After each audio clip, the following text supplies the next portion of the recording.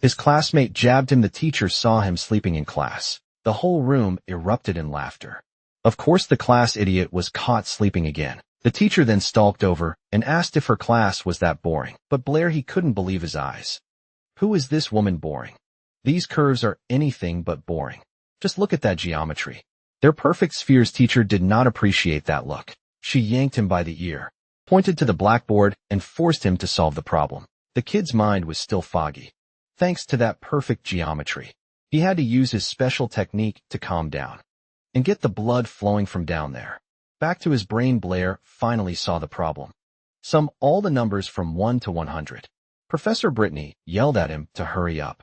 If he was sleeping, he must know everything about the lesson cue. More laughter. Blair was known for being the dimmest bulb in the box. But once he calmed down, Blair's entire demeanor changed. He got so confident it actually stunned the teacher. When he wrote the answer on the board, the professor couldn't believe it. Blair didn't gloat.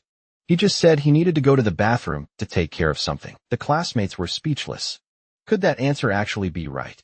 The teacher of the perfect curves was floored. How did he do that calculation in his head? Outside the classroom, we find out the truth. Blair has no clue what's happening. This body. It's not his real name is Chun Luo, a world-famous math professor, a genius who became the youngest ever master. He doesn't know how he died, much less how he wound up in the body of this mediocre student. Besides, seems like they don't even use basic math formulas here. Is this even his world? If not, he might just be the most brilliant person alive right now, determined to find out if he's going to be this world's Isaac Newton. Our protagonist doesn't notice a girl in the hallway. The two collide, bam, like a bowling ball hitting a pin.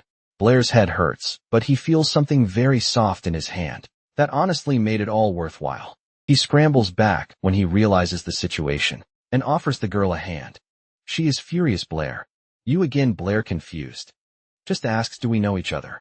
The girl turns beet red, trying to cover her treasure while screaming. You did the same thing on the first day of school, always touching me and trying to look up my skirt. He's just as arrogant and pretentious as ever. She hurled so many insults about this Blair kid. But our protagonist froze in secondhand embarrassment. He tried to explain, but the girl was dead set on erasing his memories. The unfriendly way she started conjuring fire magic. Blair quickly tried a new tactic. If I'm really that weak and pathetic, isn't beating me up just cowardice? The girl wasn't listening. She was ready to barbecue his memories. Out of options, Blair resorted to sincerity. He apologized to the beautiful lady with the incredible geometry, and I swear I didn't see the color of any white panties. The girl was caught completely off guard. She actually calmed down, but before she could say a word, the culprit had vanished, running away from the blonde as fast as his legs can carry him. As he runs, he starts to process the insanity of this world, where both science and magic exist side by side. Suddenly, a splitting headache hits him, and he collapses to his knees on the grass. His consciousness begins to fade. His body goes limp, and he passes out on the ground. Our protagonist's mind then drifts back to his childhood memories, where he's seen calling out for his dad. The scene shifts to a reflection in a puddle, showing some people in front of a palace. A man hands a beautiful box to a woman, calling her his love and trying to comfort her.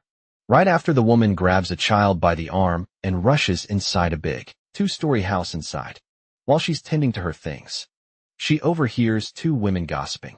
They're saying that the lady and the child were nobles, but the man who supported them had died. The memory flashes forward, and now we see a child running happily to tell his mom he got accepted into the Shandanasa Academy. That child was Blair. His mother, worried, warns him about the dangers he's going to face at the academy. Looking at her son, she's reminded of her late husband and realizes how similar the two of them look. After that, the memories jump to his life at the academy, where our protagonist was constantly disrespected by his professors. He sets his mind on paying off his family's debt. After all, he's from a noble family that went bankrupt, so he has to work twice as hard. The problem is the dude was born without any magic powers. He can't even make a simple little fireball. Because of that, his life at the academy was hell. Everyone made fun of his failures, which put our boy in a major slump. Then, out of nowhere, he wakes up and comes face to face with a girl with blue hair. She's calling out to him, all worried, asking if he's okay. Blair is totally confused, wondering who this girl is and how she found him there. The girl holds out her hand to help and tells him he needs to get to his magic theory class. Our boy gets up, leaning on her for support, and thanks her. kind of surprised no one ever cares about him. When they get to the classroom, the magic theory lesson is already underway with the professor, talking about the 4 basic elements. While listening to the explanation, the protagonist starts to figure out how things work in this world. You're either born a mage or you're a commoner. Meanwhile, the professor, a guy with graying hair, continues his lecture. He says that mages use spells, gestures, and spiritual power to control the elements. But to do that, a person has to be born with the gift. Time passes, and the class is finally wrapping up. The students all leave the classroom, happily celebrating the end of class. After the lecture, the professor notices someone stayed behind to ask a question. He looks over and sees it's Blair and asks without much surprise what he wants to know. Blair asks the professor if it's possible to learn magic without being born with a talent for it. The professor shuts him down right away, saying it's impossible to control the elements without the natural gift. Right then and there, the classmates still in the room start laughing at him, since everyone knows the protagonist has 0 power. Then a guy named Toby comes over and tries to cheer him up. He says that even if Blair doesn't graduate, there will always be a place for him on Toby's father's lands. Hearing the name, the protagonist remembers that this chubby little guy was the only friend of the body's previous owner. After their chat, Toby gives him a big smile. The two say a friendly goodbye, waving to each other out of nowhere. Blair notices the blue-haired girl is looking at him. He asks if she needs something. The girl gets all flustered and runs out of the room, but not before telling him that Professor Brittany told him to go to her office. After class, he finds himself thinking about that girl. She was sticking close to him all day.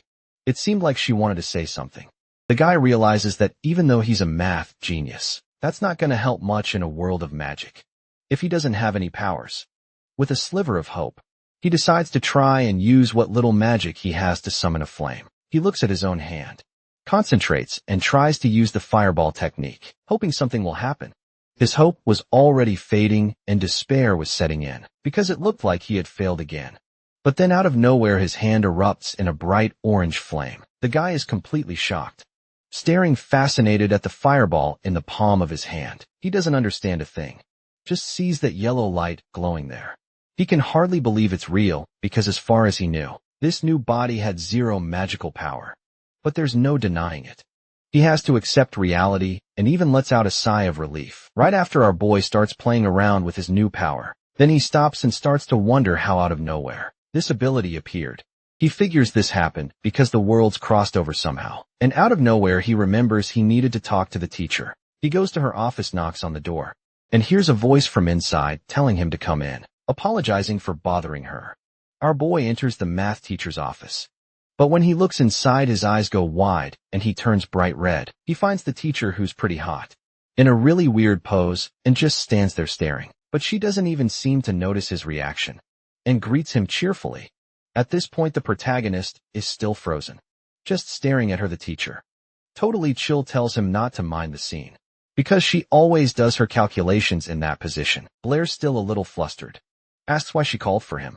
The blonde then asks him to sit in the chair next to her desk. She backs away for a moment, then comes back and puts a pen and paper in front of him. The boy looks down at the paper and sees it's a new math problem he has to solve. As he's getting ready to start, the teacher says she's going to step out of the office for a second, but without missing a beat, he spits out the answer right then and there. The teacher looks at him in shock. Asking what he just said, he repeats the same number, confirming that it's the right answer.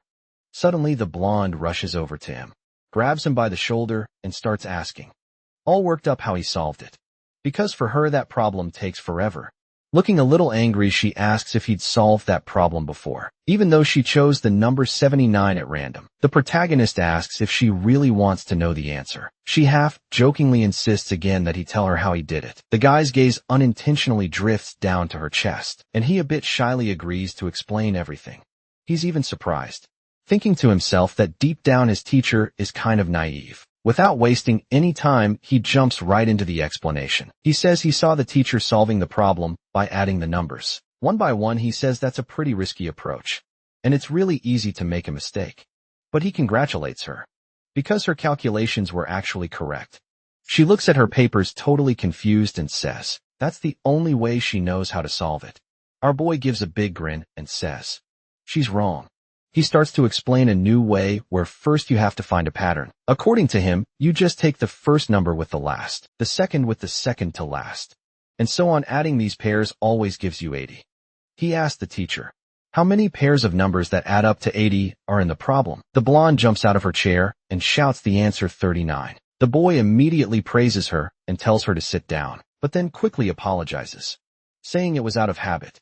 He continues the explanation, saying that this way the problem stops being a giant addition problem and turns into a simple multiplication. He shows that with this method, she can also find the solution super fast. The teacher, excited to have learned something new, happily declares that this is a wonderful way to solve the problem. What's more, she herself comments that this method could probably be improved. The boy praises her for the insight and starts to explain that yes, there is an improvement for this method. After his explanation, the blonde just freezes up, trying to process the logic of everything that was happening, seeing his teacher totally frozen. Our boy calls out her name, worried. He figures the basic math from his world is just too advanced for her. She finally snaps out of it and looks away a little dejected, asking if he came up with that method himself. The protagonist dodges the question and just says he created the method to make calculations easier. In his head, he thinks that she'd never understand if he mentioned Gauss's name. Suddenly, the teacher grabs his hand and calls him a genius. To our protagonist, the scene feels pretty romantic. He says a bright future is waiting for him if they keep studying together. The guy turns bright red, says her name, and tries to say something. The teacher senses the mood, gets embarrassed, and backs away from him, scurrying off in another direction. But then out of nowhere, her expression changes as an idea pops into her head. All excited, she suggests that Blair become an amazing mathematician. His answer is a real quick no. With a look full of ambition, he shouts that he wants to become an incredible mage. She looks at him with a confused face and asks why. So the teacher slams him down on the table and says he should be studying math, not wasting his talent. She tells him that as a mathematician, he could have a good position in society, and that he should choose that path, not magic. Ignoring her, he forcefully shoves her hand away. Our protagonist says that what he cares about is magic, and that he wants to be a mage, not a mathematician. In his opinion, being a great mathematician in this world is way too easy. You just have to spout off a few already existing mathematical theories. He feels like doing that would just be stealing other people's ideas, and that magic is way more interesting. After thinking for a moment, the teacher suggests they make a bet. She tells Blair that there's a magic exam coming up at the academy, which will decide whether or not he can stay. Our boy gets thoughtful and notes that if he fails, he'll be kicked out. The teacher confirms this and says that if he really wants to be a mage, he needs to pass this exam no matter what. Silence falls, and the boy just stares at her with an unreadable expression, thinking about something. Then the teacher grabs a calendar from the desk and continues explaining the bet. She says that if Blair passes the exam, she'll stop getting on his case about becoming a mathematician. But if he fails, she'll help him get a spot as a teaching assistant, so he can stay at the academy and study math. After explaining everything, she asks if he accepts the bet. In her mind, she's sure the guy won't be able to pass, because he has zero magical ability. Without showing any emotion, but with a super confident look in his eyes, the student accepts the bet. Out in the hallway, the guy thinks about how stubborn the teacher is, and complains that she's always on his case.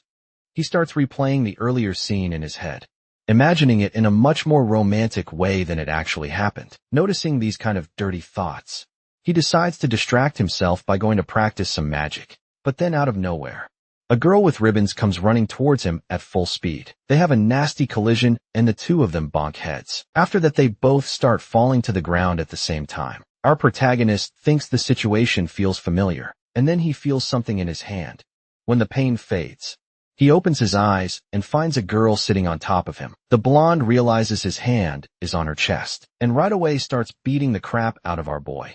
Pissed off, she decides to use magic and starts preparing a fire spell. Out of nowhere, an orange fireball appears in her hand, but then she realizes there's no one in front of her anymore. The girl gets furious, cursing about how the guy disappeared again far away. Our protagonist breathes a sigh of relief, thinking that if he hadn't bolted out of there at the speed of light, he'd be barbecue by now. A little while later, the same girl who wears ribbons in her hair goes to talk to the math teacher. She comes in, complaining that she ran into a pervert twice in the same day at the academy. After venting, she gets even angrier, and swears that the next time she finds that pervert, she's gonna blast him with a fireball without a second thought. The teacher finds the situation a bit funny and lets out a little chuckle. The girl, whose name is Isabella, quickly changes the subject. She says she's already finished the math problem the teacher had assigned. All proud, she mentions that she solved it all in one night and brags, thinking no one could have done it faster. The teacher even praises her effort, but burst her bubble by saying that a guy named Blair solved the same assignment in just 1 minute. Isabella's jaw drops, completely confused, and she asks how he managed to do it so fast. The teacher explains there's a specific mathematical theory for it and offers to show her so. The teacher starts explaining exactly how the method Blair used works. After the lesson, Isabella has that look on her face, like she's still processing everything. But little by little, it starts to click, and she begins to understand the logic behind the theory. Then she realizes something and is shocked. She can't believe that Blair himself was the one who came up with it, right then and there. Isabella decides she has to meet the genius who created this theory. She asks the teacher about him, her eyes sparkling with excitement as she waits for an answer. The teacher finds her whole reaction a bit strange, but agrees to introduce them. It's not long before Isabella just kicks a classroom door open and storms in. She starts yelling in front of everyone, asking where the guy named Blair is. She makes it crystal clear that she really wants to meet him. One of Blair's friends, completely startled, is just about to open his mouth to answer, but out of nowhere he gets a hard pinch on the thigh to shut him up. And who was it that pinched him? None other than Blair himself, who was hiding under the table. The chubby friend gets the hint right away and makes up a story for Isabella, telling her that Blair had just left for work. She gives the guy a confused, "Are you serious?" kind of look and asks a rhetorical question. Seeing it's no use, she gives up on waiting and asks the guys to let Blair know when he gets back. His friend gives her a little wave, super relieved, and promises he'll pass on the message. As soon as Isabella leaves, the classroom door slams shut. Only then does Blair decide to crawl out from under the table, making sure the blonde girl was really gone. After that whole scene, a super awkward silence falls over the room, and the entire class just stares at Blair with a "what the hell was that" look on their faces. Not understanding why he's suddenly the center of attention, he asks his friend why everyone is staring at him. In response, his friend, who has a bandage on his face, just grabs his shoulder tightly. His friend, with a desperate look on his face, asks Blair to spill what went down between him and this Isabella girl. Blair is totally lost, completely confused by the guy's reaction. Seeing this, his friend gives him an "Are you insane?" look and asks if the protagonist has any idea who this girl even is. Our boy gets a little wary and carefully asks who the girl that just walked into the room is. His friend starts to explain that she has a lot of connections that could stir up some serious trouble, but Blair just brushes it off, replying that inside the academy, nobody can touch him. Then his friend, looking like he's already seeing this go south, asks for the academy's name. Blair answers nonchalantly. The next question is about the campus location, and our boy, totally chill, says it's on Baker Avenue. And that's when the bomb drops. His friend tells him that campus is in the city of Yabo, and the mayor there is none other than Isabella's father. That's when it finally clicks for Blair. He understands the deep crap he's in and starts freaking out. Wondering what to do, he realizes he's screwed and asks his friend if he can just apologize to the girl. But out of nowhere, a shout from the back of the room calls out Isabella's name, and the two of them whip around, startled at a blonde guy with his crew glaring at our boy. He says that a nobody like Blair won't even last 2 days there. This blonde guy's name is Botter, a dude who always bullied our protagonist in the past. Blair's friend tries to defend him, but on the inside he's thinking the blonde dude is totally right. He thinks this because at that academy, if you don't have any skills, you get zero respect, and to make matters worse, all the second-year students have to take an exam. Anyone who doesn't pass is out. In theory, the magic exam is super simple. Anyone should be able to pass it easily. There's just one catch: Blair has zero magical ability. For him, this exam means the end of the line. Suddenly, he snapped out of his thoughts by a loud slam on a nearby table. It's Potter furiously yelling at Blair, asking if he's deaf or something. The air instantly gets heavy, and the blonde guy starts cussing him out relentlessly. Our protagonist's friend doesn't let it slide, his expression hardening as he gets ready to talk back to Butter. The blonde is challenged to a fight right then and there for being such a cocky and rude jerk, but he's totally confused. asking what Blair's friend, a guy named Toby, has to do with any of this. Tension between the two explodes, and they're just one step away from throwing hands. Potter, with a furious look on his face, promises he won't forget this. He turns and leaves with his friends, saying that next time Blair is going to pay for everything. Our protagonist just watches, looking a bit pale as the bullies leave the room. He's even surprised to see that Toby, his chubby friend, defended him like that, proving he's a true friend straight up. Blair asks Toby to help him out with Isabella if any trouble starts. Toby agrees, but warns him that by that point, he'll have already beaten Blair up himself. After that, Blair just stares at his friend with a what look on his face, totally confused. Few days later, the magic exam finally begins. The professor announces the rules and warns that anyone who fails is out of the academy. The task is simple. Students have to stand behind a line and hit a target with a fireball. The exam kicks off with Butter, who struts in all cocky, making it clear he's the best one there. He whips up a fireball in no time and nails the target dead on. The instructor praises the guy and tells him he passed the exam. The test keeps rolling with everyone taking their turn. Suddenly, in the middle of the crowd, the blonde bully spots our protagonist and his friend and lets out a smug laugh. He walks over to Blair and tells him with a smirk to enjoy his last few minutes at the academy. Pissed off by the taunt, Blair's chubby friend tells the blonde kid to shut up. And what a coincidence. The next one to be called is none other than Toby. Without wasting a second, he starts prepping the fireball spell. Out of nowhere, a small orange flame appears in his hand. He shouts the name of the technique and launches the fireball. It flies out and just barely grazes the target. The instructor, without much enthusiasm, says that Toby passed, even though he just scraped by the guy, is ecstatic that he made it. Next, the instructor looks at his list to see who's up. He was about to call Blair, but then remembers the kid doesn't even have any magic power. The instructor, feeling sorry for our boy, tries to avoid embarrassing him in front of everyone, so he just starts wrapping up the exam, pretending he forgot about Blair. But then the blonde bully shouts out, telling the instructor not to end the test yet. He points out that there's still one student who hasn't taken the test. Guy points right at our protagonist and yells loud enough for everyone to hear that he's already failed. Blair just stands there silent and still, waiting to see what the instructor will do.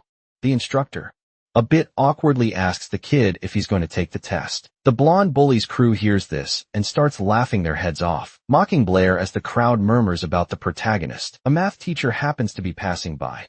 Blair's friend tries to cheer him up, putting a hand on his shoulder and telling him to just ignore the jerks. But then out of nowhere, our boy's entire vibe shifts. With a look full of confidence, he decides he is going to take the test after all. The blonde kid and his crew are completely shocked by this, not understanding what Blair is talking about. The shock wears off fast, and they all burst into laughter, clowning on our protagonist and already counting on his failure. All the noise catches the attention of the math teacher, who gets curious and moves in for a closer look. The magic instructor, annoyed by the commotion, tells everyone to settle down. Blair is asked one last time if he's sure he wants to do the test. Our boy, with a determined look, tells Professor Antonio that he's ready. The instructors, still trying to be gentle, tell him not to feel bad if he ends up failing. The protagonist gets in position in front of the target and focuses. He takes a deep breath, thinking about the best way to put on a show for this crowd. He's incredibly confident and knows he doesn't need any incantations or hand gestures to do what he wants. Just to put on a show, he decides to go through the motions anyway. He yells out the name of the fire spell, and everyone looks over at the target holding their breath. Our MC pretends like he's straining super hard to summon the magic. The crowd around him even covers their faces from the smoke coming off him, trying not to get burned when everyone opens their eyes. They look at Blair's hands and see no sign of magic at all. The blonde kid and his buddies see this and start laughing their heads off, thinking our boy totally screwed up. But out of nowhere, a flicker of fire appears in his hand and fiery circles spread out around him. A massive fireball forms and shoots straight toward the target. When the spell hits the target, there's a gigantic explosion of flames. Absolutely everyone there, students and teachers included, just stares in awe, their jaws on the floor. After the fireball, the target is nothing but a pile of smoldering rubble. The magic professor, in total disbelief, says that Blair has passed the exam. The blonde's face completely changes, and he blurts out that it's impossible, because not even he could get a result like that. Only Tobe is genuinely happy for his friend, asking him why he'd been hiding all that talent. Suddenly the professor calls our MC over for a talk. The math teacher is also off to the side, completely shocked, wondering how the kid pulled that off. Blair goes to the magic professor's office and starts spinning a tale about how he trained every single day with books, and that's how he managed to master the fireball spell. The professor, Anthony, explains that magic is a gift from the gods, and that people without any abilities were called the God-forsaken, and they had all assumed Blair was one of them. But now it seemed the gods had rewarded Blair with this gift, which was an incredibly rare occurrence. He praises our MC and encourages him to keep studying, telling him he has massive potential. Our boy thinks to himself, already tired of it all that every single teacher at this academy is trying to force him to learn something. Then out of the blue, he says he appreciates the praise, but he wants to go back to his own world. The professor looks at him completely confused and asks what worlds he's talking about. RMC instantly realizes what he just said and tries to play it off, saying it was just a joke and that he let it slip by accident. But Anthony doesn't quite buy it and just figures he's been studying too hard. He assumes Blair was talking about the world from the legends of the Sacred Master. As soon as he hears about this master, our boy gets super interested in what the professor is saying. According to legend, there was a sacred master who could control space and travel to other worlds. But everyone thinks it's just a myth. Our MC looks at the professor expectantly and starts asking more about these legends. He suddenly grabs the old man by the shoulders and declares that he needs to become a sacred master. Some time passes, and Blair starts to seriously study the history of this world. He stays up late in the library, burning through all his energy as he plows through a ton of books. From the information in the books, he discovers that there are different power levels for mages. In this world in total, there are 7 different tiers. The sacred masters were only ever mentioned in myths and legends. Their magical abilities were only described in ancient texts. A lot of old books say the holy masters had space magic and could just rip open space to travel between worlds. People these days think that's just a legend and that other worlds don't exist. But our protagonist is still holding out hope that this is his ticket home. The problem is Professor Antonio doesn't believe in any of that, so he's not going to get much info out of him. Just then the library administrator walks up to Blair and asks how he's doing with his studies. Blair gets a little nervous as the administrator tells him to stop just reading and help out a bit with the library work. Left with no choice, our boy agrees to take a break from the books after his shift. He's totally wiped out because he had no idea working at the library was so tough. When his shift is over, it's time for class. To the moment our protagonist walks into the room, a weird silence falls over the place. Everyone's whispering about his test results, since he did surprisingly well. The chatter wouldn't stop, and this sudden popularity was starting to weigh on him. Out of nowhere, he spots Isabella out of the corner of his eye and just freezes. He doesn't get what this girl is doing there, just stares at her, barely breathing. The blonde is sitting in a kind of weird pose, which makes our boy super flustered. He even tries to turn away so he doesn't have to look. Suddenly Isabella shoots up from her seat and shouts for the whole class to hear that she didn't know that guy was the same Blair. Seeing things were about to go south, the protagonist tries to calm things down and shut down the conversation, but the girl cuts him off immediately and calls him a pervert in front of everyone. Blair still tries to find a way to calm the blonde down, but then he sees fire starting to form around her. She concentrates all her power in her hands, preparing a fire spell, not knowing what to do. The scared kid can only cringe and cover his face with his hands, but he doesn't feel a thing. Surprised, he opens his eyes to see why the attack never hit him. Right in front of him is the math teacher, who stopped the clueless student. The teacher, with a disappointed look, asks Isabella why she's using magic inside the classroom. The mayor's daughter even tries to explain herself, but the teacher cuts her off before she can even speak. Right after that, the teacher calls Blair to her office, and it doesn't stop there. She decides Isabella has to come along too, not wanting any more trouble. Our boy agrees and quietly heads to the teacher's office. The 2 students and the teacher quickly leave the room, slam the door behind them. After that crazy scene, all the students are left in silence, trying to process what just happened. A blonde guy in the class was in shock, not understanding why Blair was getting so much attention. Meanwhile, in the teacher's office, our boy explains all the awkward situations that went down with Isabella. The teacher tries to get the 2 of them to make up, saying it was all just a big misunderstanding. With the teacher pressuring her, the blonde girl ends up agreeing to forgive the guy. Then the teacher changes the subject, bringing up the magic exam, praising the protagonist for his effort, saying the bet between them was officially over. She says she was really intrigued by his performance and asks him to show her how he managed to evolve out of nowhere and gain magic abilities. Our boy turns her down, saying it was just luck and that actually he's the one who has some questions for her about magic. The blonde doesn't push it and just waits, curious to see what he's going to ask. He then drops the question. To use an element, do you really need to use hand gestures and recite spells? Isabella, who never misses a chance, butts into the conversation to make fun of the protagonist, calling his question stupid. Realizing his question sounded kind of dumb, Blair a bit awkwardly asks if there are any exceptions among mages. The teacher starts to explain that even the most powerful mages need spells and gestures. The only difference is that at their level they can do it a lot faster. She goes on saying that magic is a gift from the gods. They were the ones who taught people to use gestures and spells. To summon the elements, do it without anything. A person would need what they call divine enlightenment. The student finds the question so absurd that she asks why the teacher is even answering it so seriously. The protagonist starts wondering if, because he's from another world, the gods here simply overlooked him. All of this was basic magic knowledge. And if he wanted to be a mage, he'd need to study the theory first. But the teacher called him over for another reason, one the girl had already mentioned. She hands him a folded paper and explains, it's a scientific journal, where the most important works are published. Isabella, who was nearby, sneaks a peek at the journal and is shocked. She notices the math teacher's name alongside our boys and has a totally over-the-top reaction. The teacher explains that she figured out the summation method. The boy demonstrated and even wrote a paper on it. But the black-haired guy can only think about one thing: if he's going to make any money from this publication, since his library salary was a total joke. And as if reading his mind, the teacher suddenly calls his name. She hands him a small pouch of money and says it's his reward for his work. This was a ton of cash, covering more than 2 years of the salary he was making. At the library, with a joy he can barely hide, he pretends to be embarrassed to accept it and offers half the money to the teacher. Naively, she agrees to the proposal on the spot and takes half the cash for herself.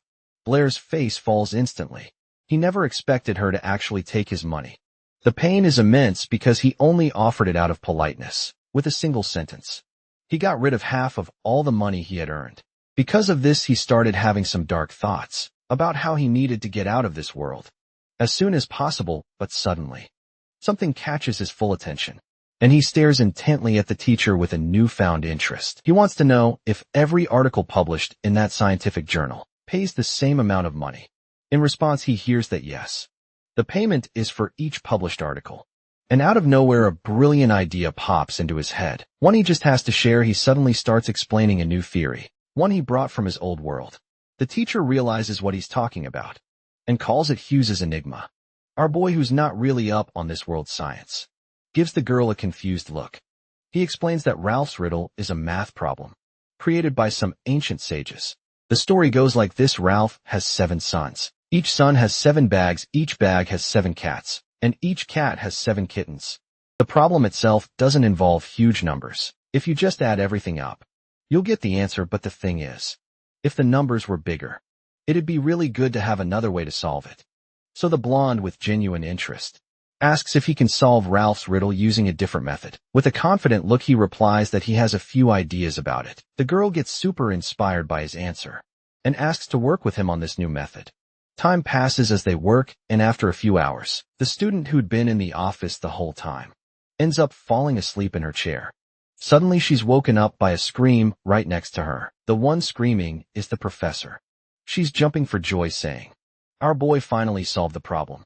Isabella, surprised, asks the protagonist if he came up with the idea all by himself. He, in turn, gives her a sly look and asks if she really wants to know the answer. The blonde is incredibly curious, and she insists on knowing.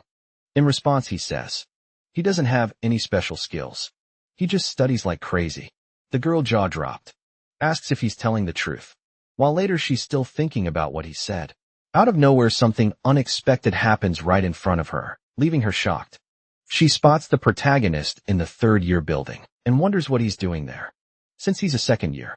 She promises herself that she'll catch him in the act this time. But before she knows it, she's lost sight of him again.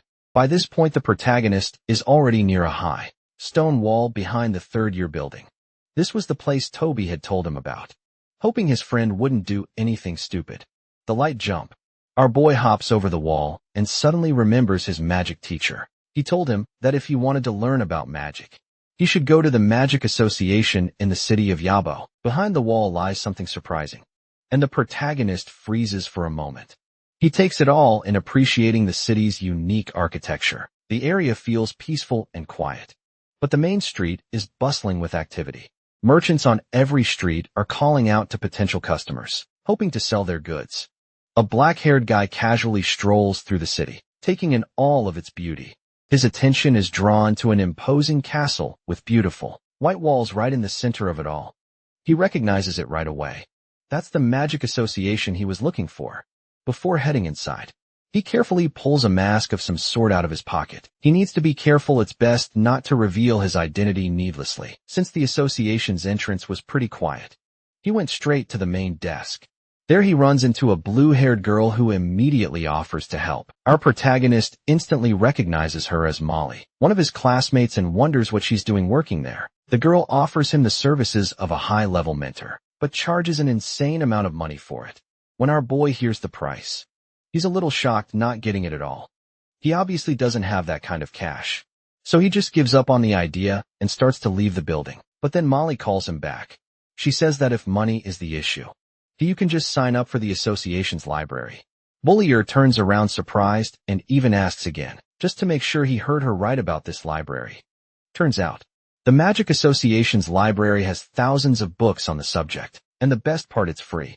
The protagonist, realizing he won't have to spend a single cent to learn, gets all excited and asks to sign up on the spot. But to do that, they ask him for a mage certificate, which unfortunately he doesn't have. Molly thought he was already a mage, and explains that the registration is meant to prove that the person actually knows their stuff. When it comes to magic, she says, he can just prove his skills right then and there by showing what he can do. The guy is a bit hesitant and asks if it's possible to take the test right there on the spot. It is.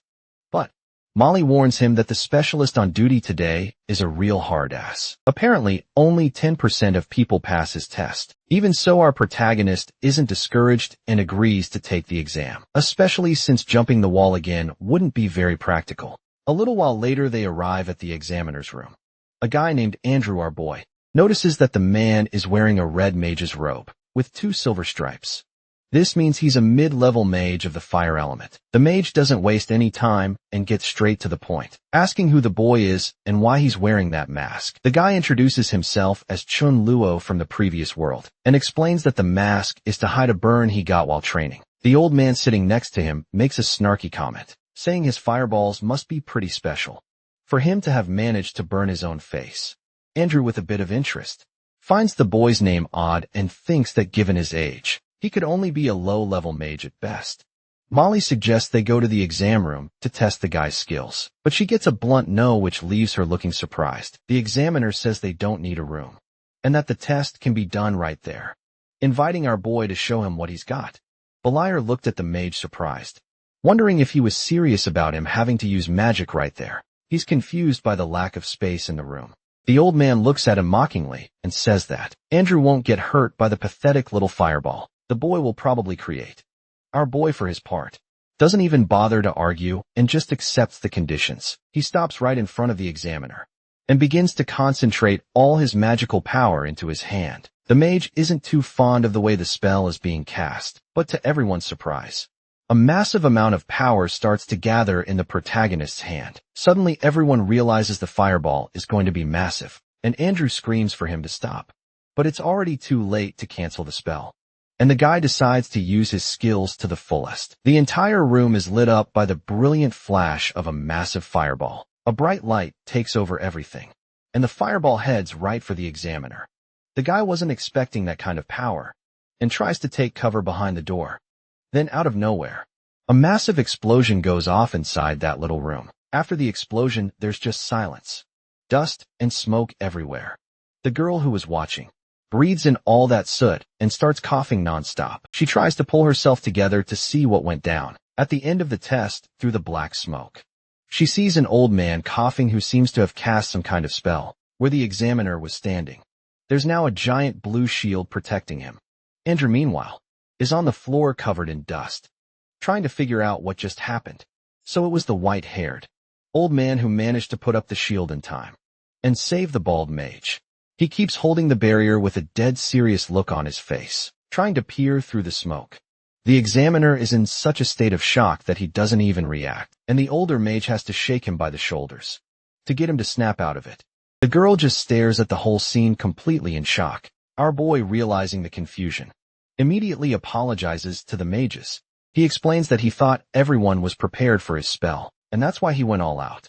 After all that chaos, the protagonist passed the test. A little while later, he's in another room getting his mage certificate and a library card. He takes the documents and starts looking them over. The girl from before walks up and says she was blown away by what he did in front of the examiners. The protagonist, whose name is Chun Luo, thanks her for the compliment, says his goodbyes and leaves.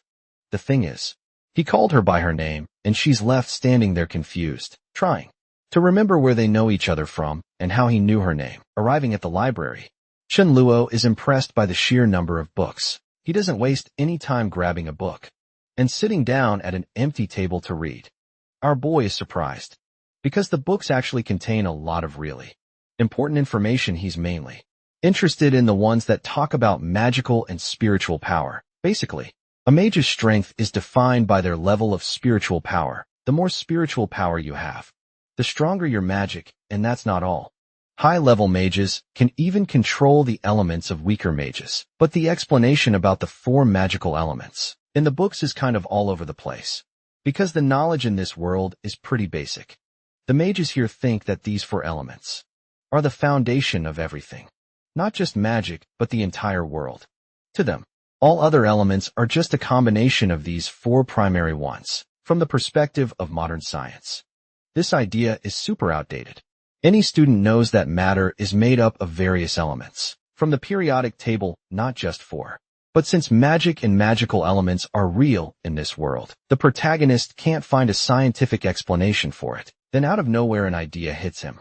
What if it's possible to interact with the magical elements in a different way? Lost in these thoughts, he suddenly leaps out of his chair, startling everyone in the library.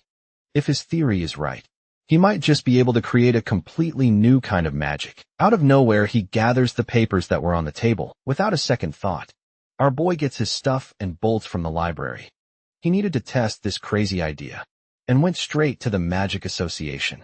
When he gets to the association, completely out of breath, he runs down a hallway, and the guys who administered his test recognize him. The examiner and an older man were sitting there, still kind of in shock from what they'd seen earlier.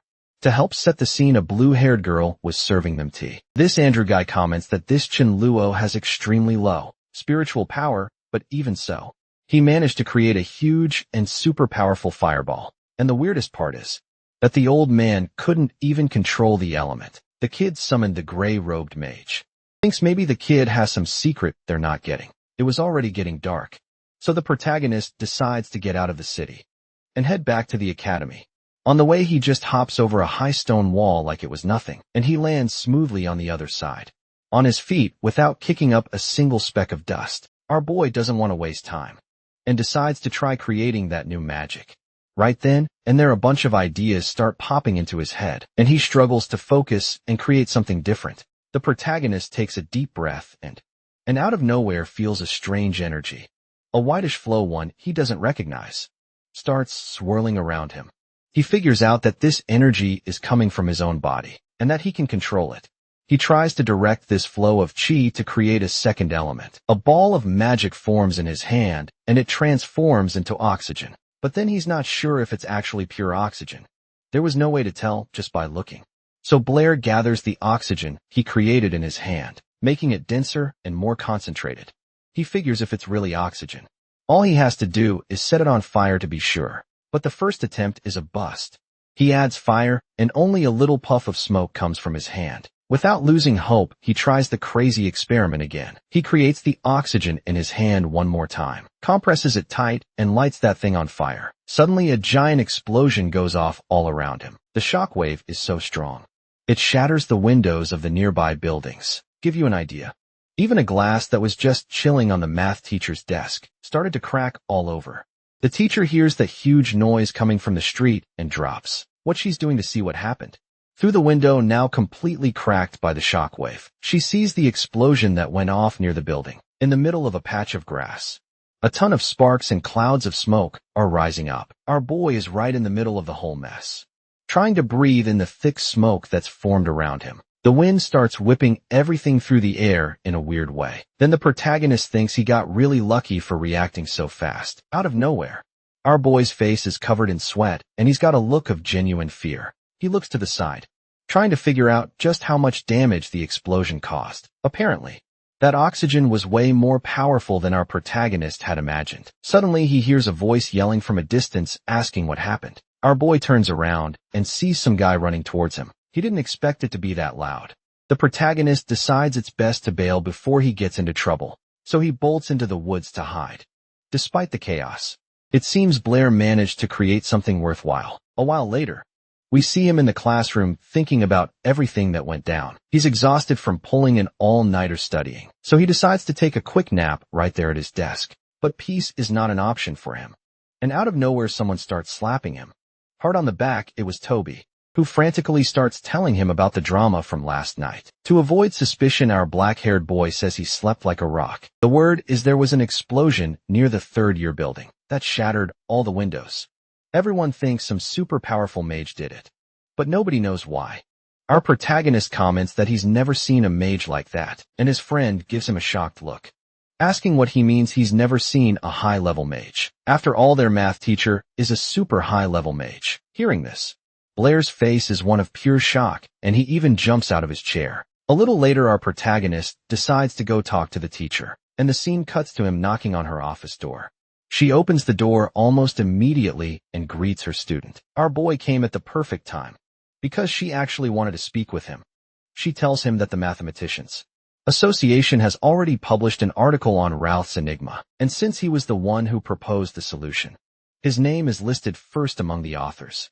The teacher congratulates him for solving the most difficult problem in mathematics. But brushing that aside, he says he's here to discuss something else. To the blonde teacher's surprise, he says he wants to study math with her and asks for her help. After hearing this, she just stares at him. Completely confused, the guy wanted to be a mage. But suddenly, he decided he also really liked math and didn't want to regret it. Later, he even says he feels like he must have been an incredible mathematician in his past life. Teacher, overcome with emotion, takes his hand. Calling him by his name, she can't control herself and presses his hand against her own chest, saying how happy she is to hear that. She hugs him and says that from now on, they'll study math together every day after school. Dying of embarrassment, the guy tries to pull away from the hug, pushing her with his hands, and uses the moment to ask for help with magic too. Still totally flustered by the scene, he hears her agree to everything and decides to get out of there as fast as he can. Our boy is already rushing for the door, dying to get out of there. He opens it, but the blonde teacher calls out to him, reminding him about their arrangement for the next day.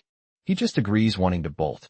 But then out of nowhere, she tells him to stop and wait another minute. So she sits on her desk, clasps her hands, and tries to figure out how to say what's on her mind. Blair is totally confused, staring at her nervously. Then it dawns on the teacher. The black-haired guy only agreed to the math lessons to get help with his magic. She's troubled by this because she realized his request wasn't sincere. Seeing he's been caught, the protagonist panics, trying to come up with a quick excuse. And suddenly he gets a brilliant idea to get himself out of this. He blurts out that, since they're going to be spending so much time together, it'll be easier for him to ask about magic. But before he can even finish his sentence, the teacher's hand comes down hard on his shoulder. She grips him tightly, and the boy gets super confused, scared of what she's going to say now. But the teacher says he has a talent for math, and that he can use it as a tool. Apparently our boy's answer was enough for her. She tells him to go get some rest, and not to forget to come back after school. Blair thinks to himself that this girl is both smart and a little silly at the same time. Time passes the next evening. Blair shows up for his lesson. He opens the teacher's classroom door without even knocking and just walks right in suddenly. He sees two girls up at the front sitting at the desk and chatting. One of them, Isabella, clearly isn't happy to see him there. Probably because she wanted to talk to the teacher alone. Without missing a beat, straight up asks what he's doing there. The teacher then apologizes to Isabella and explains that she forgot to tell her. But from now on, Blair would be having lessons with her too. The teacher asks Isabella to look after the new guy, but from the look on her face, she's not a fan of that idea at all. The blonde then calls the protagonist over to sit next to the other student and says she's prepared a problem for him. The question was this: a stone is dropped into a well. A little while later, another stone twice as heavy is also dropped. The question is, when will the second stone catch up to the first one? Isabella starts to answer, saying they need to know the time between the two drops. But before she can finish, Blair cuts her off. Our boy, without hesitating, flat out says the second stone will never catch up to the first. He explains that if you ignore air resistance, a heavy stone won't catch up to a lighter one. His answer leaves the blonde girl sitting next to him really irritated. She accuses him of not even knowing the basics. According to her, everyone knows that an object's falling speed depends on its weight. The heavier it is, the faster it falls. She says that this is what the ancient sages discovered, and that even a child knows it. But our protagonist isn't buying it. The look on his face shows he's getting pretty pissed off too. He shoots back that just because a bunch of ancient sages said something, that doesn't make it true, and asks if she's ever actually seen it happen in real life. The blonde gets pissed that the guy dared to question the wisdom of the ancients. The vibe gets tense between them because neither one wants to back down. So, our protagonist tells them straight up that science has to be precise, and that if a truth can't be proven, then it's not a real truth. Another student suggests a bet, but the guy says no. The teacher tries to calm things down so everyone doesn't start a fight. But then out of nowhere, the mayor's daughter bets 10 gold coins. He instantly agrees. The teacher just face bombs, frustrated that she can't stop the black-haired kid. After a while, they find a spot to do the experiment. She tries one last time, saying that one stone is twice the size of the other, and that they should just drop the whole argument. But he holds his ground after all. He wasn't about to pass up on some easy money. Nobody there thinks he's gonna win, because everyone believes in the ancient sages. The blonde even comments that being confident is one thing, but being this cocky is another. Right after that, some white platforms of wind appear in the air. The teacher steps on them and starts to float. A bluish wind propels her upwards, higher and higher and faster and faster. Our boy, who had never seen flight magic before, is just gawking at the scene. He and Isabella are down below, just watching the teacher go all the way up to the top of the clock tower. Up there, she raises both hands, each one holding a stone, a bigger one and a smaller one. The mayor's daughter is already calling it a win, saying he's definitely going to lose. To make sure the test is fair, the teacher lines up both stones at the exact same height, and then she lets go. The stones go into free fall, and for a second it looks like they're at different heights. They get closer and closer to the ground, picking up speed.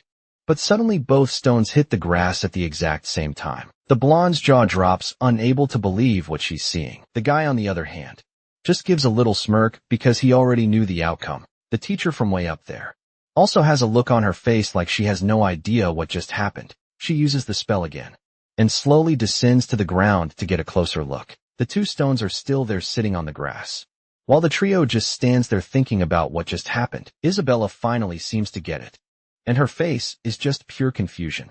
The two girls can't believe how that was possible. To them, the ancient sages couldn't have lied. The teacher is left wondering, how in the world?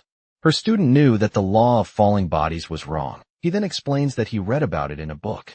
But when he went to test it with two stones, he saw that reality was different from what was written. Turns out, a truth that adults had taught for over 1,000 years could be debunked simply by dropping two stones from up high. It's pretty crazy to think that so many scholars never even bothered to check if the truths they knew were actually real. The blonde grabs him by the shoulders and says this law was super important for their world, and that pretty soon a new law will show up in the books with Blair's name on it. The guy isn't too happy about all this fame he's getting, especially since he wasn't the only one who did the experiment. The professor tries to smooth things over, saying the credit was all his and that she just played a small part. But if he wants, he can refine this law together with Isabella. And the girl gets all excited about the idea. Our protagonist replies that he'll definitely need her help to finalize the law and invites her to join in. All of a sudden, all the shyness vanishes from her face, and she looks at the guy surprised.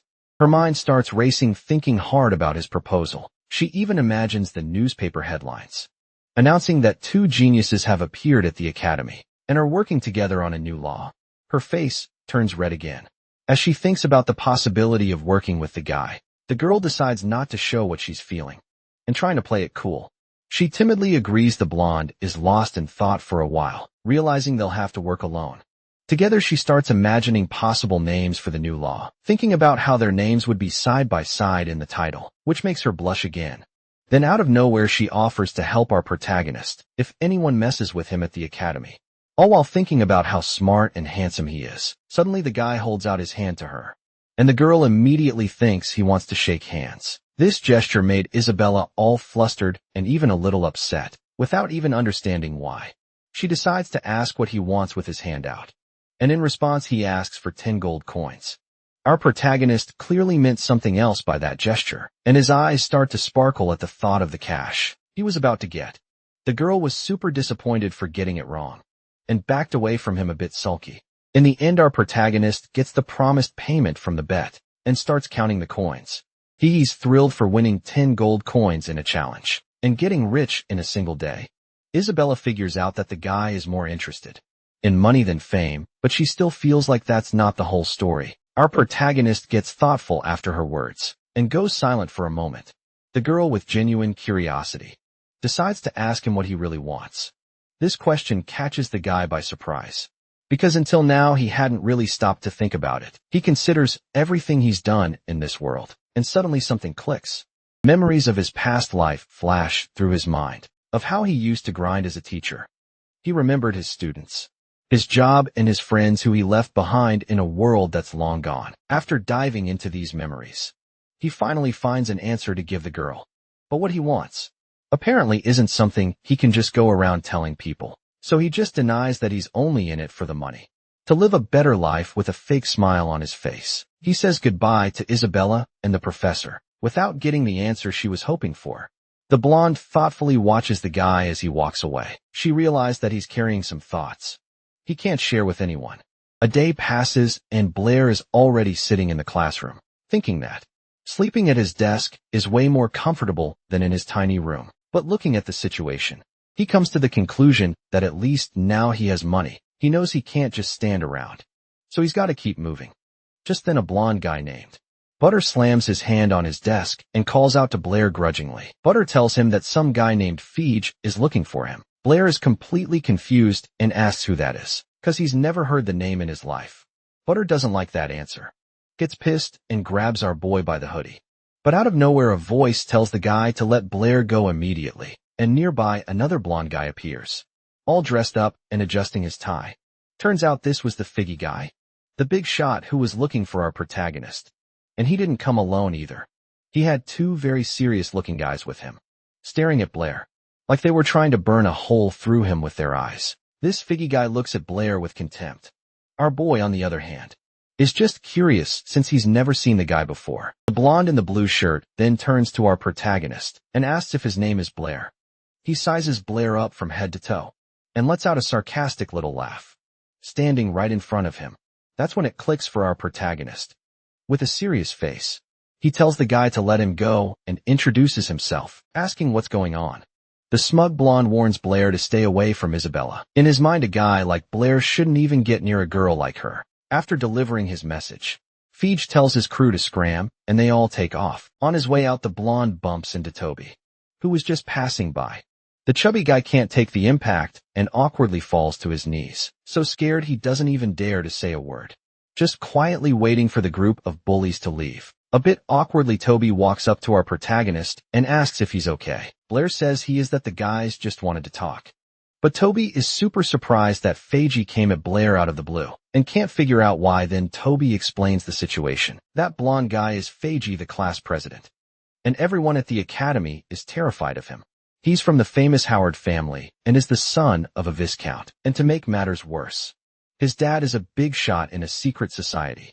And a bunch of the teachers here are members too. Toby tries to smooth things over, saying he understands Blair being charmed by Isabella's beauty, but he warns his friend not to ignore Fiji's warning. At this, our boy gets all flustered and embarrassed, because that wasn't what he was thinking at all. Time passes, and soon it's noon. As classes come to an end, Blair is already sitting with Isabella, but he's totally zoned out, thinking about how to properly use his new oxygen technique. The big advantage is that he won't need magic or hand signs, but the problem is, he still doesn't know how to use two elements at once. He's snapped out of his thoughts by Isabella, who tells him to stop slacking off. She tells him to solve the problem. The math teacher assigned our protagonist, yawning with boredom, simply hands her a piece of paper. When Isabella looks at the sheet, she sees a bunch of formulas and realizes he'd already solved everything a long time ago. She's left speechless since she only managed to solve half the problem in the same amount of time. Our protagonist then says you can't just solve everything the same way. According to him, the secret is to find different ways of thinking, ignoring his smug attitude. She looks down at the paper a bit embarrassed, taking advantage of the silence. Our boy remembers he wanted to ask her something. He's curious how she can summon 2 fireballs at once, and she replies that she can actually summon a whole bunch of them. This information leaves the protagonist shocked, and he just stares at her. Confused blonde realizes the black-haired guy can only make 1 fireball at a time, and starts making fun of him. He explains that he's read a ton of books about magic, but never found anything about summoning multiple spells at once. The girl in turn says the books only teach the basics, and don't cover these more advanced techniques.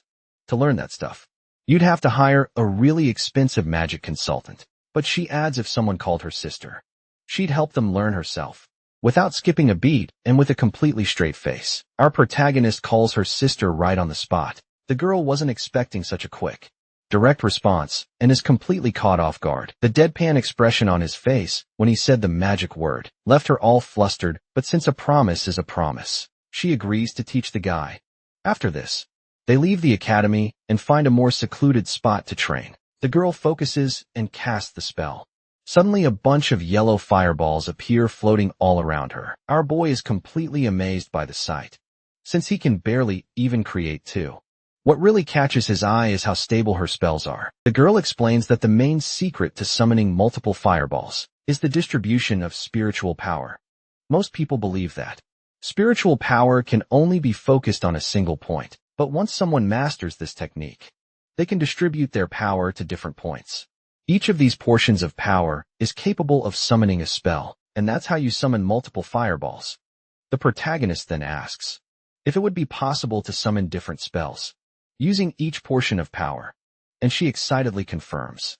As they're talking, a golden-haired guy watches them from a distance. His name is Butter, and he thinks the two of them have a thing going on. Next to him, someone else is gripping a part of the wall with so much rage that it starts to crack. The boss, who was nearby, also saw the scene and looks on nervously. He vows to himself that the protagonist will pay dearly for this. At that very moment, our boy is training hard, trying to split his spiritual power into 9 parts. The blonde explains that he needs to follow her instructions and split his spiritual power, step by step, with a smile.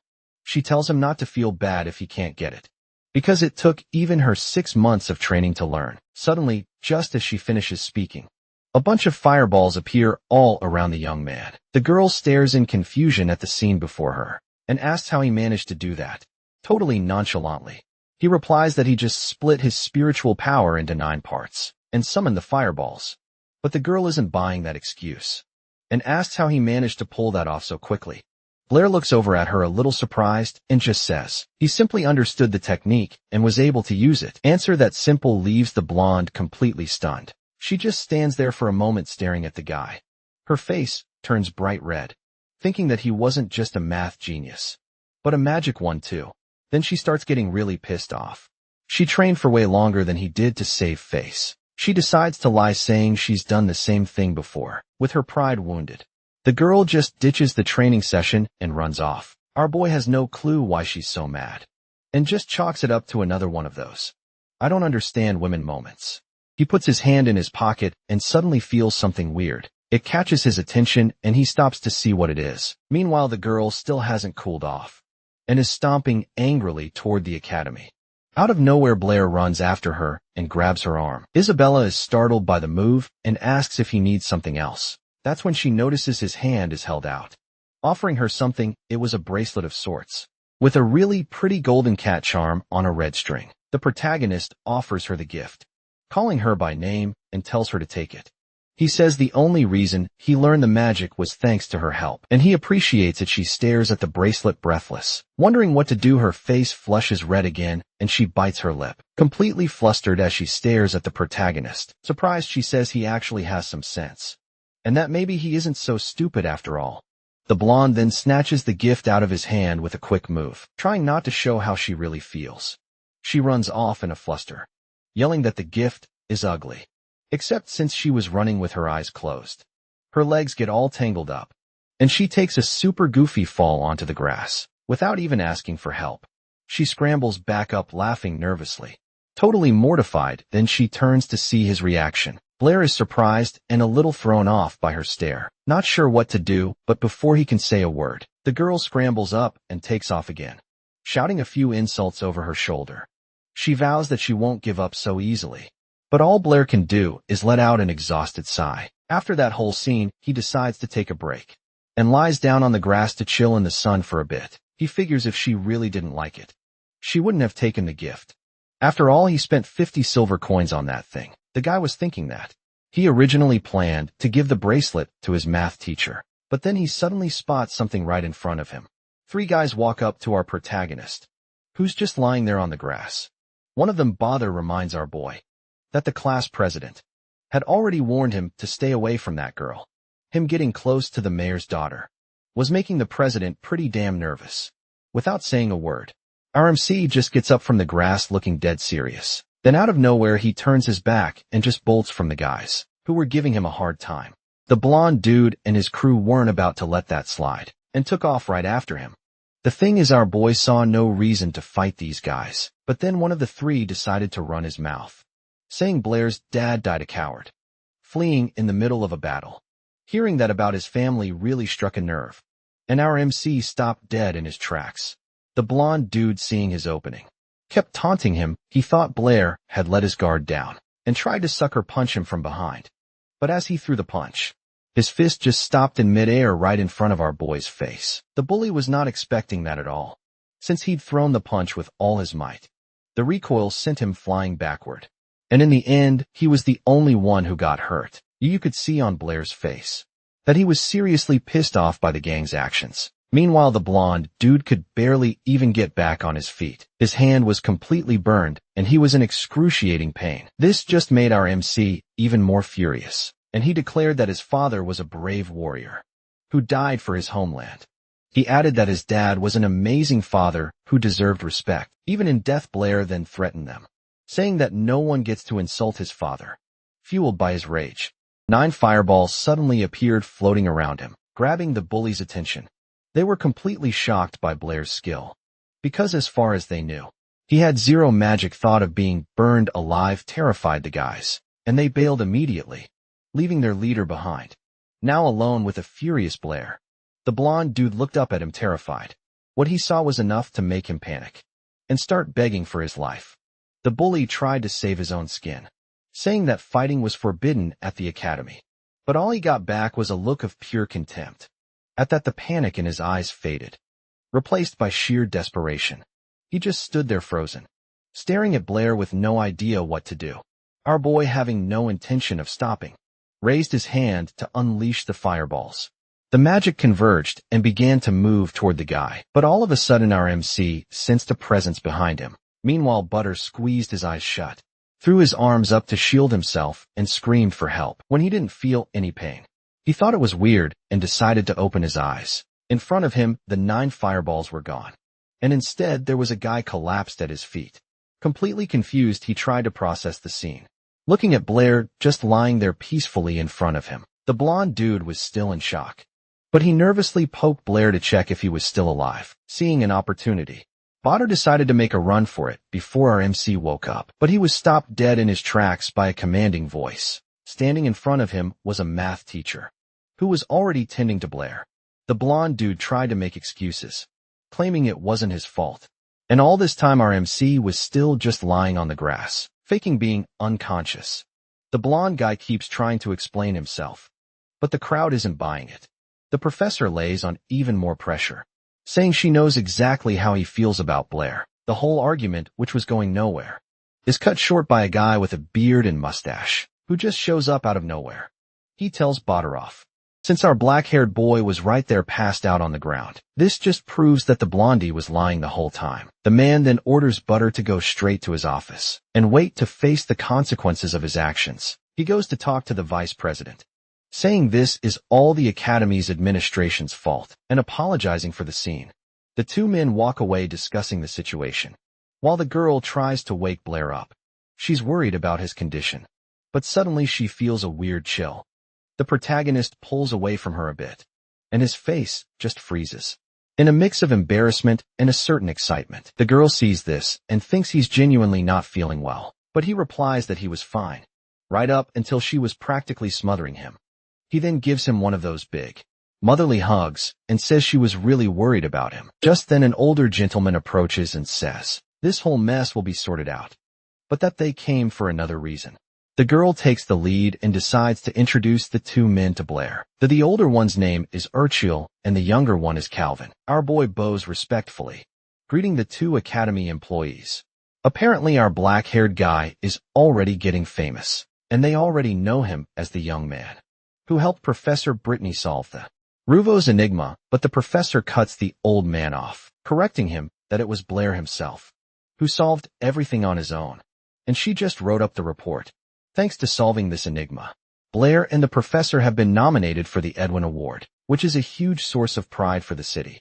And if they want these men, will do everything in their power to help the two of them win. But the girl is more concerned about whether our boy can get the award. The old man sighs as if he was expecting that question, and looks at her. He explains that Blair is still way too young, and nobody in the world of mathematics pulls off a feat like that at his age. If the professor says he was the one who solved the Ruivo's enigma, simply no one will believe her. The girl is about to start arguing, but the protagonist calls her name and takes her hand. She looks at him, her face sad and a little disappointed. Breaking the tension, Urchil suggests they discuss this more calmly and decide on everything later. She agrees, and the two men slowly walk away. Time passes and night begins to fall at the academy, bathing the building in a beautiful orange light. The professor and Blair walk down the hall in silence, each lost in their own thoughts. Suddenly she tells our boy that, even though the standard solution to the enigma was no big deal, the method he used was a giant leap forward. In the history of mathematics, the award has to be his. It makes no sense for anyone else to get the credit for it. This leaves Blair a bit stunned, and he quickly scrambles for something to say. After a moment, he says the award shouldn't be his. He then adds that as far as he's concerned, Professor Brittany stopped being a stranger to him a long time ago. The compliment makes the teacher turn bright red. She's surprised but in a good way embarrassed by her own reaction. She tells the student to just head home, leaving him wondering what he could have said wrong. A little while later, a crowd had already gathered around the bulletin board. Everyone was talking about the paper Professor Brittany published, and, of course, about the student's name who helped out. People were blown away, saying that scientists had spent centuries trying to solve the Ruvis enigma, and failed while everyone was talking about him. Our protagonist decided to blend into the crowd to go unnoticed. It worked, nobody spotted him. But then not too far away, he suddenly hears a bunch of shouting and cursing coming from a room. He recognizes the old man he'd met before, and sees someone else in the back of the room. It was Badr and his father. The dad was seriously chewing his son out over the fight. The guy's parenting style was pretty intense, and to teach him a lesson, he just starts slapping his own son. Our protagonist watches this, furious, but with no intention of getting involved. After slapping the kid around right there in front of everyone, the blondie's father starts begging Artel for forgiveness, pleading with him not to expel his son from the academy. But what Badr did was too serious. Broke the school's rules in a major way. Without even letting the old man finish speaking, the blonde kid's dad just drops to his knees, begging with all his might for the director's mercy. He stays there in that position, desperately pleading for them to let Badr stay. Despite the mistake he made, Butter is shocked by his father's actions and tells him to get up, but Blair, despite everything, decides to step in. He walks up to RTL, greets the director, and is greeted in return, pretending he didn't hear a thing. Our boy asks the director what happened with Butter. Instantly, the blonde kid's face fills with rage. When he sees the black-haired guy decided to get involved, Artel explains that the student started trouble, broke a major rule, and the academy had already decided to expel him. Swallowing his pride, Butter's father, still on his knee, grabs Blair's sleeve, thinking he can help. He says he'll teach his son a lesson and begs for forgiveness, explaining how hard it was to get his boy into this academy. If he got expelled, his life would be over. After all this drama, the black-haired guy just sighs. Getting ready to speak, he turns to Artel and calmly asks him not to punish the blonde kid so severely. The bully, hearing this from the very person he'd been provoking, is just completely shocked. After hearing the request, the director says the academy can suspend the expulsion for a while. Bader and his father are totally surprised and relieved. Artel warns that if Butter pulls anything like this again, there won't be a second chance. In response, the blonde kid's father forces his son's head down, making him bow in respect. Then he orders Butter to thank Blair and Artel, too scared to disobey his dad. The blonde kid bows and thanks the principal and Blair. The old man accepts the apology and tells them both to get to class. They get to the auditorium door, and our boy is just about to open it. But then the blonde kid stops him, asking why he decided to defend him with his hand on the doorknob. Our protagonist stops and thinks for a bit. He explains that he only did it because he didn't want Bother to disappoint his own father. The kid stares at the floor thinking about what Blair said. After that, he turns around and gives him a genuine thank you. He also tells him to watch out for Face, because that guy isn't gonna let this go.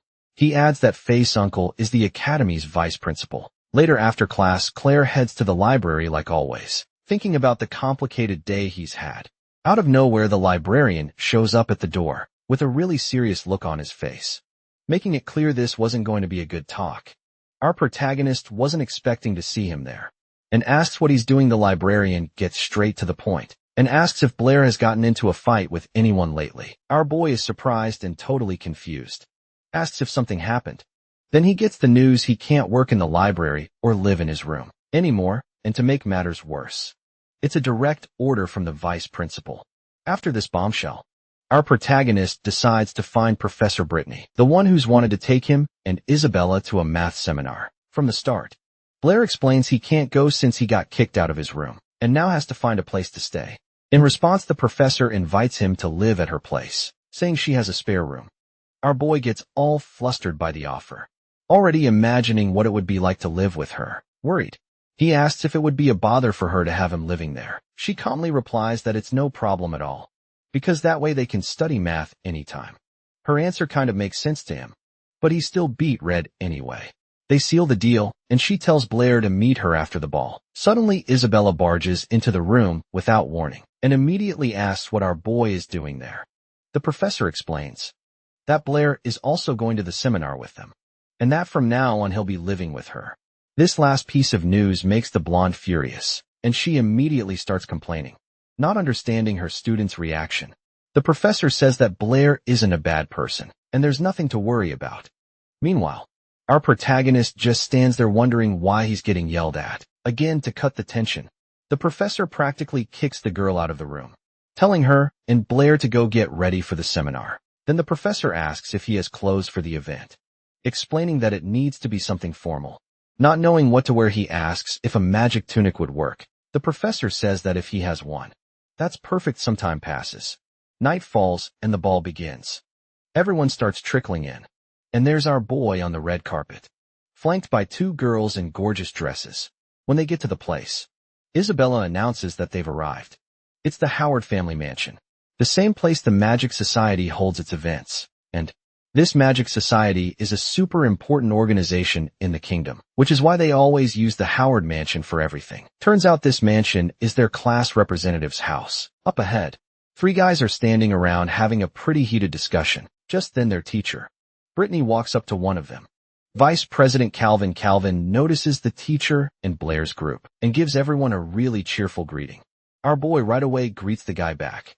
Isabella, who's standing beside him, is confused about where they know each other from. The vice president then asks Blair to introduce his friends, mentioning they were just talking about him. Professor Brittany decides not to interrupt their chat and backs away, saying she'll catch up with them later. Blair and Isabella walk into the mansion, and their jaws just drop looking at everything around them. Our protagonist is blown away by how fancy the party is, and makes a beeline for the food table. Without a second thought, he starts grabbing a ton of snacks and drinks, scarfing it all down in a flash. But Isabella is not happy about this scene at all, thinking he's embarrassing them. Suddenly something catches Blair's eye, and he looks over in one direction with a lot of interest. He sees a huge painting on the wall, showing two rivers connected by several bridges. The blonde girl explains that this is the Howard family's greatest pride. The painting called The Seven Bridges of the Royal Capital. Blair, kind of confused, asks for the painting's name again, making it obvious he had no clue what it was.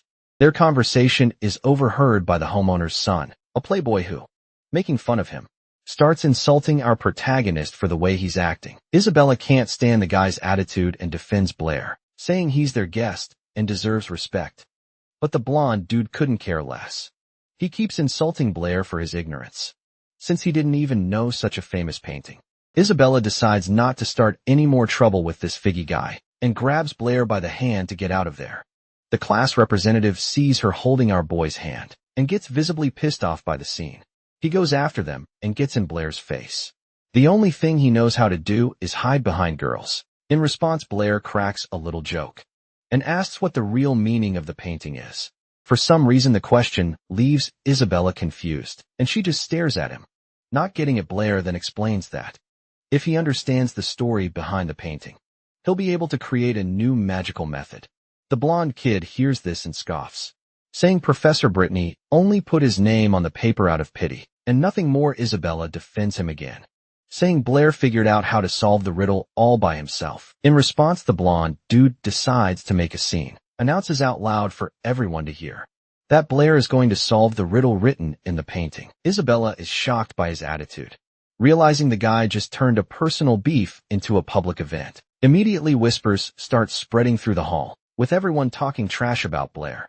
All the commotion gets the attention of Professor Brittany and Calvin, who were further away. The blonde dude then taunts our protagonist, saying that now he's forced to solve the riddle in front of everyone. Out of nowhere, a hand grabs our boy's arm. It's Professor Brittany. She looks worried, and asks him why he went and picked a fight with FaZe. She explains that the Howard family is super powerful in the city, and messing with them is just asking for trouble. If he keeps this up, he'll have problems not just with the Math Society, but with the entire academy. And to make matters worse, this Seven Bridges problem is something mathematicians have been trying to solve for centuries. FaZe just wants him to try and solve it, so he can humiliate our boy in front of everyone. So then FaZe, the blonde guy, overhears the conversation and turns to Professor Brittany. He taunts her, saying she herself called Blair a genius, but now it seems like she doesn't trust him anymore. The professor gets flustered and starts raising her voice to explain herself, but she gets cut off. That's when Blair, full of confidence, says that he will indeed take on the challenge. He says it's a way of thanking the family head for getting him kicked out of the library. The girls nearby hear this and are shocked, because they had no idea about the real reason he left the library. They even ask if he's sure. But Blair is already turning to FaZe. He confirms that he'll solve the problem and that he accepts the bet. So FaZe starts explaining the story of the so-called Seven Bridges Challenge. It was a guy from the first generation of the Howard family who came up with it many years ago. The head of the family was an important official and noticed the capital had a unique geography. Back then, the city was a lot smaller. The city was split by a river with two islands in the middle. To connect everything, they built 7 bridges. These bridges helped the people of the city connect and do business. One day, this old family head was looking at the bridges and got a wild idea. Was it possible to cross all 7 bridges, passing over each one only once? Return to the exact same spot where you started. When he posed this question, mathematicians from all over the kingdom went nuts, trying to find the answer. A ton of famous scientists traveled to the capital just to try and solve the problem. Time passed, people came up with a bunch of theories, but no one could figure out how to get back to the starting point without having to cross a bridge twice. Until one day, the old man, who created the challenge himself, announced that he had found the solution. He told everyone to meet him the next day to prove he was right. So mathematicians from all over gathered at the bridges. But they waited all day, and the guy never showed up. A few days later they found his body. The story goes that he got so excited about his discovery that he ended up tripping and drowning in the river. His death was a huge blow to everyone in the math world. The problem was never solved. And not even his own family knows the answer. Even with the solution lost, the family hung an engraving of the bridges in their hall. To honor the man, Faze finishes by saying that this whole story is a source of pride for them. Our boy instantly gets what this is all about, because this puzzle is very similar to one that existed in his world. After telling the whole story, Faze asks with a mocking smirk if Blair thinks he can find the solution. Blair replies that no, he won't find a solution. And then he adds that if he can't, then nobody else can either. Faze almost bursts out laughing at this answer. He can barely contain himself and lets out a scornful laugh, just can't hold it in anymore, and starts laughing right in the blonde guy's face real loud. The crowd is kind of confused and starts to break up, finding their little beef pretty boring. One of the girls there comments that Blair is just another arrogant brat who doesn't know his place. But her friend, who was right next to her, keeps an eye on our boy and realizes he's got a real sharp look in his eyes. To her, the black-haired dude isn't as dumb as everyone thinks. After his laughing fit, the protagonist starts to explain his answer. He says that the 7 bridges riddle simply has no solution, and that's why he can't solve it. With that answer, everyone in the room goes silent, processing the information. Teacher Brittany and Isabella start whispering to each other about what he said.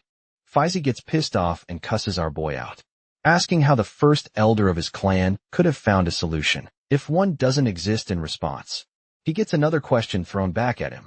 Is there any proof that this so-called elder actually solved the riddle?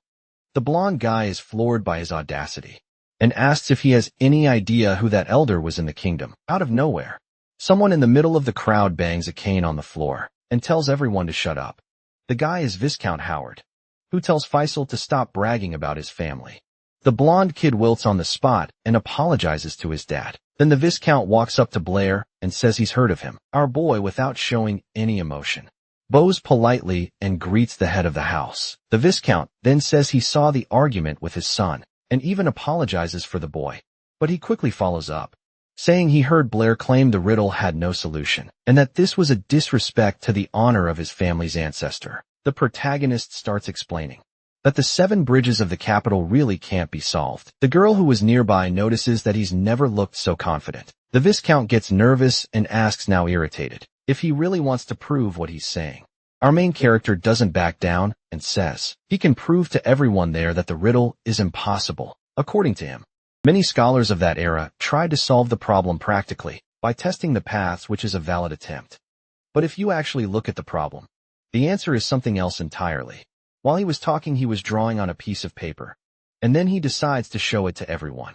He explains that a practical and complicated problem like this can be turned into a simple drawing, where each piece of land is a point, and each bridge is a line connecting those points. So the map of the 7 bridges can be simplified into that drawing. If you can leave from each point without repeating a path, it means you can return to your starting place. The crowd is dumbfounded, and a few people comment that they'd never thought of solving the problem that way. At this, one of those 2 girls who were talking about Blair admits he's not so simple after all, and that her friend was right. The other girl just gives her an I told you so look, totally satisfied with being right. Protagonist continues his explanation. He says that aside from the starting and ending points, whenever you cross a bridge to get to a place, you need another bridge to leave. So he simplifies the math. Points that have an odd number of lines connected to them are odd points, and points with an even number of lines are even points. Brittany figures out the logic. To leave the starting point and make it back, they have to pass through every single point. And to do that, all the points need to be paired up. Our boy confirms her idea and says, that's the key. Just then, some guy with glasses gets what Blair is saying and starts to ask a question out loud. But Blair cuts him off right away. He explains that the 4 points of that puzzle are singular, or, in other words, odd. So no matter what method they use, they'll never be able to get back to the starting point. He drops the bomb. The 7 bridges puzzle doesn't have a solution and never did. The whole crowd is in shock processing what he just said. The guy with the glasses admits there's no flaw in the theory, which means the problem really is impossible. The blonde boy, who's totally embarrassed by the revelation, yells that Blair is wrong. Then it starts dawning on everyone. The Howard family has been lying this whole time. He tells everyone to shut up and insists he's wrong. But after such clear proof, no one doubts anymore that the puzzle has no solution. The other girl, who trusted Blair's intelligence from the very beginning, says their ancestor was just a con man, unable to handle the pressure from the crowd. The blonde guy, Feiji, panics and starts calling for his father. But instead of support, he gets a massive punch to the face. His father, Viscount Howard, slugs his son with all his might, sending the kid flying several meters back. The head of the family starts blaming Feiji for not keeping his mouth shut. He says that if it weren't for him, the Howard family wouldn't have been humiliated in front of so many people, and he swears to himself that the guy who dared to dishonor his family will pay for it. The Viscount tries to slip away, moving out of everyone's sight. But out of nowhere he hears a voice telling him to stop it. Blair, he says that by the rules of the Mathematics Society, since he helped Feiji with the question, the Viscount now has to help him in return. The Viscount stops, thinks for a moment, and ends up agreeing. He asks what question Blair once answered. And our boy's question is pretty simple. He wants to know if the sides of a square are 1. What is the value of the diagonal? The head of the house looks at him completely stunned, not knowing what to think. Brittany chimes in and asks if Blair knows that. It was the Howard family who created the Howard theorem. According to their theory, if the sides of a square are equal to 1, then the square of the diagonal's length will be equal to 2. That's correct, but Blair points out that's not what he asked. His question was about the value of the diagonal itself, not the value the Viscount gave. The head of the house turns pale at this detail and starts to panic. The crowd listening in also starts to wonder what the value of the damn diagonal is. They're all waiting for the Viscount to explain. After thinking for a long time, the man breaks into a cold sweat and gets nervous, because he simply doesn't know the answer. Our protagonist then realizes that just as he suspected, the Viscount knew about the existence of this number the whole time. In Blair's old world, scientists were respected, but nobody really cared about them in this world though. Science isn't as advanced, but scientists are treated like celebrities. The guys who make big discoveries get famous worldwide and earn the respect of even royalty and nobles. So the scientists teamed up, gained economic and political power, and became a massive force. The Howard family is kind of like the head honchos of the math community. So what they say goes, and in this mathematical society, there are all sorts of people, scientists, politicians, and even folks from the church. They believe that everything in the world can be explained with numbers basically. Their whole idea is pretty similar to the Pythagorean school, the one founded by a super famous scientist from ancient Greece. The Pythagorean school had a ton of followers, but they had one flaw that made it all come crashing down. The problem was, they thought everything could be represented by whole numbers, or fractions. They believed that with those numbers, you could explain anything in the universe. But then one of Pythagoras' students, a guy named Hippasus, discovered a massive hole in that way of thinking. He proved it was impossible to calculate the diagonal of a square using only fractions. This discovery shattered the very foundation of everything they believed in. The group got so desperate that instead of solving the problem, they decided to just get rid of the guy who found. They took poor Hippasus, tied a rock to him, and threw the guy into the sea. But it was no use because the truth always comes out. More and more people started talking about Hippasus's problem, and in the end the Pythagorean school was finished. These numbers that couldn't be written as fractions were called irrational numbers. And from there the knowledge of numbers just exploded, creating a whole new field in mathematics. From the Viscount's face, Blair realizes he's known about irrational numbers for a long time, and our boy gets curious about how this world dealt with the whole thing. The question put the Viscount in a tight spot, and he started to break out in a cold sweat. The audience got super curious, and people started trying to calculate that diagonal. Right then and there Brittany gets intrigued too, and asks what the problem is with this number, since it can't be expressed. Our protagonist explains that it's a completely new type of number, and that there are plenty of others like it. He says someone had already found a number like this before, but the discovery was hushed up because of Feiji. At that moment the Viscount realizes the mess he's gotten himself into, and it was all his own son's fault. He heads toward the boy and shoots him a death glare, but the blondie wasn't in the mood to get beaten up again, so he starts desperately looking for a way out. Feiga then decides It's all Blair's fault for dishonoring the Howard family. With hatred in his eyes, he charges at our boy to give him a beating. The blonde lunges forward. Blind with rage, his fists ready for a fight. Blair, seeing the trouble coming, braces himself to defend, but out of nowhere, just as Feiji's punch is in midair, a hand shoots out and grabs his wrist tight. Stopping the attack, the one who stopped the blondie was that girl, who'd been keeping an eye on Blair. Feiji looks at the red-haired girl, completely confused, and screams at her to let him go. The girl, unfazed by the blonde's freak out, politely apologizes and says she has to stop him. Feiji tries to break free, but it's no use because for some reason this girl is crazy strong. Out of nowhere, he hears his father's voice calling him, and the boy just freezes in fear. The Viscount is not happy at all with his son's behavior, which has stained the family name. Expecting a serious scolding, the blonde guy tries to explain himself, but his mind goes completely blank. Then the head of the house raises his voice, getting ready to say something to everyone there. He apologizes to the crowd for the trouble his son caused, saying it's all his fault. And as for the number Blair mentioned, he tells everyone not to worry, because their math community will figure out a way to find an explanation. Politely thanks Blair and says he has to leave. But all that politeness was just an act, and he gives a mocking look, wishing our boy a good night on his property. Blair, savoring his small victory, also wishes the Viscount all the best as he went to handle his business. The Viscount thought he never imagined he'd go through such an embarrassment. Our protagonist then genuinely thanks the woman who defended him from the blonde guy. She's surprised that he's forgotten her, his own lover, and asks how he could be so forgetful. Suddenly, Isabella smacks the back of Blair's head with all her might, catching him completely by surprise. Annoyed, she asks why he was hitting on other women.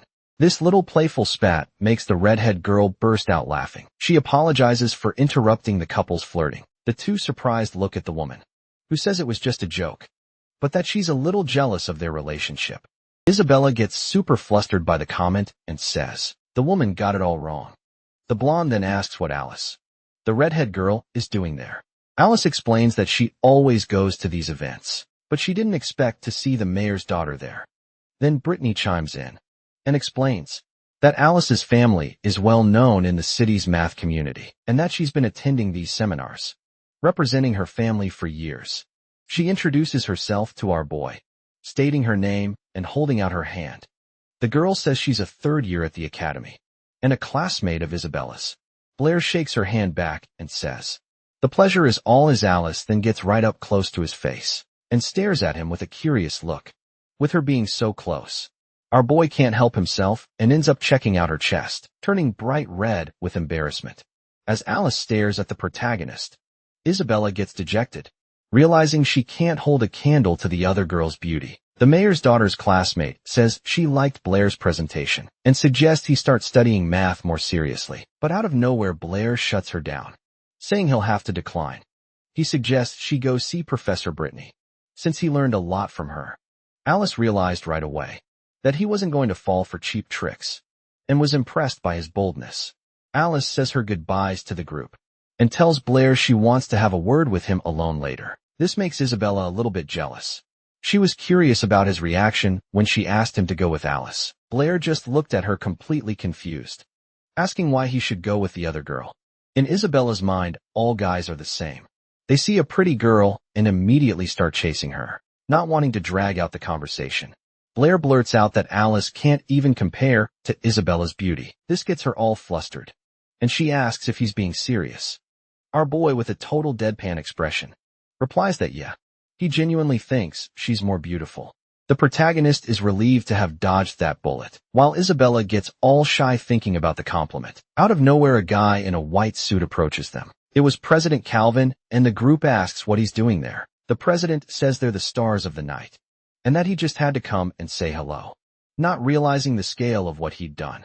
Blair humbly says he just helped solve the problem and mentioned that number. But Calvin explains that the problem and that number were no small thing. The Howard family took great pride in that 7 bridges enigma. Except today, it was proven that the problem has no solution. Because of that, the family's reputation went down the drain, and the number Blair mentioned could turn the entire world of mathematics upside down. So the president wants to know who this guy really is. He's curious where a talent like this came from out of nowhere. and what the real intentions are of the kid who shook everything up. With a simple explanation, Blair decides to play dumb.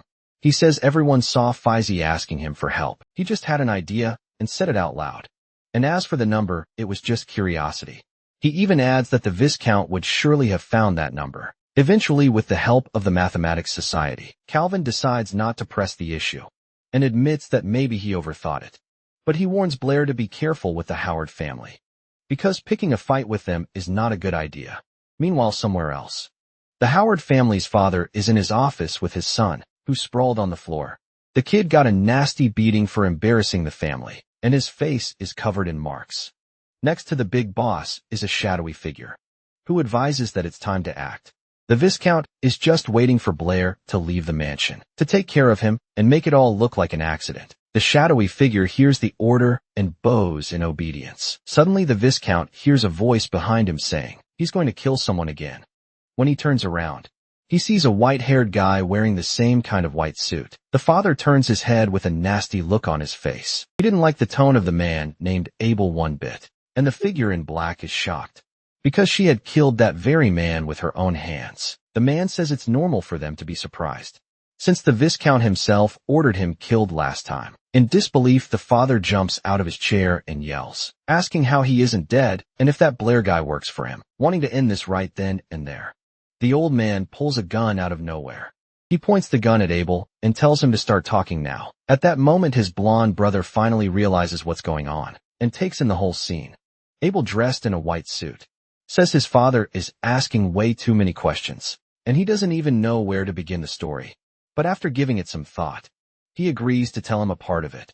He says that Blair has nothing to do with him, but that he, Abel, had one hell of a reason to come back. Cool as a cucumber, even with a gun pointed right at him. He announces that he's going to change the Howard family completely. The head of the family looks at the kid, totally confused, and asks how he plans on doing that. Instead of an answer, he just gets another question thrown back at him. Abel wants to know what, in his father's opinion, is the foundation of their family. The Viscount, without missing a beat, replies that their foundation is their reputation. But Abel immediately shuts that down. He claims their family was actually built on lies. The man starts getting pissed off and demands to know what he means by that. Abel then drops the truth bomb. His father always knew the Seven Bridges problem had no solution but to protect the family's glory and their name. In the Mathematics Society, he chose to hide the truth for years. Whenever someone got close to finding out, his father would find a way to get rid of them. That even included him. Not even his own son was an exception for the old man. The Viscount tells the boy to shut his mouth. Tired of hearing truths he didn't want to face, he's ready to kill his son all over again, under the excuse that he's doing it for the good of the family. Abel isn't afraid of him and says it's already too late, because the truth can't be hidden forever. And as of today, that guy named Blair has already exposed everything to every mathematician in the entire city. His dad might be able to take care of a few of them, but he's not going to be able to kill all the witnesses. Out of nowhere, our white-haired boy grabs the barrel of the gun and pulls it against his own shoulder. He says that if he doesn't kill every single witness, by tomorrow the entire state will know the truth. Abel then asks if his father really thinks he'll be able to keep the family together when everything comes crashing down. With nothing left to say, the Viscount drops the gun and Abel picks it up. His father, completely defeated, asks what he's supposed to do, and his son suggests that he become the new head and change the family. It's the only way the Howard name will continue to exist, according to him. His father knows damn well that no one but him can save the family. The Viscount, with the pressure mounting, desperately starts to consider the proposal, and those words finally get through to him. Several days pass. Then our boy wakes up at his teacher Brittany's place. He's really enjoying the room, mostly because it has an actual bed and doesn't have that horrible smell from the closet where he used to sleep. He decides to go say good morning to her, but then out of nowhere he stops in his tracks, his jaw wide open. In Brittany's room, he sees a giant pile of papers all scribbled on. Right away, our protagonist puts 2 and 2 together. She must have spent the whole night looking for that number he mentioned at the ball. After the seminar, word about the theory of the so-called unsolvable problem spread across the entire country. With that, the Howard family's reputation started to go down the drain, and that mysterious number that nobody could find now even had a nickname: the Devil's Number. Basically, Every mathematician in the country was trying to solve this mystery, but no matter how hard they racked their brains, nothing worked. The truth is, in this world math is still pretty basic. It hasn't reached the level of explaining things in physics. In fact, physics hasn't even been discovered yet. Even so, scientists are super respected there, and are always pulling all-nighters. Our boy is sure that sooner or later they'll find the answer. They might make a ton of mistakes along the way, but in the end the truth will come out. While Brittany is still sleeping, our protagonist grabs the newspaper to read. He finds out the Howard family has a new head. People are saying, this new guy will probably shut down the Mathematics Society. For the Howard family, it would be the best thing to do. But Blair wonders why they'd take such a drastic measure. He tries to find out who this new leader is, and that's when Brittany shows up behind him. All sleepy, she wishes him a good morning. The black-haired guy gets a little flustered by the sight. She looks so innocent that he even gets shy. He just stands there admiring her beauty, while the blonde just stares at him in silence. But then her expression changes. She gets annoyed, remembering she'd asked him to wake her up as soon as he got up. Brittany pokes his cheek with her finger and calls him a naughty boy. Then she starts teasing him about that number Blair won't reveal. The problem is she's way too close to him. So close that our boy gets super embarrassed, and out of nowhere, his nose starts to bleed while he's just standing there beet red. Brittany finally realizes what she's wearing. Then it hits her, and she understands why he reacted that way. Super embarrassed, she lets out a scream that echoes through the whole house, calling Blair a pervert after all that chaos. We see our boy in the kitchen trying to whip something up, and on his face perfect mark of a handprint. The girl apologizes to him, saying she hit him by accident. Blair realizes that when Brittany wakes up, she acts like a completely different person. The blonde gets worried, thinking he won't like her anymore like this. But our boy casually replies that he likes her no matter what. She's surprised to hear that, and looks at him. The answer seems to please her, and you can tell she got all flustered, while Blair looks pretty pleased with himself. Then, the girl gets curious and asks why he's mixing eggs and red berries. He explains that he's making a tomato omelet, and the blonde finds that pretty weird. Blair says that in his hometown, they call these red berries tomatoes, and that back there almost everyone knows how to make a tomato omelet. He remembers his past life and how he used to eat this all the time. After cooking, he gets ready in a hurry and leaves for school, but not before asking the girl to try his food. Out of nowhere, Brittany stops him to hand him something. He presses a white cloth against his chest and wipes down his hoodie. Our boy is dying of embarrassment from Brittany's unexpected move. At least his clothes look a bit cleaner now. She tells him to get going, and Blair, still feeling a little awkward about what just went down, says his goodbyes. The girl is left home alone and decides to try the food, which she still thinks looks pretty weird. She scoops up a small bite with her spoon and slowly puts it in her mouth. The taste of the omelet completely surprises her. Brittany's never tasted anything like it. It's so good her whole body gets goosebumps. She savors the sweet taste of the tomatoes. The food is unbelievably delicious, and she's left in complete awe. Meanwhile, our boy has already made it to the academy, and suddenly realizes his stomach is growling like crazy. While he was busy making food for Brittany, he completely forgot about himself and ended up leaving without eating. In Blair's classroom, the girls are gossiping about the new head of the Howard family, who had the math society shut down. They're talking about how handsome this mystery guy is, how he solved the family's biggest mystery and then just vanished. One of the girls even says that her uncle from the math society told her the guy was around their age. The only thing is, the guy himself asked for his name to be kept a secret. The girl can't understand how that's possible. A guy their age shocking the entire world with that number. Blair is half listening to the conversation when he spots Isabella standing right beside him, asking about the devil's number. But our boy just keeps denying it, saying he doesn't know a thing. The blonde isn't buying it and tells him so to his face. Out of nowhere, another third-year student walks into the room and tells Isabella to leave Blair alone. It's Alice. She greets Blair cheerfully. He returns the greeting while Isabella just glares at her. The guys in Blair's class watch the scene in shock, totally jealous of him. One of the dudes is just standing there racking his brain, trying to figure out why Blair is so popular with the girls. Just then Alice gets closer to our protagonist and asks if they were talking about the devil's number. But instead of an answer, the only thing she hears is a super loud growl coming from our boy's stomach. The two of them stare at him confused, and Blair is absolutely mortified by the situation. He apologizes to them, but Alice finds the whole thing so bizarre that she just bursts out laughing. Isabella immediately calls the guy a pig, complaining that it's not even lunchtime yet. Suddenly, a small bread roll, wrapped in a napkin, is placed right in front of his face. It was offered by Alice, who said she accidentally grabbed an extra one and was asking for help to eat it. Blair stares at the roll, practically drooling. He genuinely thanks the girl and tells her she's a really good person, but Isabella pinches his cheek and yells at him not to accept food from strangers. He tries to explain that he wanted to refuse, but the roll just smelled way too good. The blonde looks at him super annoyed and asks why he didn't ask her for some bread. Blair then reminds her that she was the one who just called him a pig, which is why he didn't ask for anything. Alice explains it's only natural for her to want to help, because Blair is a genius. Isabella turns green with envy at the comment and a bit embarrassed. She also offers her food to our MC, telling him to forget about Alice's role. Alice in turn taunts the blonde, saying she can't decide for him since they're not dating or anything. Isabella's patience runs out, and she gives the other girl a death glare. The blonde then gives Blair a choice, either her sandwich or Alice's roll.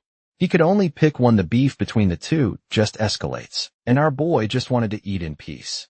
He asks Isabella to pass him the sandwich. Thanking her, the blonde even does a little victory dance, thinking he chose her dish.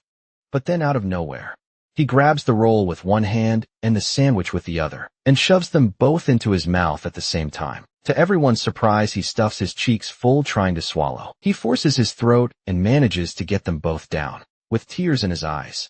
He says it was delicious and thanks both of them. The whole crowd just stares at him with their jaws on the floor. In complete disbelief, Isabella still brags, saying her sandwich was so good that Blair just devoured it in a flash. Then, Alice notices that a small crumb from her roll is stuck on his face, and decides to get it with her finger.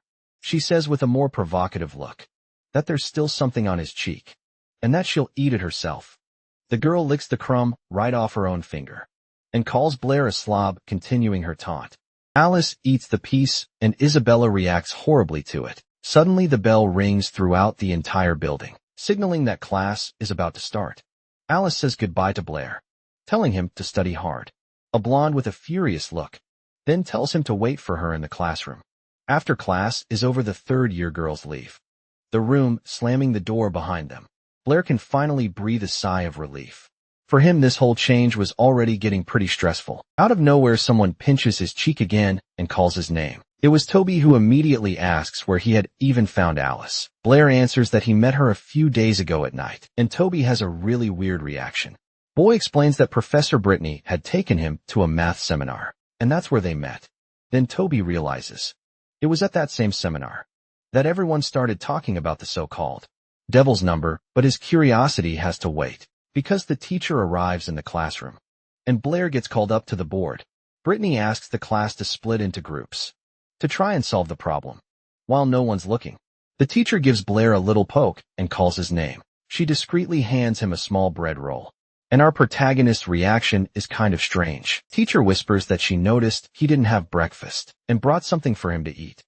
But Blair, who was already full, looks at the bread in pure desperation.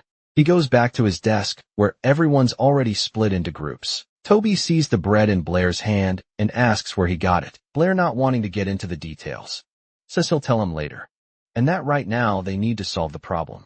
The pink-haired girl cuts in out of nowhere and asks Blair about the guy who was at the math seminar. Trying to play dumb, our boy says he thinks he saw the guy there. The girl doesn't quite get his answer, but she gives Blair a look as if she knows he's hiding something. He makes up an excuse, saying that when the mysterious man showed up, he had stepped out for a second to take care of something, and by the time he got back, the guy had already talked about the devil's number.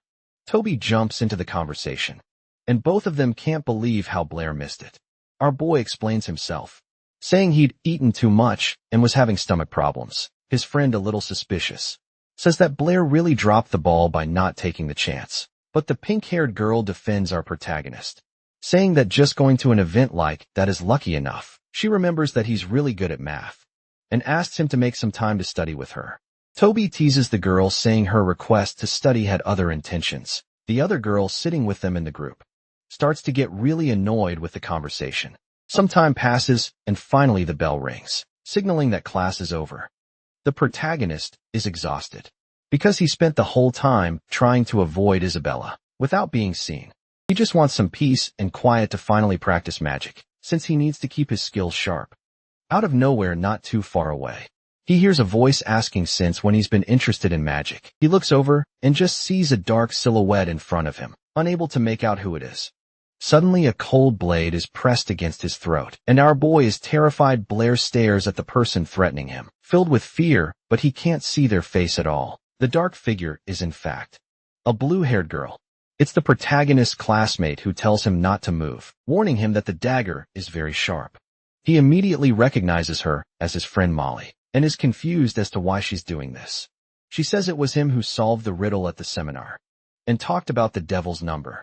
According to her, the Blair she knew never had this kind of talent, and she demands he tell her why he's impersonating her friend. Our boy, without showing any fear, replies that he is Blair, and decides to keep the whole body-swapping story to himself for now. Molly moves the dagger away from his neck, and starts pinching and yanking at his cheeks.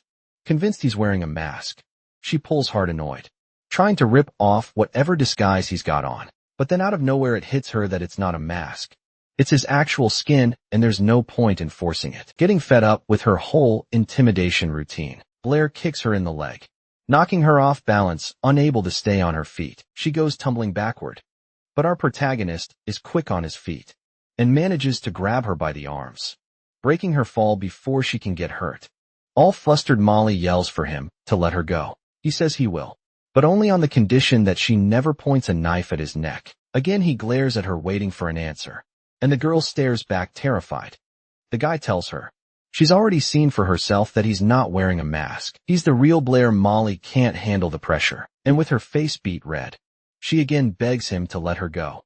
Then she asks him where he got these new skills, and why his way of speaking has changed so much. Our protagonist decides to tell her a half-truth. He says he is Blair, but at the same time he isn't, because one day he just woke up like this. He explains that he comes from a world with no magic, but where science is incredibly advanced. The people there don't even know how to use magic. To them, it's just the stuff of fiction. In that world, science is so advanced, it even surpasses magic. People can do things that not even the mages here could pull off. With all that technology, they've already explored the universe and even traveled to other planets. He tells her that in this other world, he was just a math teacher. That's why he has knowledge that nobody here could even imagine exists. Molly is just floored, asking if it's true that you can cross the skies, and if other planets really exist.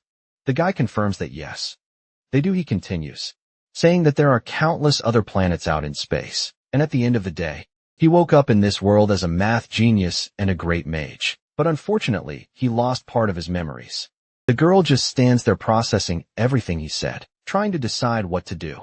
Suddenly, she lets out a sigh of relief and seems to have made up her mind. Molly smiles and says she believes him, because the Blair she knew always loved to tell all sorts of fantastic stories. Confused, he asks what she's talking about. She replies that he always liked science more than magic, and kept saying he wanted to live in a world without powers, probably because he always had trouble with it. The girl says he must have been crying that day because of his memory loss, and promises she'll help him get it back. Playing along, our boy takes Molly's hand and thanks her for her concern. She gets all shy while Blair gently holds her hand, but completely killing the mood. He pulls away and tells him not to get any wrong ideas, that she only agreed to help with his memory and nothing more. Some time passes at the academy. They resolve their issues, and they each go their separate ways. Blair is left standing there in the hallway, thinking about his life and the things he's done. He starts to get a little worried, because this was the first time he'd told anyone about this whole traveling between worlds thing. Out of nowhere, he senses someone behind him, and a gigantic hand grabs his body. When he looks, it's Toby, who just lifts our boy into the air with zero effort, holding him with both hands. A little argument starts between them, while Feige just watches from a distance. When they finally notice the blondie over there, Blair is already trying to calm his friend down. Toby then goes up to Feige, demanding to know what he's doing there. But to everyone's surprise, Feige bows in front of them. He starts apologizing to Blair, saying he treated him very badly. Feige Howard insists that the apology is sincere and asks for forgiveness again. Blair, who wasn't expecting this at all from the arrogant blonde, just stands there looking at him. Completely shocked, the vibe gets weird. and the crowd around them starts to notice their boss's bizarre behavior. But instead of saying anything, our protagonist just stares at Faye with a "what the hell" look on his face. The crowd that had already gathered had no idea what was going on. Why on earth would Faye Howard be apologizing to Blair? Out of nowhere, Faye takes out a fancy-looking paper and hands it to our boy. It was an invitation from his older brother Faze, who is now the new head of the Howard family. Turns out there was a conference happening that night with all the mathematicians in the kingdom. Faze wanted to discuss the Howard family's reputation. Iggy, looking like he was being forced to do this, asks Blair to please attend. Toby, sensing a trap, warns Blair that this could be a setup. Our protagonist stands there thinking, deciding whether or not to go to this conference. Time passes and night falls. The sun has set, and the Howard mansion starts to fill up with important and scholarly people. And of course Blair couldn't resist his curiosity and showed up too, to see what the deal was with this conference.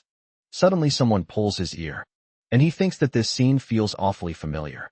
It was Isabella, super pissed because Blair had ditched her earlier, and right behind them Professor Brittany shows up, who was also there. She greets them both, and says she was also looking for him at the academy. Our protagonist is surprised to learn that the professor was called to the conference. According to her, news of the event had spread throughout the entire kingdom. Basically, almost all the mathematicians in the city were there. Some even came from far away. But here's the kicker. No one else got a formal invitation. Apparently Blair was the only one to receive an official invitation to the so-called conference. Out of nowhere, someone touches Blair's ear again, and he gets all flustered. It's Alice asking what's up with his ear, and the whole group surrounds our protagonist and starts talking loudly. It's total chaos. Our boy already knows where this is going. The two girls are going to spend the whole night arguing. Before things could get any worse, Brittany tells everyone to head inside the mansion. And there goes Blair, surrounded by the girls, slowly walking up the stairs to the hallway that leads to the main hall inside. Something immediately catches his eye, and he can't stop staring. Turns out that famous painting of the capital's 7 bridges is no longer on the wall. Brittany, standing next to him, is curious to see how the new head of the family, some guy named Abel, is going to handle this whole mess. Blair notices she's talking about this Abel guy like she knows him, so he asks if that's the case. She confirms they were in the same class. Brittany explains that Abel wanted to be a professor at the academy, but he just fell off the map about 3 years ago. She was floored when she found out that out of nowhere, he became the new head of the Howard family. So Blair, getting curious, asks what this Abel guy is like. The question catches Brittany off guard, and she's a little lost for words about her old classmate. After thinking for a moment, she sums it up by saying he was a guy who lived and breathed math. Meanwhile, as the crowd gathers in the main hall, Abel is in his office looking over some papers. Face, his brother, comes in and tells him that everyone's gathered and just waiting for the new boss. But Abel replies with a totally random question about love, saying that the wait just makes the meeting more exciting. Then he asks if Blair showed up to the conference. The blonde guy replies that there's a huge crowd out there, and it's impossible to tell if Blair came, but that he did what he could. Abel notices his brother is tense and tries to calm him down, telling him to relax, that he's not their father and doesn't need to be afraid. Finally, he tells his brother it's time to go meet everyone, saying this is the beginning of a new era for the Howard family. Back in the hall, the crowd has been waiting for a while and had even started to relax a bit. Vader is also in the middle of the crowd, when suddenly he sees the back door swing open, and out walk Abel and his brother. The guy with the scar walks down the red carpet with super confident posture. Some people in the hall are a bit shocked to see how young the new leader is. He walks up to a spot where everyone can see him, greets the crowd, and thanks them all for coming. He introduces himself as Abel Howard, the new representative of the family. Brittany looks at him and realizes the guy has completely changed. He's not the same kid from 3 years ago. The way he dresses, the way he talks, everything is different. Turning to the crowd, he says he knows everyone is anxious to get to the main event, but first he takes out a book and asks permission to tell a story about the family's past. Our boy Blair looks at the book, super curious, trying to figure out what it is. Abel then explains that it's the diary of the clan's first ancestor. He says this book holds the entire truth that the family has hidden for centuries. The story goes that just like many other scientists, his ancestor went to the 7 bridges to solve that famous problem. He spent a long time there racking his brain, but he couldn't find the answer. Even so, the old man had no intention of giving up. And then one day, the ancestor finally thought he'd found the right path. He got so excited that he ran off to tell everyone. The very next day he showed off the path he'd supposedly found. The old guy was so happy. He didn't even stop to check if his theory was right. He just went around spreading the news. But later that night, he decided to actually test it. And that's when he realized the huge mistake he'd made. He hadn't found the right solution at all. In fact, he'd just taken a wrong shortcut in his research. The guy realized the gigantic error he'd made, and that come morning, he was going to be completely humiliated in front of a ton of people. In the end, unable to bear the shame, the old man decided to throw himself into the river. He wanted to pay for his guilt with his own life. He left behind a notebook where he explained everything that happened, and in his notes asked his descendants to tell everyone the truth. But he never imagined his family wouldn't do as he asked. Instead, they hid the book and made up a story, claiming the ancestor had solved the problem, but that the proof sank with him. All that just to protect the family's honor. And that lie held up until now. But you can't hide the truth forever. And now the family has to face the consequences. After that whole heavy speech, Abel took a deep bow in front of everyone at the conference. He said he wanted to apologize to everyone for hiding the truth for so many years. Then a bunch of people in the audience started yelling at him, asking how his family had the nerve to hide it for so long. Sizing Abel up, Blair realized the guy was pretty determined. Once it became clear that the Seven Bridges problem had no solution, it was obvious the Howard family had been lying the whole time. Now that he's told the truth, future generations will have an even greater responsibility, and to their first ancestor, the Howard name will become a mark of shame. Out of nowhere, a girl in the crowd asks if that's why Abel disbanded the Math Society. Without looking up, the new head of the family replies that atonement was one of the reasons, but not the main one. The main reason for disbanding the society was the so-called devil's number. The same girl asked again if they had managed to find that number. Abel straightened up and said no. They hadn't been able to find the devil's number, but it wasn't because they lacked the ability. He claimed that this number simply didn't exist, which left Blair pretty surprised. An older man in the audience asked why he thought the number didn't exist. Abel explained that the number didn't exist within the framework of their current knowledge. That's why he disbanded the Math Society. A guy with glasses asked if they would never be able to discover the devil's number, but the answer was no. The white-haired man states that the devil's number can indeed be solved and that one day they'll be able to do it. But for now, this is a completely new field of research, and the person who can guide everyone into this new field is none other than Mr. Blair from Shun H Academy, the guy who invented the devil's number. The crowd started whispering because almost no one there knew. Our MC, Abel, understanding the situation, said that probably few people knew Blair because he's a very modest guy. So when he introduced this number, he asked them not to release his name. But now, to overcome this obstacle and enter this new field, he asked for Mr. Blair's help. At that moment, Professor Brittany suddenly turned to ask our boy what they should do. But then suddenly, she and everyone else realized that the guy had simply vanished, without a trace. Yep. He just took off. The blonde guy walks up to his brother and whispers that Blair's not there. Abel comments that he thought his curiosity would get the better of him. But I guess he was wrong. He says that sooner or later, the kid will show up, and then they'll be able to ask him everything in person. Some time passes after the conference the next day. The gossip is already running wild among the second-year class. The rumor is that the person who invented the so-called devil's number was Blair. Abel managed to pin all the blame on him. With that, nobody cares about the Howard family's problems anymore. In our boy's classroom, he's the only topic of conversation. Out of nowhere, Toby walks up, pokes Blair, and calls his name. But before he can even hear what his friend wants, Blair cuts him off. He says he didn't see anything at the conference, that he got out of there just in time, and asks not to be bothered. But Toby ignores him and tells him to look where he's pointing. The protagonist turns around and comes face to face with the person standing right in front of him. It's the history teacher, a guy named Hank, and he's planted right in front of Blair's desk. The teacher says he knows the kid's a math genius, but he's never passed his class.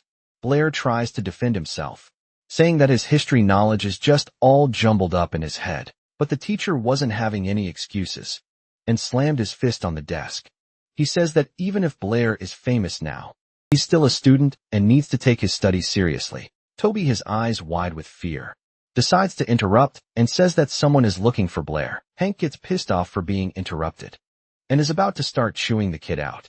But Toby just points off to the side without even looking. The teacher keeps up his tough act, saying he doesn't give a damn who it is, not even if it were the vice principal.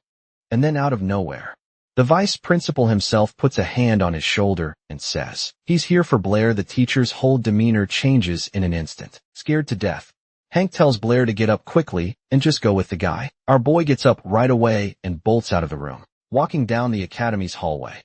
There, along with the vice principal, is President Calvin. He holds out his hand to Blair, who asks, looking a bit down, what they wanted. The vice principal explains that the entire world is asking him to solve the devil's number enigma, and that even the city's mathematical society is feeling the pressure. Blair gets the picture, and his expression shifts. He's just about to open his mouth to speak, but gets cut off by Calvin. The president says they really need his help, and that it would be good for him too. But the protagonist, with a little smirk on his face, replies that he simply doesn't want to do it.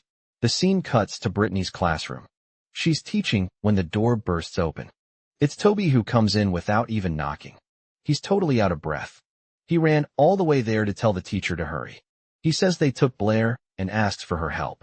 So the whole crowd gathered around the conference room. Where they taken our boy?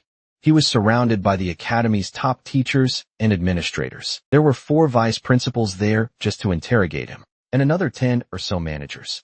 At the door, Blair asks President Calvin how he expects to get his cooperation. The president replies that, since the kid invented the so-called devil's number, he can't just let down the entire mathematical community. Then Blair, changing the subject, asks Calvin point blank if he always calls the truth something diabolical. That response really pissed off some of the people in the room. Calvin cuts to the chase and asks if it's true that the devil's number can't be expressed as an integer. The protagonist confirms it and says that it's not just his number, but that a square can't be expressed by the number 2 or by 3 either. He explains that this value can't be represented by an integer, and that there are many numbers just like it. And the most important part is this can be proven mathematically. Calvin, with a shocked look on his face, asks the kid if they've been wrong for hundreds of years. Blair explains that this is a normal thing in mathematics, because it's a science where they make and correct mistakes all the time. So Calvin asks if he can help the mathematical community by teaching them the method to prove and formulate a number like that. The protagonist apologizes and says he can't help them with that. From his words, he can now understand what is everyone so scared. They're scared that the truth they've believed in for centuries might be wrong. According to our boy, fear is the most common human emotion, and there's no reason to be ashamed of it.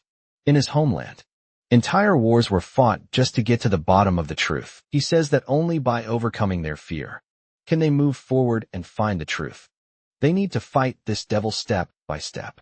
And if he just tells them everything himself, it'll hurt the entire world of mathematics. He believes they can summon the courage to face their fear head on and overcome this challenge. After all, people have always valued courage. The old president is completely stunned by this phrase, feeling the weight of everything that's happening out of nowhere. Everyone around the boy bows sharply and respectfully, thanking him for the lesson. The president agrees with Blair, saying he's right and that they were too hasty. They thank the protagonist for his guidance and promise that the mathematical community will never forget his contribution. Afraid of becoming even more famous, Blair tries to get the president to change his mind. Suddenly the room's door is torn from its hinges, and a man in white comes flying out along with it. The door goes whistling to the opposite side of the room, and a few chairs go flying after it. Everyone, including Blair, just stared in shock at the person who managed to knock down the door with so much force. Everyone sees teacher Brittany in the hallway, looking at the administrators with pure rage in her eyes. She unleashes all her power into the air, getting ready to tear apart anyone who wants to hurt her student. Her face was frozen in an expression of incredible fury, and she slowly asked the people around why they took her. Blair, our boy, on the other hand, just started waving and smiling at his teacher. Calling out to her, he says that everything's fine, and that the guys just wanted to talk to him. Realizing what she'd done, Brittany was instantly mortified and dispelled all the magic she had prepared. She apologizes to the president and the others, and starts making up some excuses. But the guy didn't even care. He said it was their fault for going too far, and not telling her about their chat with the student. A while later, it was already noon, and the whole situation with Blair finally got sorted out. He and the teacher walked down the hall in silence, each lost in their own thoughts. Breaking the ice, she tries to explain herself, saying she was scared those people would do something to him. But the protagonist tells her to relax, because with so many students at the academy, no one would do anything to him. Out of nowhere, she says she has a question for him. He, all cool about it, tells her to ask away. Then she asks why and how he made such a big fuss about the devil's number. He explains that, as is customary in the math community, he just asked them a counter question. But the girl didn't buy that answer. With a totally embarrassed look on her face, she gets real and asks if he likes Isabella. The protagonist was not expecting that question at all, and was completely frozen in Brittany's head. Blair was in the middle of a love triangle with Isabella and Feiji. In her theory, he hated Feiji because she liked him too. So the teacher promises she won't tell anyone that. Blair supposedly humiliated young Howard over Isabella. He tried to explain himself, but it was no use. The teacher wouldn't even hear him out, and just happily ran off down the hall. Trying to fix the mess, our boy yells for her to stop one last time. But his words are completely ignored, and he's left in despair, already dreading the headache he'll have to deal with later. Some time passes, it's night now, and our protagonist heads home. Cut to him in the kitchen, making dinner for himself and Isabella. He's thinking about how wild teacher Brittany's imagination is, and how he needs to find some time to explain everything to her. Suddenly, Isabella herself appears in front of him, curiously looking at what he's cooking. Teacher Brittany arrives too, and explains she was the one who called the student over, so they could research the devil's number together. Changing the subject, Belia asks if it's true that Brittany's main magic is wind-based. He explains that he wanted to make a refrigerator to store food, but for that he needed high-level water magic. The teacher, hearing a new word, asks what a refrigerator is. He hands her a piece of paper and says, it's like an icebox for storing food. She and Isabella huddled together to see what the guy drew. Brittany looks at the drawing surprised, while her student gives a sarcastic little smirk. Isabella, on the other hand, finds the drawing hilarious and starts laughing nonstop. Our boy, as you'd expect, gets annoyed by her reaction, snatches the paper back, and starts complaining. But the teacher takes his drawing seriously, and using a water spell, she creates something exactly like what he drew. Our protagonist is floored and asks how she managed to do that. Then she explains that she hasn't just mastered air magic at the highest level, but water magic too. Isabella is shocked by this, because mages who can master two elements are extremely rare. You can count them on one hand. After seeing this display of power, our boy gets curious and asks why the teacher is still at the academy. The question makes her a bit flustered, and she just stands there lost in thought. While she's over there spacing out, her eyes drift to the pot of food to avoid answering. She quickly changes the subject and announces that dinner's ready. Turns out, the protagonist had prepared a full meal for the three of them and set everything up nice. Isabella is a bit confused, since she's never seen that kind of dish in her life. The protagonist then explains that they're all recipes from his homeland, which is why they're not familiar with them.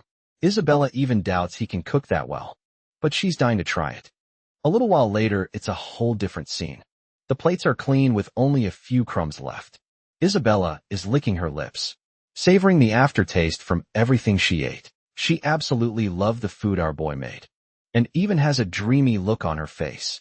The protagonist is surprised by her reaction, because Isabella almost never shows what she's really feeling. He takes the chance to tease her, reminding her that she'd said she'd rather starve to death than eat his food. Out of nowhere, the blonde turns bright red with embarrassment, grabs his ear, and starts complaining that the food was too good. Seeing the whole scene unfold, the teacher starts to laugh, enjoying the moment. Her laughter catches their attention, and they both ask, "What's so funny?" That's when the teacher blurts out that she thinks they make a great couple and are a perfect match.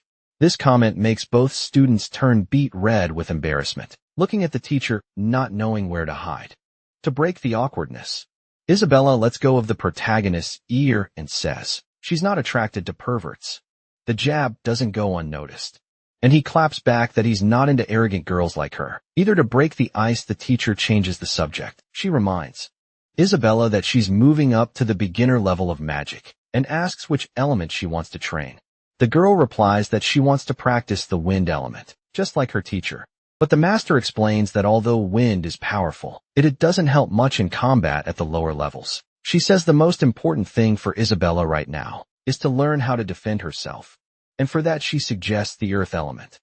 But Isabella wants nothing to do with it, because she thinks Earth Mage's attacks are super ugly. Hearing this, our protagonist sarcastically thinks, wow, what a great reason. But then out of nowhere she grabs his ear again hard. He jumps and immediately starts yelling at her, asking how she knew what he was thinking. She simply replies that she didn't need to know, because it was written all over his face. Then the teacher asks Blair which element he wants to study. Our boy strikes a thinking pose finger on his chin, and after a moment he says that ever since he was a kid, he decided he liked all the elements. Isabella immediately shoots him down, telling him to keep dreaming because in her opinion, there's no way in hell he has the talent to master all 4 elements. But as she looks at Blair, Professor Brittany notices something different, and suddenly even gets goosebumps. She says that he not only can, but he will achieve the impossible and master all the elements. Isabella thinks that's the biggest load of crap, but the teacher explains why. She says that when Blair uses magic, a dense and chaotic aura forms around him, so he might actually have the knack for controlling all 4 elements. To change the subject, she says they'll talk about it later, and that now they're going to start the real magic lesson. The whole group starts cheering. After all, their teacher is a super high-level mage, but she warns them that to be great mages, I can't rely on magic alone. She explains that even with the gift of magic, casting spells and making gestures takes too much time. To compensate, mages need to train in martial arts to defend themselves when there's no time to conjure anything. While the teacher is giving this whole lecture, our boy is more interested in how practical it would be to use water, magic to wash the dishes. The teacher emphasizes that often hand-to-hand combat is more useful than magic. That's why before teaching them spells, she wants to show them some martial arts. That's when it hits Blair. His teacher is a fighter too. Right away, Isabella volunteers to fight the guy, saying she's already trained in martial arts at home. Brittany just warns him to be careful not to get hurt. Isabella promises she won't go full force and immediately taunts Blair, saying that if she's not good at math or magic, at least she'll be better than him when it comes to a fight. So the two of them get changed and head to an empty room to fight, to try and scare him a little. Isabella tells him he's gonna leave this room, crying from the beating he's about to get. With that said, he charges forward, rushing in to land the first attack. Her movements are crazy fast. In a matter of seconds, she's right in front of our boy, and throws a powerful punch straight at his face. Their fight drags on. It's gotten dark outside, and the sky is full of stars. But the fierce battle between Blair and Isabella is still raging inside the house, but it turns out Blair was on his guard. He times it perfectly, and instead of taking the hit, he snatches her hand right out of the air. The blonde is completely stunned. Not knowing what to do, our boy seizes the opportunity, pulls her in, throws her to the ground, and immediately pins her, twisting her left arm behind her back. Pinned down, the girl starts getting all dramatic, pretending she's lost and asking him to let her go in a tearful voice. Blair falls for it. He eases up a bit and, relieved, tells her he'll let go. He barely even gets a word out before he's interrupted by a foot flying straight at his face. The blonde had used the fake tears as a trick to break free and counterattack, but he was expecting something like that.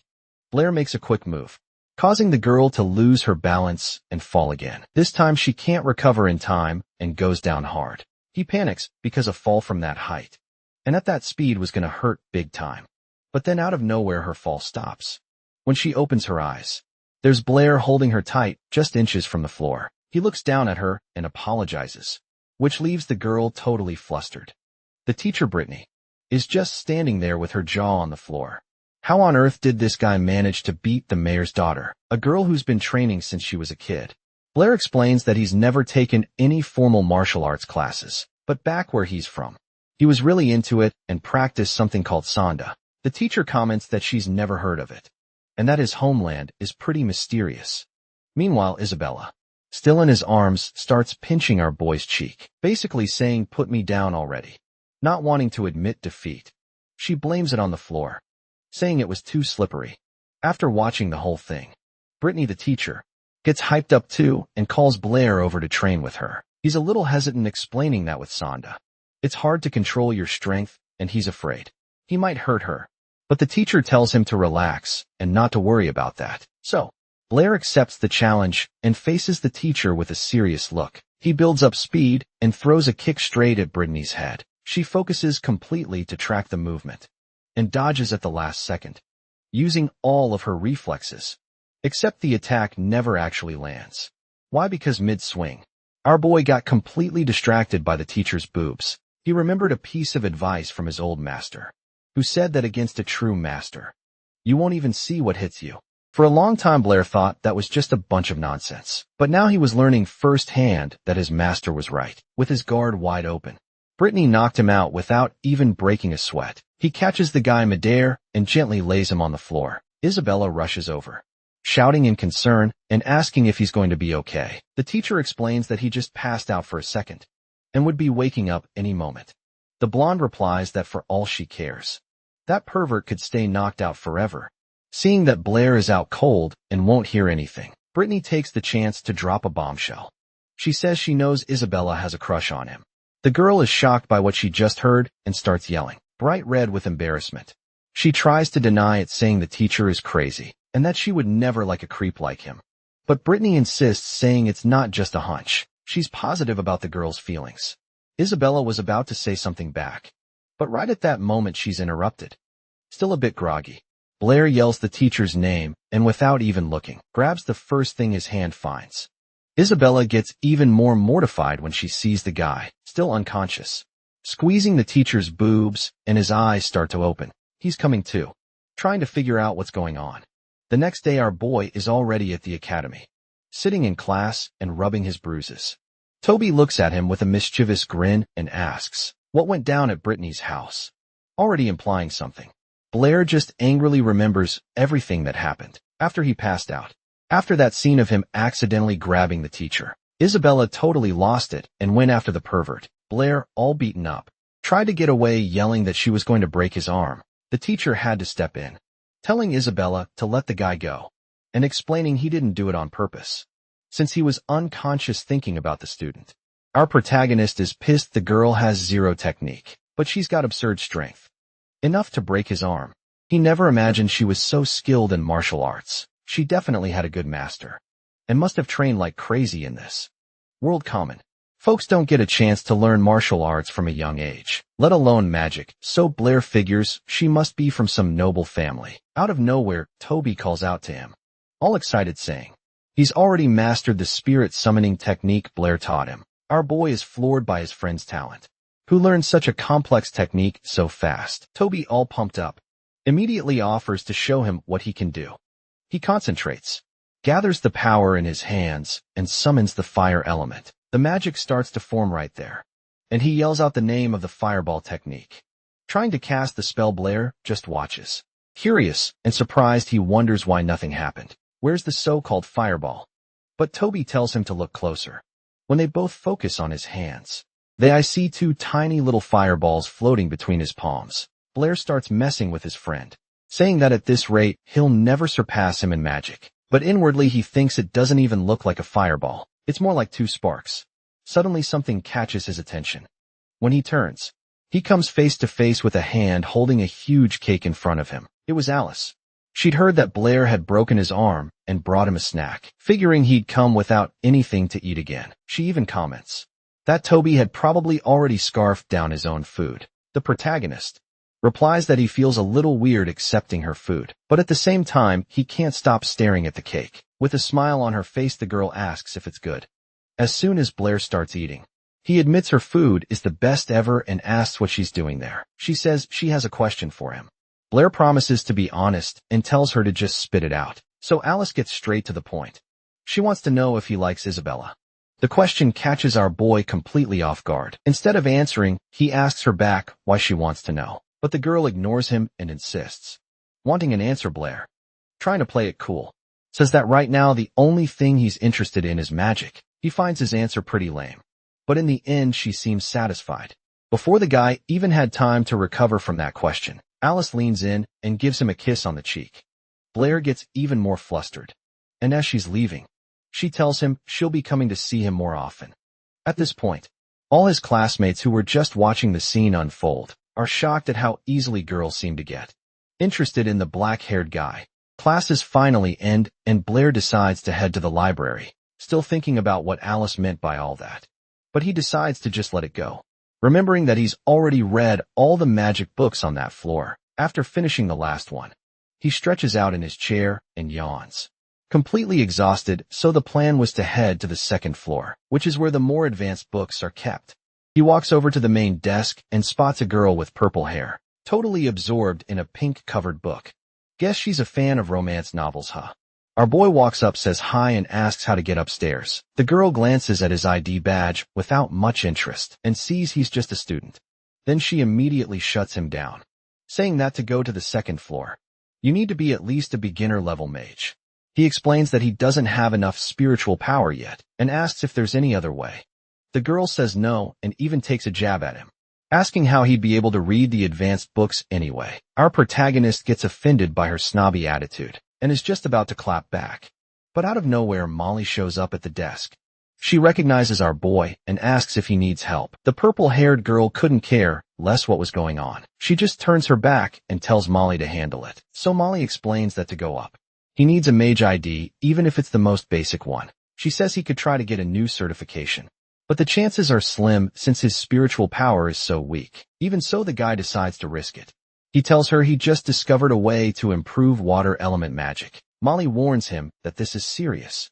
If he fails, he'll be blacklisted and will never be able to use the library again. But Blair seems dead serious. Molly thinks for a moment and decides not to push it, agreeing to his request. She politely asks him to follow her and points to a nearby room. Molly enters the examiner's room and explains Blair's situation. One of the guys is stunned, saying he can't believe a student wants to improve water magic. The other examiner thinks it's a load of crap, just an excuse to fool them, because the water ball technique has been around for centuries, and there's nothing left to improve on it. The blue-robed mage sends a warning for the student to think it over, because if he's bluffing, it's game over for him. But Molly stands her ground, saying she trusts the kid and asks them to let him take the test. Seeing how insistent she is, the guys don't argue any further. The man in blue agrees and tells our protagonist to enter. Blair strolls into the pretty, beat-up room and adjusts his mask before speaking. The two mages don't even pay him any mind. They're just sitting there, sipping on a red drink and shooting the breeze about life. Our protagonist greets the two of them, introducing himself as Chun-Lo and saying he's a magic student. He explains that he's come to show them a way to improve their water ball magic, a method that can seriously boost its power. At this, the red-robed examiner starts staring at the kid, looking all flustered, and it's like his brain just short-circuited. Out of nowhere, the guy in red jumps up from his chair and yells that he recognizes the black-haired kid. He says it was Blair who broke into their office using magic. Turning to the other mage, he says they'd better head to the testing room, because last time the kid nearly wrecked the place. The other mage, the one with the mustache, doesn't get this reaction at all and protests, saying he's just a student and poses no threat. The mustache guy then tells the kid to hit him with this so-called improved water ball technique. Blair then starts gathering all his energy around his body. He channels mana through himself, creating both fire and water elements at the same time. And then a huge flame appears in his left hand and in his right. A water ball quickly starts to form. The water mage sees what our boy just did and is stunned, waiting to see what happens next. He immediately starts complaining to his brother that the kid can use two types of magic at once, and already gets ready to cast a spell. Blair, after gathering enough mana in his hands, starts to combine the two elements. Under pressure, the fire and water begin to fuse forcefully. Suddenly, as the two spells mix, a wave of water spreads everywhere. The fire mage, who had already put up a shield, instantly realizes the same thing as before is about to happen again. A pressure explosion goes off in the room, sending everything flying. Thick steam rises, and as it starts to clear, Blair's silhouette appears in the middle of it all, brushing the dust off his clothes. The water mage angrily calls out to the kid. He glares at him furiously and asks, all worked up, how the black-haired guy managed to pull that off. For our protagonist, this technique is pretty simple. First, you create a water ball and then a fire one. After that, you just mix the two elements, compressing them with your hands and bringing it all together. And when they merge, they release way more energy than either one does alone. The man in the blue robe catches his breath, thinking about how the kid managed to use two elements. He's pleased with the result and asks him to wait there for a bit. Molly decides to take care of their guest and prepares a cup of tea for him, and he thanks her in return. He feels a bit awkward with the girl just standing next to him and invites her to sit down to keep the conversation going. The young man asks if Molly is also a mage. She replies that her skills aren't as good as his, recalling impressed what Blair had just done. But our protagonist is humble and says he's not all that great either, since he hasn't even reached the initial level yet, and that the power of the energy balls comes from the technique he uses. He can use 2 elements, but that has nothing to do with his skill. According to him, it's easier than it looks. It's like doing 2 different things at once, one with each hand. He even shows this off by drawing on a piece of paper with both hands, handing the paper to the girl. He shows her that he managed to draw 2 animals at the same time. The girl says the dog and cat are cute, and our boy replies that they're actually a wolf and a tiger, looking embarrassed. Molly says she can also do 2 different things at once. Meanwhile, the 2 mages who tested him show up at the vice president's office to tell him about the student. He doesn't believe a word they're saying and claims that someone at that guy's level just couldn't create 2 elements at once. The guy in the blue robes, named Brady, insists that he and Andre saw the whole thing with their own eyes. A thought crosses the vice president's mind. Maybe this guy could show a new path for magic. But the question is, how many people could actually use this kind of magic? If the technique can't be widely used, what's the point on the vice president's orders? All the staff were gathered in one place. A lot of them were annoyed by the sudden order, since some were in the middle of their own business. Out of nowhere, the president shows up with 2 mages. They explain that one of them has come up with a new technique, but there's a catch. You have to create a ball of water and a ball of fire at the same time. The guy, Brady, says he gathered everyone to see if this technique is something people could use in their daily lives, and tells everyone to give it a shot. Some of the mages immediately start doubting, wondering if it's even possible. The purple-haired girl looks at our protagonist and wonders if he's the one who created this magic, but she quickly dismisses the idea.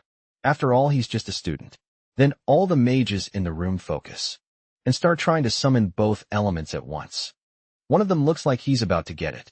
Fire starts glowing and water begins to form in his hands. But then out of nowhere, the water goes out of control and the spell breaks. No matter how hard he tries, he just can't summon fire and water at the same time.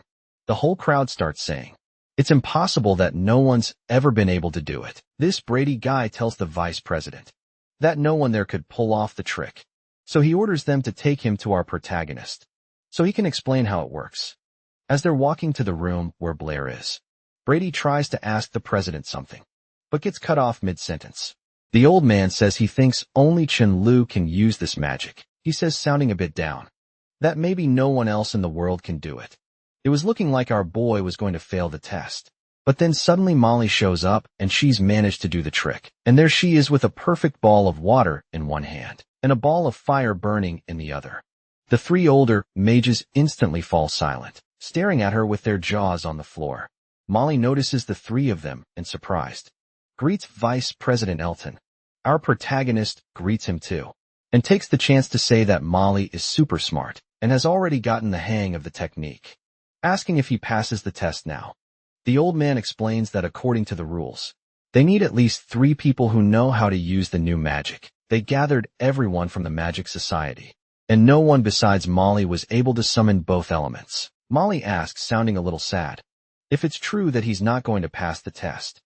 But the president replies that he's decided to make an exception for Chen Luo, because his method could completely change the future of magic. And that's not all, he even invites our protagonist to become an honorary member of the Magic Society. Our boy replies that it's a huge honor, but he has one condition.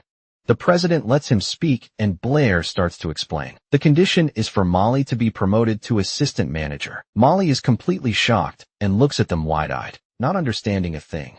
A little while later, the purple-haired girl storms into the secretary's room, furious that Molly became an assistant. She starts to really hate the blue-haired girl because she thinks the position should have been hers. She demands one of the secretaries tell her where Molly and the student are. Losing her patience, she shoves the other girl hard and calls her an idiot. But then out of nowhere she remembers that the protagonist had asked about the library's 2nd floor. Meanwhile, Blair is over in the president's office filling out some paperwork. He signs a document to patent his new technique. The old guy confirms it. The copyright for the improved water ball technique is now officially his. Our boy is blown away to find out this world has copyrights. The president of the Magic Society explains how it's going to work. They'll promote his new technique, and anyone who wants to learn it has to pay. The money is split 50-51. Part for the protagonist as the rights holder, and the other for the society. And if someone tries to learn it on the sly without paying, the society finds out right away. The offender goes straight onto a blacklist and, depending on the case, could even be arrested. Blair thinks to himself, how crazy it is that their science is so backward, but their intellectual property protection is super advanced. Then the old guy drops the price for the technique. 100 gold coins. The protagonist nearly falls over because to him, that's a fortune. But the president gets it all wrong. He thinks Blair thought it was too little, and immediately starts explaining that the technique is for highly skilled mages.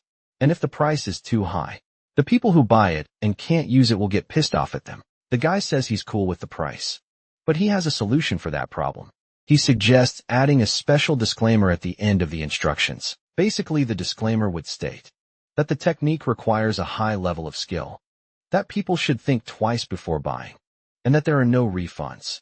Even adds a clause stating that the final interpretation of the rules is up to the Magic Society in him. The old man asks what that means, and our boy explains it's to get them off the hook for any problems. The president is impressed with how thorough Blair was, thinking of every little detail. Blair tosses out a sarcastic comment, saying the old man is no fool either and that they both think alike. A while later, Molly takes the protagonist to the second floor of the library. He's shocked to see that the place is way bigger than the first floor. He explains that only higher-level mages are allowed in there, which is why it's usually empty up there. There are a ton of books on advanced magic and new techniques that he can study to his heart's content. Molly notices his reaction and asks what he's staring at. Our protagonist, being super direct, tells her he likes her new uniform. The girl gets all flustered by the out-of-the-blue compliment and thanks him right after that. He changes the subject and asks if there are any books on how to increase one's spiritual power. Molly says there are only a few books on that, but she has a look around and quickly finds what he was looking for. The book is called Theory and Practice for Increasing Spiritual Power, but as she's climbing down the ladder, Molly trips and just comes tumbling down. She squeezes her eyes shut, bracing for the impact with the floor, but she feels nothing. He opens his eyes to see that the guy managed to catch her midair and is now holding the girl in his arms. There's a bit of a moment between them, and Blair asks if she's okay. The girl gets super flustered, and for some reason, feels like she's been in this exact situation before. But they weren't alone.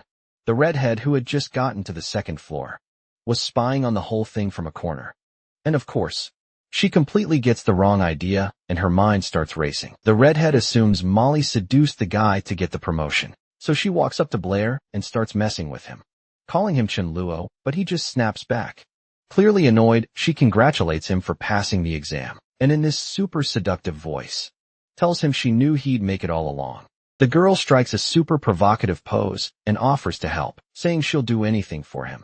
But Blair, completely unfazed, just tells her to get out of the library. Her plan totally backfires. She's in shock, realizing a cheap trick like that wasn't going to work on him. Blair realizes he was a bit harsh, so he apologizes, but right after he takes a jab at her, telling her to leave, because he's about to read some books that are way too complicated for her to understand. The redhead apologizes for being rude to him earlier and tells him not to believe anything Molly says, claiming that Molly is always talking trash about people. Our boy realizes Molly hasn't said a word about her, and since she's the one bringing it up, she's probably the real gossip. Shut her down for good. He threatens to call President Elton if she doesn't scram. The girl gets the hint and quickly makes her exit. Finally, with some peace and quiet, Blair can get to his reading.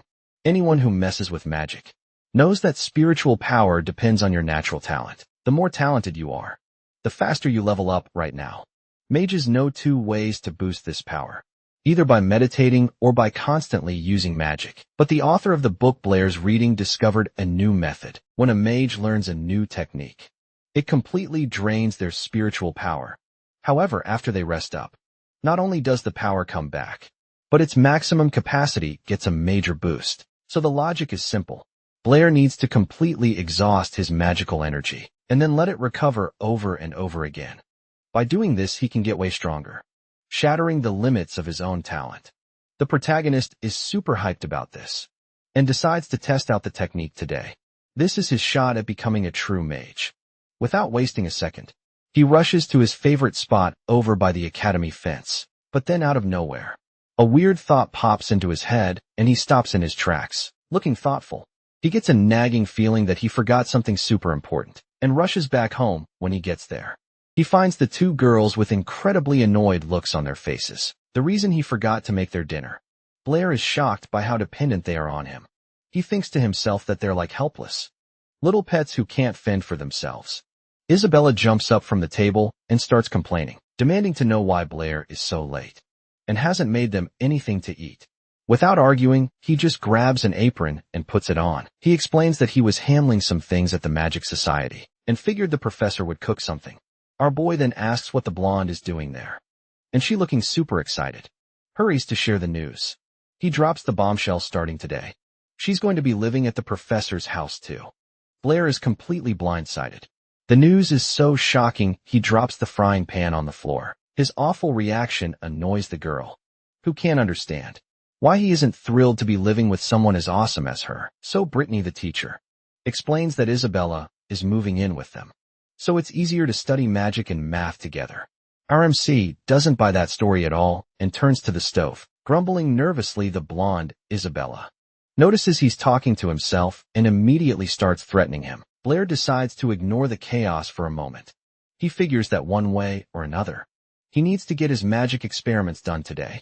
Finally, dinner is ready and everyone sits down to eat. Isabella is the first one to finish her plate. She lets out a sigh, tired but happy, and our guy immediately kills the mood, telling her to go do the dishes afterward.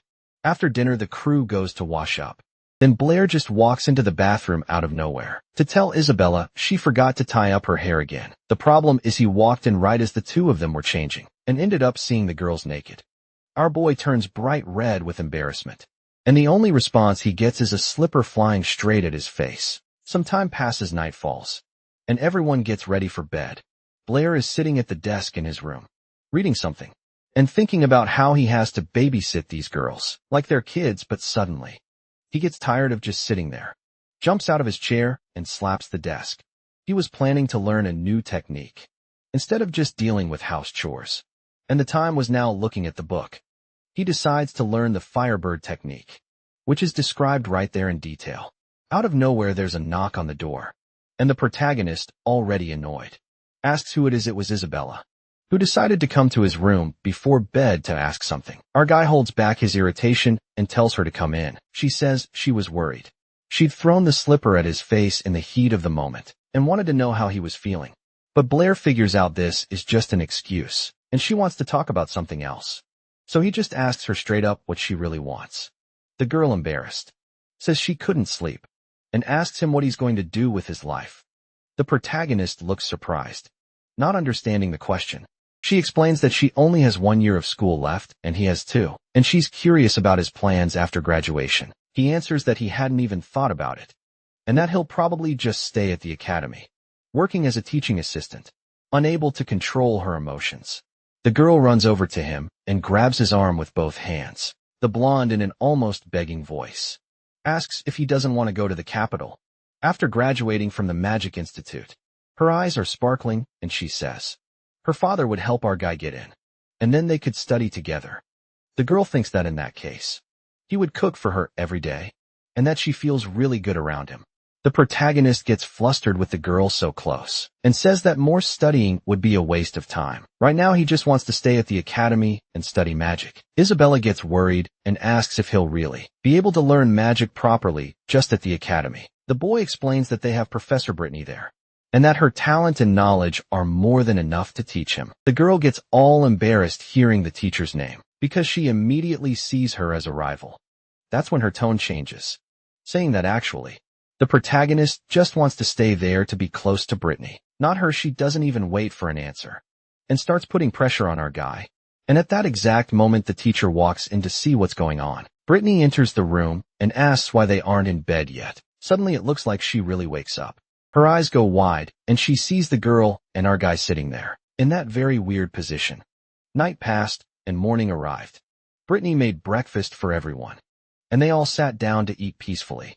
Our guy thinks back to the night before, when he tried to exhaust his powers by learning new magic. In the morning, he felt his power had grown, which means the method actually works. Suddenly, his thoughts are interrupted by the teacher. She starts saying it's way too early for them to be doing that thing she saw in the guy's room. But our protagonist rushes to explain himself, saying they were just discussing plans for after graduation, and she got it all wrong. Brittany didn't argue and apologized for the mistake, but right then Isabella slams her cup down hard on the table. Isabella gets super pissed about this whole conversation, and everyone can see she's scowling. Changing the subject, she says irritably that she has a class and has to go. The teacher, not wanting to make things worse, just nods in agreement. Then as Isabella gets up from the table, she walks past our boy and on purpose elbows him in the face. Brittany is completely confused and asks if Blair got into a fight with the blonde yesterday, but he says no after that. The teacher changes the subject and asks if he has some free time. That morning she asks him to take an article about the devil's number over to the Mathematics Society. Blair agrees, and on the way, he's thinking about what a math genius Brittany is, because he only gave her a little help, and she already did all the research on her own. Finally, he arrives at a rundown brick building and starts to wonder if this is even the right place, since it looks totally abandoned. Inside, things aren't any better. The place is a total mess, with people everywhere and piles of paper scattered on the floor. There's a guy with a mustache at the counter, who tells him that if he brought a manuscript, you should leave it on the shelf, and if he's there to collect a reward, he needs to talk to the manager. Blair says he's there to drop off a manuscript, and the man looking at him has a really weird reaction. The guy recognizes our boy and stands there hesitating for a moment, trying to remember Blair's name. He finally gets it and shouts his name for everyone to hear. Our protagonist is shocked that he's become famous, and a nearby secretary says she saw him at the seminar. Out of nowhere, a bunch of people start asking him for autographs and bombarding him with questions. Not expecting this reaction, our boy tries to make a quick getaway and says he just came to drop off an article from his teacher as he's on his way out. The secretary tells him he can come back to get his reward anytime. Hearing the word reward, Blair whips around, instantly all excited, and asks what reward she's talking about. The guy with the mustache even apologizes because he thought Blair was only there for the cash. Trying to keep his cool, Blair asks again what reward they had for him. Man with a mustache is shocked that Blair has no clue. He explains that the Mathematics Society gives a cash reward to anyone who can solve super difficult math problems, and the more complicated the problem, the more money the person gets. Our boy gets all excited about the idea of making some money and says he wants to take a look at these problems. The guy invites him to follow, showing him the mysteries that no one has ever solved. They approach a wall that looks like a bulletin board, plastered with papers displaying various figures and equations. Like wanted posters, the guy says these problems were already there, even before he joined the society, and that he doesn't expect to live long enough to see anyone solve them. Blair decides to take this seriously and asks the crowd to leave him alone so he can think about a solution. He then strikes a pose leaning against the brick wall and pretending to gather mana around him. A guy from the society, all surprised, asks Andre's representative what's going on with Blair. The other guy explains that they can't distract him, because inspiration can strike a genius like him at any moment. While the guy's just standing there anxiously waiting for a miracle, the dude next to him tells him to look ahead. Pointing at the wall, he says, "It looks like Blair has already bounced." The man starts to panic, looking around, all confused, and wondering where the genius he'd put so much faith in went. Meanwhile, the black-haired man had already taken off, thinking happily that he could rake in about 500 gold coins just by solving those problems, which were so easy a kid could do them. He was broke and couldn't buy new techniques, and he had no idea there was so much gold just sitting there at the Mathematical Society's building. The truth is, he couldn't care less about advancing mathematics in this world. He just wants the cash. Our protagonist runs off, dancing through the street, even scaring some kids along the way. He figures the best plan is to solve everything in secret and then just show up to collect the reward. A day goes by, and everything is super peaceful over at the Mathematical Society. The brown-haired guy even asks Andre why this Blair dude is considered a genius if he just ran off the day before. Andre figures that maybe not even a genius like Blair could solve those problems, since they'd been sitting there for years. Out of nowhere, the door bursts open, and a giant stack of papers is thrown onto their table. It was our boy who decided to turn everything in at once. He says he's short on time and demands the reward right away. The man with a look of complete confusion asks, which of the problems was solved in those papers? And the protagonist replies that the solutions to all of them are right there. At that moment, the man with the mustache goes into shock, staring at the black-haired guy in disbelief. Protagonist, disguised as Chun Luo, confirms that he solved all 23 problems. From the Yabo City Mathematical Society. Vice President Andre and his colleagues spent the entire day checking the guy's work. Suddenly someone shouts that the man with the mustache had finished verifying everything, and that all the solutions were correct. Folks at the Mathematical Society are absolutely stunned, their jaws on the floor, realizing that a miracle had happened, and that this guy had actually solved all of their pending problems. Meanwhile, the black-haired man was already sick of all the praise, and just plopped himself down on a pile of books, taking a nap out of sheer boredom. The people around him were starting to lose their minds, some even suggesting they call him the god of mathematics. Finally, Andre approaches him, and with tears in his eyes, starts to wake Blair up. He wakes up and asks if they've finished checking his solutions. Upon confirmation, everyone around him bows in respect, and Andre asks for the guy's name. In response, he introduces himself as Chun Luo. They finally decide to pay the reward, but the guy politely refuses a small portion of the money, just to show that their partnership was only just beginning. Blair, still as Chun Luo, doesn't waste any time and heads straight to the Magicians Association to blow his cash. He slams the money down in front of Molly and says he wants to buy new magic. Far away, a knight gallops at full speed on a horse through a rainstorm. He urges the animal on as if he's in a huge hurry to get somewhere, afraid he won't make it in time. Up ahead, he can already see the palace of Yabu City's lord, which sits between several mountains. The knight finally reaches the gate, but the guards stop him. The messenger then announces he has an order from the capital and must deliver it personally to the city's leader. Arriving at the lord's office, the knight hands the letter to a gray-haired gentleman. This man is Ozdem Clavios, the lord of Yabu City. As he reads the letter, he gets a confused look on his face and asks if what's written in it is true. The messenger confirms that some guy named Beard is already in Yabu City. The capital has confirmed it, but nobody knows his exact location. The mayor's wife hears the name Beard and says he's a traitor and a top-tier mage who vanished 3 years ago. Clavio doesn't get why this guy is back in town and says, worried that if he uses his powers, it's over for Yabu City. While all this is going on, our protagonist is sitting in a classroom and out of nowhere drops his pen on the floor. He let it go out of sheer weakness, since he'd used up all his energy the day before, learning the new magic he bought. The 500 gold coins weren't enough, and he's already thinking of a way to get more money. Toby, just to mess with him, comments that Blair always seems tired, ever since he moved in with Brittany. Meanwhile, most of the girls in the class are all huddled around one of them, who drew a picture of the so-called math god on the paper. You can see Blair disguised as Chun Luo striking a very manly pose. Annoyed by the scene, Toby calls the girls foolish and starts grumbling. Seeing this, the protagonist asks what god they're talking about. Toby explains that recently, a guy named Chun Luo showed up and solved 23 of the hardest problems from the Mathematics Society. He's all anyone in the entire kingdom of Lannan is talking about. Blair is secretly pleased with this popularity, but at the same time he's annoyed that his fake name has basically been turned into a deity. Toby remarks that a guy that good at math must be some old man, not a young guy then. He changes the subject and asks Blair who he's going to team up with for the magic training. After class, our protagonist is surprised. Asks why Toby isn't going with him. His friend explains that he's not participating because his level is still too low for it.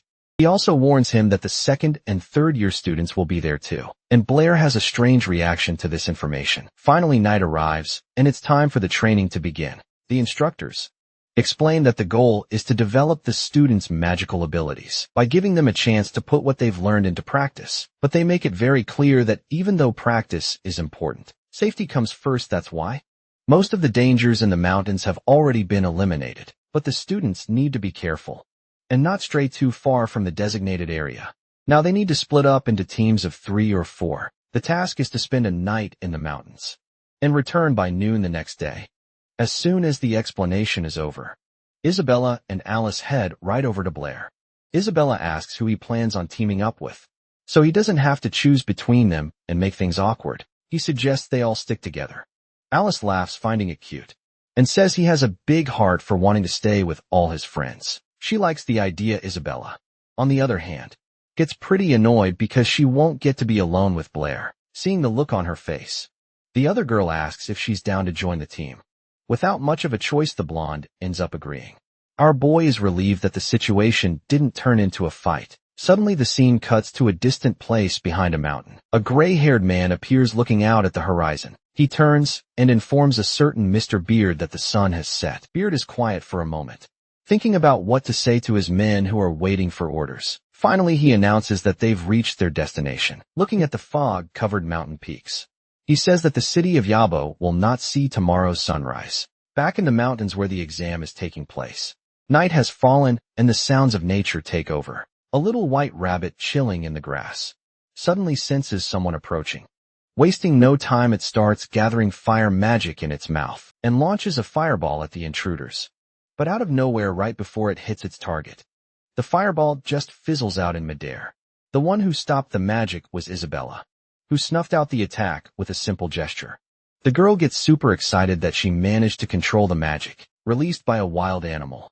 Blair, who was nearby, starts explaining that if the rabbit were to lose control of the fireball, it wouldn't be able to move. Then out of the blue, our boy jumps as someone grabs his ear. Without warning, it was Isabella. She decides to teach Blair a lesson, telling him he shouldn't grab rabbits by their ears. She takes the little critter from him and holds it against her own chest, petting it. Then someone grabs Blair's ear again, but this time it's a much gentler pull. Not meant to hurt. This person was Alice. She excitedly gets close to Blair and asks if it hurts. Picking up the conversation, our boy decides to ask Alice if other animals can use magic too. She confirms that Alice explains that over on the Divine Grace continent, people and most animals possess magic. However, they usually only control a single element and can't do anything too complex for. For example, the rabbits only control fire, and at best can conjure up some pretty weak little water bubbles. She also mentions that nobody knows the answer to that question. Blair asked Professor Anthony. Elsewhere, a man is out in the middle of the forest near a boulder, just lost in thought. Turns out this man is Professor Anthony, and a shadowy figure is approaching him. Akel walks up to the professor and asks why he isn't patrolling the mountains. Anthony replies that he's still thinking about the question Blair asked. The vice president gets curious and asks what the question was. He explains that our protagonist found out that rabbits can spit fireballs from their mouths and wanted to know why humans couldn't do the same without using spells and gestures. Akhil pauses and starts mulling it over too, getting all worried and racking his brain about it. Now both of them are just standing in the middle of the forest, completely overthinking the whole thing. The gray-haired man Akhil snaps out of his thoughts and tells Anthony he needs to get going and protect the students. The professor, however, is still totally fixated on the puzzle, pointing out that Akhil didn't answer the question. But the vice president gets annoyed, raises his voice, and just orders Anthony to go protect the students. Already meanwhile, Blair's group has decided to take a break and rest by the fire. Isabella, holding her shirt in a pretty suggestive way, says that our boy has already felt something before and asks, who has more, or Alice? Blair sits there dying of embarrassment and says it's really hard for him to say, but Alice suggests he touch hers again just to be sure. Isabella raises her voice, declaring that her rabbit is bigger and demands our boy admit it. She hands him the critter she caught and asks him to touch it again. But the rabbit doesn't want to go on his arm and starts thrashing around to escape. The girl can't hold on to the critter and just watches in surprise as it runs off into the forest. She saw that it ran towards a hollow stump, and now only the critter's tail is sticking out. Getting closer to the hole, she realizes the animal has run deeper inside. While Isabella is trying to peer into the darkness to see the critter, Alice slowly approaches her. But suddenly a strange sound starts coming from the hole, and the ground starts to shake. Blair's whole group realizes this is bad, and that something is about to happen.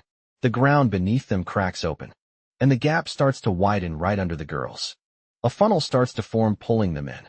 They fall into a weird room, and a bunch of dust and dirt rains down on them. Then Isabella, like a zombie rising from the grave, sticks her hand out of the dirt and starts to crawl. Out she manages to pull her upper body free, and then her whole body right after that. She finds Alice and helps her up, brushing off the dust. The two of them stand there leaning on each other, trying to process what just happened. I mean, they just fell about 26 feet and came out in one piece. Now they're looking up at the hole they came from. Isabella tries to figure out where they are.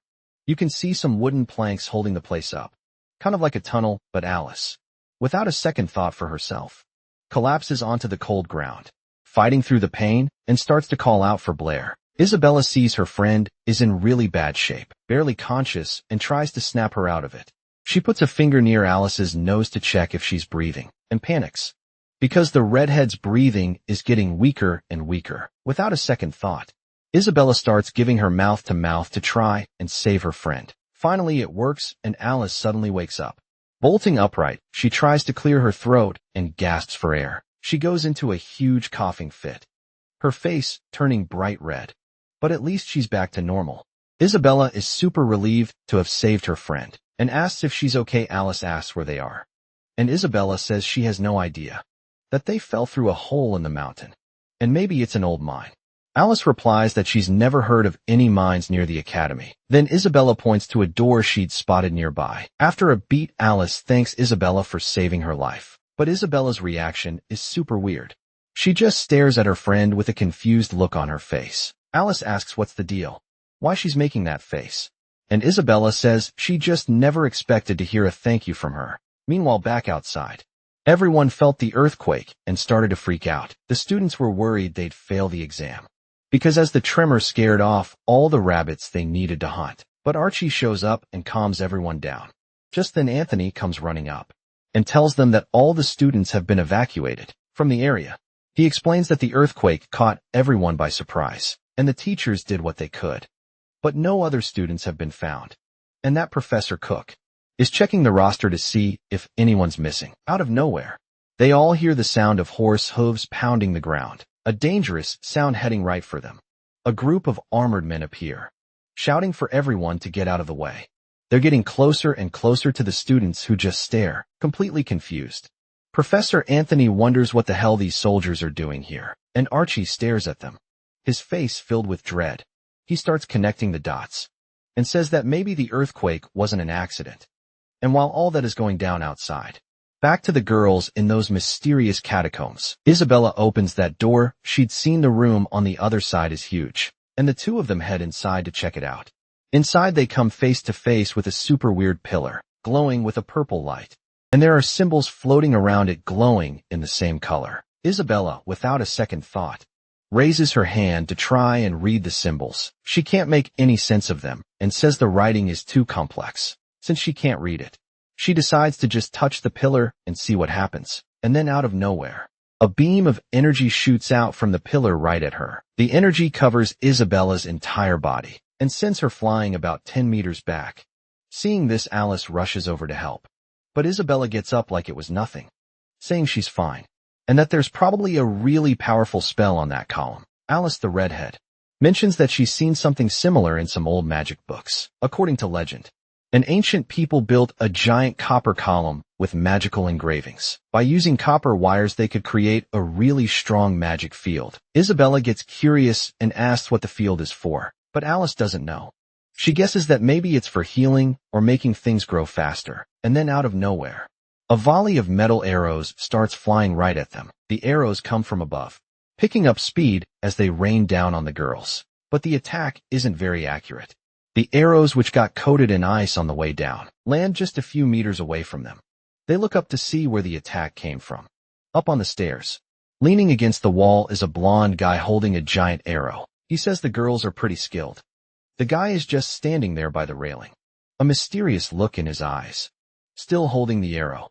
Alice decides to speak up and asks who the man in armor is. He replies that he should be the one asking that.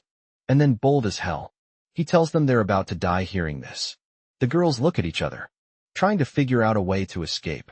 Without wasting a second, they both start preparing a fire spell to attack the guy, but he just smirks watching the two of them try to pull something. He just stands there completely still, watching a giant fireball fly right at him.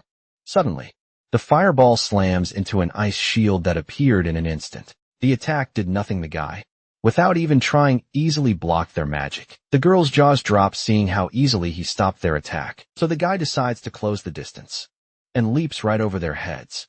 He lands, sending Isabella flying with a powerful kick, and turns his attention to Alice. While one is down trying to recover, the other braces herself for a fight, but she doesn't even have time to react. The guy slams his spear into the wall right next to Alice's head. Just as a show of force, she freezes, not knowing what to do, and the white-haired man gives her a smug grin. The giant metal spear is just inches from her head, and she stares at the weapon panicked. Then, he grabs Alice by the neck with his left hand and starts to squeeze. He squeezes hard, making her cough and gasp for air. The white-haired man lifts her off the ground with a single hand, continuing to choke her while she struggles to say something. But he isn't listening. With a grim expression, he apologizes for something. He says that he needs to kill them, just as Alice is on the verge of passing out. At that moment, the man draws the sword from his belt. The guy lunges at the girl, aiming the sword right for her head. The blade hits its mark, and a spray of blood splatters on the ground. Except he didn't hit his intended target. The sword is now embedded in our protagonist's shoulder. The attacker panics because he never expected him to show up there. Alice looks on, terrified at Blair, and sees the blood pouring from his shoulder.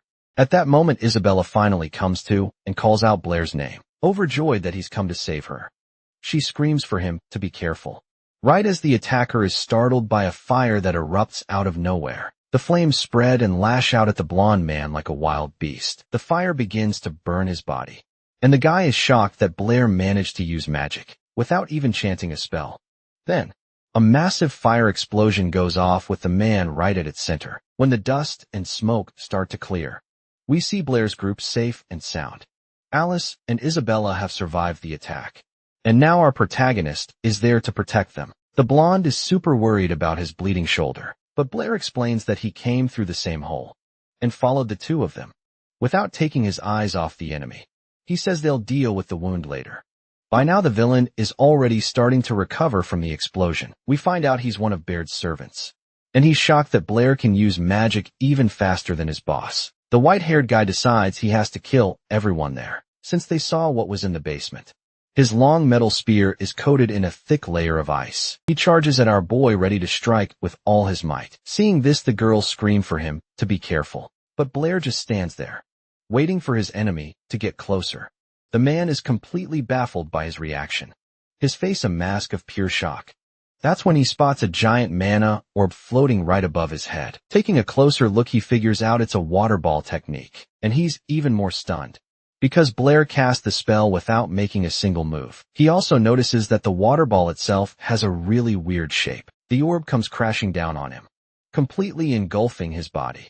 Suddenly, blood starts gushing from him everywhere, and the blonde guy begins to cough uncontrollably. His eyes fill with rage, and the exposed parts of his body look severely burned. The metal spear, now wet, slips from his blood-soaked hand.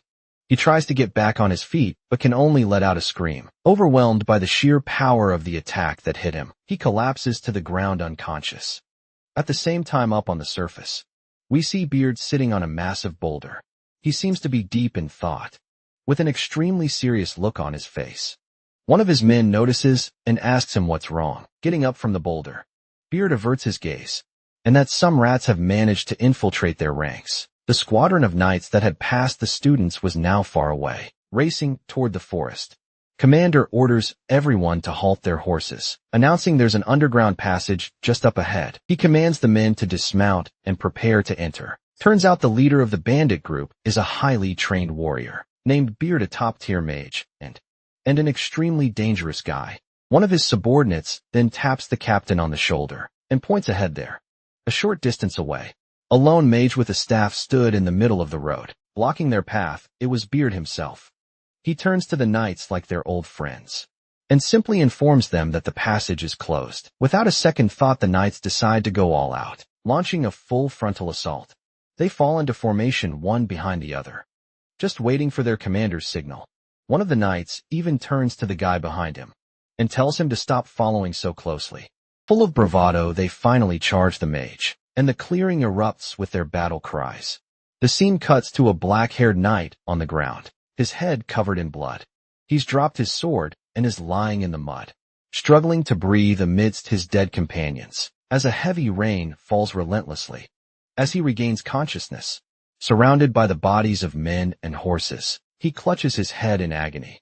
This night, Ethan realizes he's the sole survivor of the brutal massacre. Out of nowhere, he hears a voice calling his name coming from one of the nearby bodies. It's his uncle who's still desperately clinging to life. The young man rushes over to his uncle and stares at him, his eyes filled with tears. The uncle's legs are gone, and Ethan starts to feel this overwhelming rage for what happened to him. But the older knight tells his nephew not to worry, and hands him something saying that he needs to finish the mission. Ethan panics, saying he can't do it. He explains that the mage defeated an entire army all by himself, that Beard killed their commander single-handedly, and could crush him with a single finger. The kid tries to save his uncle, holding on to him, but the man is only focused on the mission, and begs his nephew one more time to complete it. As he's begging Ethan to save the city of Yabo, the uncle's hands go limp and he collapses to the ground. The young knight realizes his uncle has finally died, and is completely overcome with emotion. Filled with despair and rage, Ethan starts screaming like a lunatic. Meanwhile, deep underground in the same dungeon where Blair's group was, something else was going on. After taking down Beard's goon, the girls finally got a chance to tend to our boy's wound. Isabella was super curious about how the protagonist could use magic without an incantation, but he denied everything, unable to get a straight answer. The girl just pressed down hard on his wound. Blair, having just taken that hit, let out a scream of pain and started writhing on the floor. After that, Alice advises Isabella to be gentler, but the blonde replies that he didn't need to be bragging about his skills anyway. Their focus now was a mysterious pillar in the middle of the room. The redhead says she read in a book that the pillar created some kind of magical formation. They didn't know exactly what it was for, but they were sure the earthquake from before had something to do with it. Alice also comments on the guy who attacked them, and apparently this whole system is more complicated than it seems. Blair says they need to figure out a way to get out of there quick and report everything they've seen. He says he doesn't want to handle this alone. But out of nowhere, a sword is pressed against his throat. The girls look over to see a man standing right behind Blair, and they start to panic. The knight had snuck up on them without anyone noticing, and now the blade of his sword is pressed right against our protagonist's neck.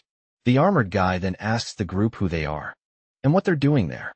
Realizing the knight was distracted for a split second, Blair moves fast. He shoots out a hand, grabs the guy's forearm, and in one swift motion ducks out from under the blade. The knight's face is one of complete surprise at the skill of our black-haired boy. Taking advantage of the guy's hesitation, Blair instantly goes on the offensive. He grabs the knight's arm, twists it behind his back, and puts him in an arm lock. With the guy restrained, he warns the girls that the knight isn't alone. He's got a partner. Isabella just stares at the brown-haired knight, a look of surprise on her face, and an interest she's not even trying to hide. The knight, whose name is Ethan, demands that Blair let him go, yelling that if he doesn't, the entire city of Yabo will be destroyed. Hearing this, Blair just freezes up, staring at the armored guy, completely clueless. Our protagonist whole group gets curious about this and asks what he meant. After finally letting Ethan go, he starts explaining, and Isabella presses for more details. The knight reveals that the capital had known for a few days that a guy named Bird had invaded the city, but no one had been able to find him. The problem is they had no idea just how strong this Bird guy was. Blair, hearing all this, innocently asks who this Bird is that everyone's so afraid of. Then the whole group starts chuckling, because it's unbelievable that our boy doesn't know a thing. Alice then starts to explain. She says that Bird is, simply put, the most famous and dangerous criminal in the kingdom of Lonan. Like, even little kids know his name. And to make matters worse, he used to be a general in the royal army. The guy isn't just good in a fight. He's also a top-notch mage with massive magical power. He was like the biggest name in the kingdom. But nobody ever imagined that in the middle of a battle, he and his army would just sides and betray everyone. Ever since that day, he's been completely off the map. The king even offered a huge bounty for his head, but to this day no one has even gotten close. Then Isabella turns to the knight and asks for more details about this Bird. She wants to know if it's true he came to Yabo City just for that structure, and what that thing actually does. Ethan, with a terrified look on his face, replies that the magical system can destroy the entire city. Blair's group can't believe it and asks again if he's serious. that the whole city could be wiped off the map. The knight then explains that the formation is made of 118 pillars, scattered throughout the inside of the mountain. And nobody knows who put them there or why.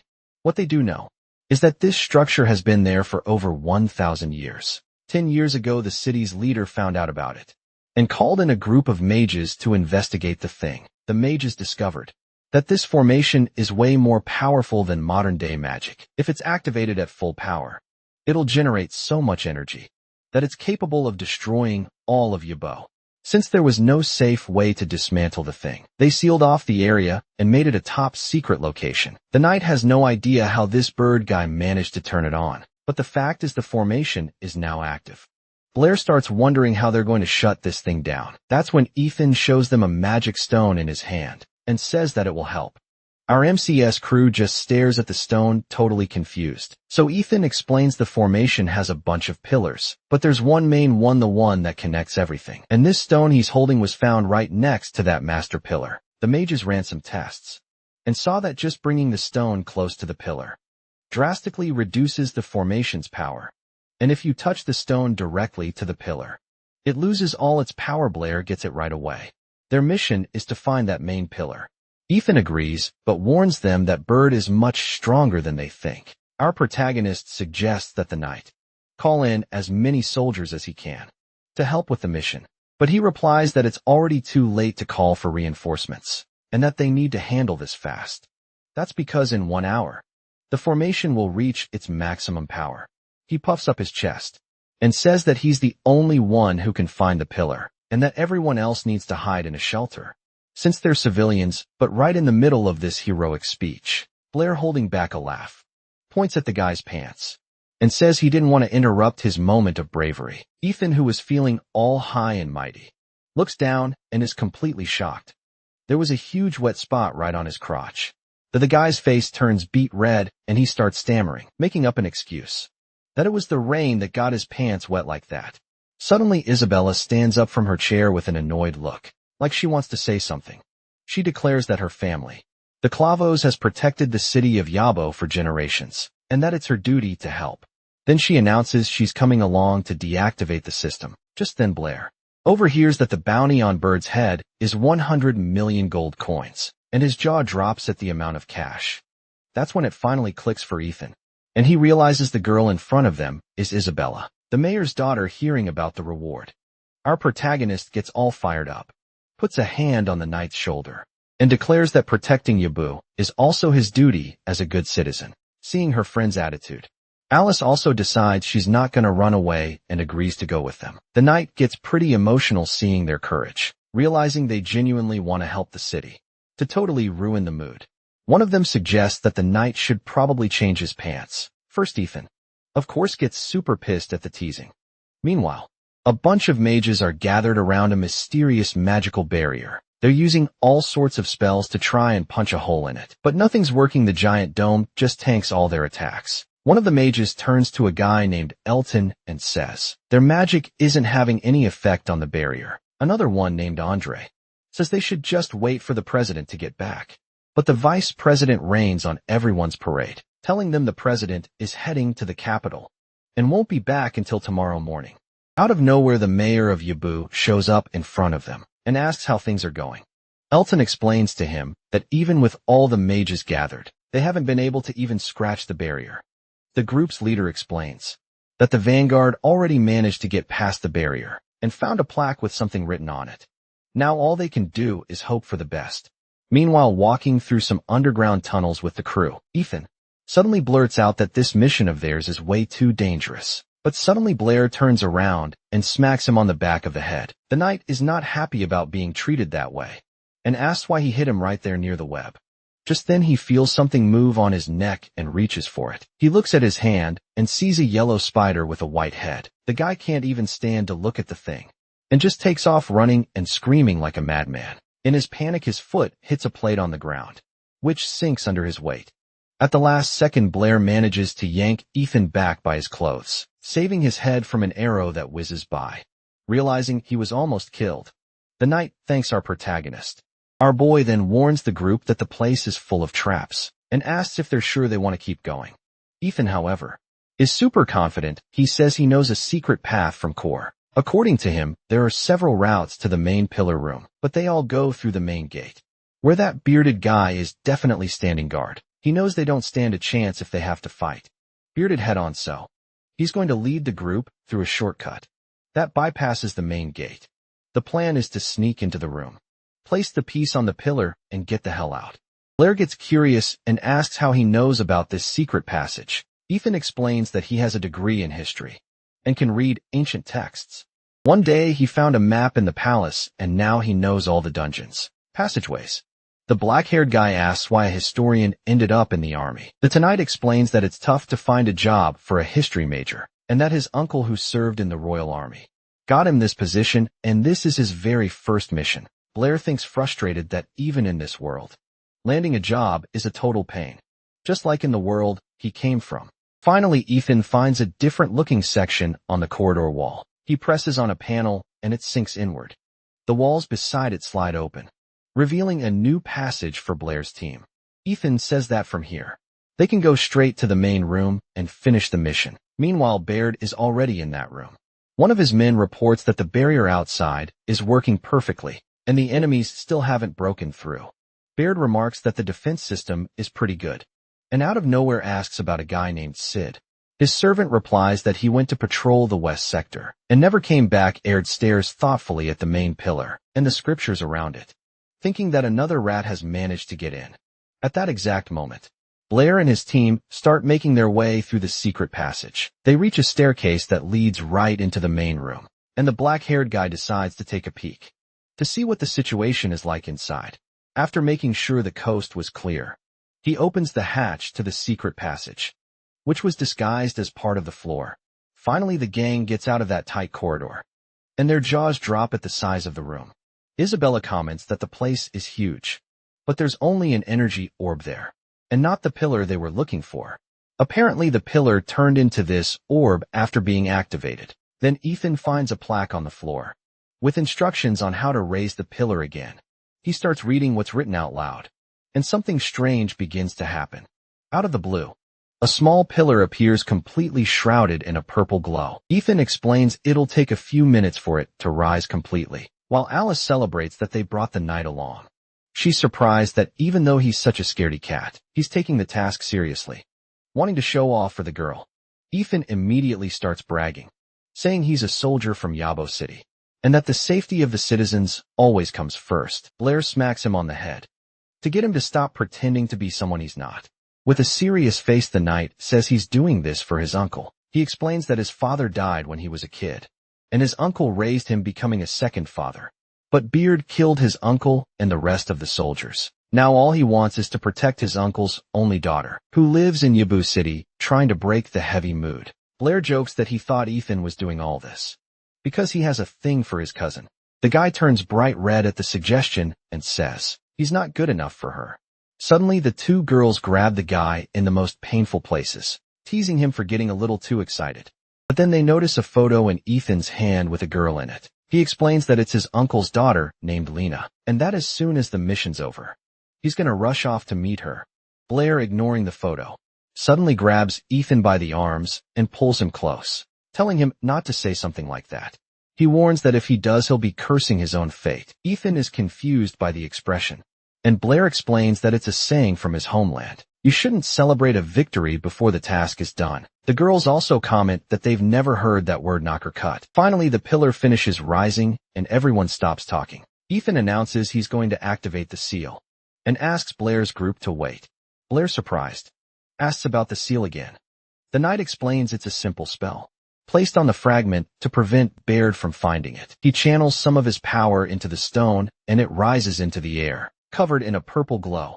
Ethan holds the fragment in the air and tells everyone to run. As soon as the stone connects with the pillar, suddenly his face changes to one of total panic. In the spot where he applied the seal, a giant fireball appears out of nowhere. His entire body is engulfed in orange flames, and he desperately tries to protect himself. The magic vanishes after a moment, but by then the knight had already passed out. The seal he was about to use falls from his hand, landing near his head. Turns out Beard wasn't as dumb as Blair's group thought. He had noticed the rats who attacked him. And even though he was injured, Ethan managed to recover quickly from that magic attack. The girls look at each other and instantly know what they have to do. Seeing Beard and his crew up ahead, they start secretly preparing a spell. As soon as they're done, they launch a fireball at each of the gang's bosses. The white-haired guy doesn't even move to react. The fire magic simply vanishes into thin air before it even gets close to him. The two girls are left with their jaws on the floor, because the guy's spiritual power is so absurd that he can nullify their magic without even breaking a sweat. But then out of nowhere, something makes Beard tense up and focus all his attention. A shower of fireballs comes flying his way, and this time he can't stop it. The magic hits the mage's body, and the attack came from Blair, who's surprised to see he finally managed to hit the guy, since the big boss never even gets a scratch. His henchman starts to panic, worried about Beard, on the other hand, is impressed.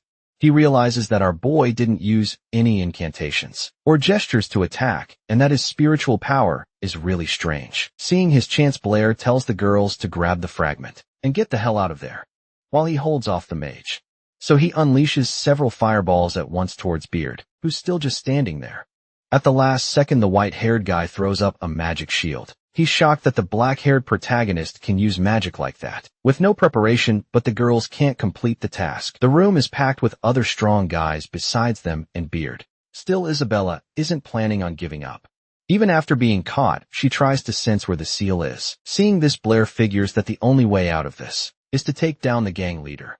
Beard, meanwhile, is watching our boy's technique, wondering why he summoned two different elements. Our protagonist has created both water and fire magic, and starts to merge them. The two elements fuse right in Beard's face, and a massive explosion engulfs the room.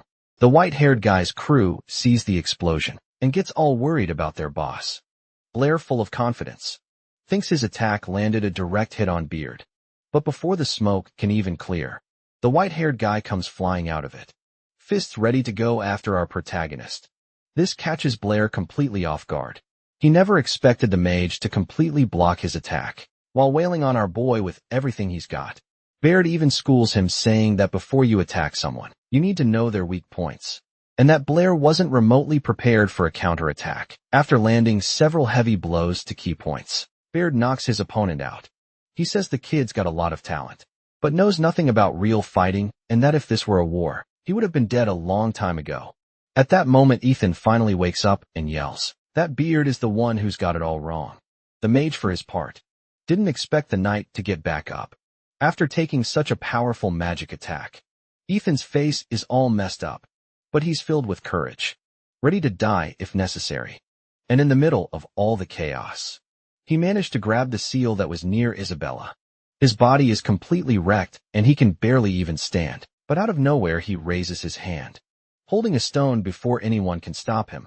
He rears his arm back, ready to chuck the seal straight at the pillar, trying to stop the guy ASAP. Beard yells at a blonde dude named Oslo to throw his spear, so Blair, seeing what's about to happen, tries to save her new friend, screaming for him to get down. But when Ethan hears his own name and all the commotion around him, he just freezes, lost in an old memory.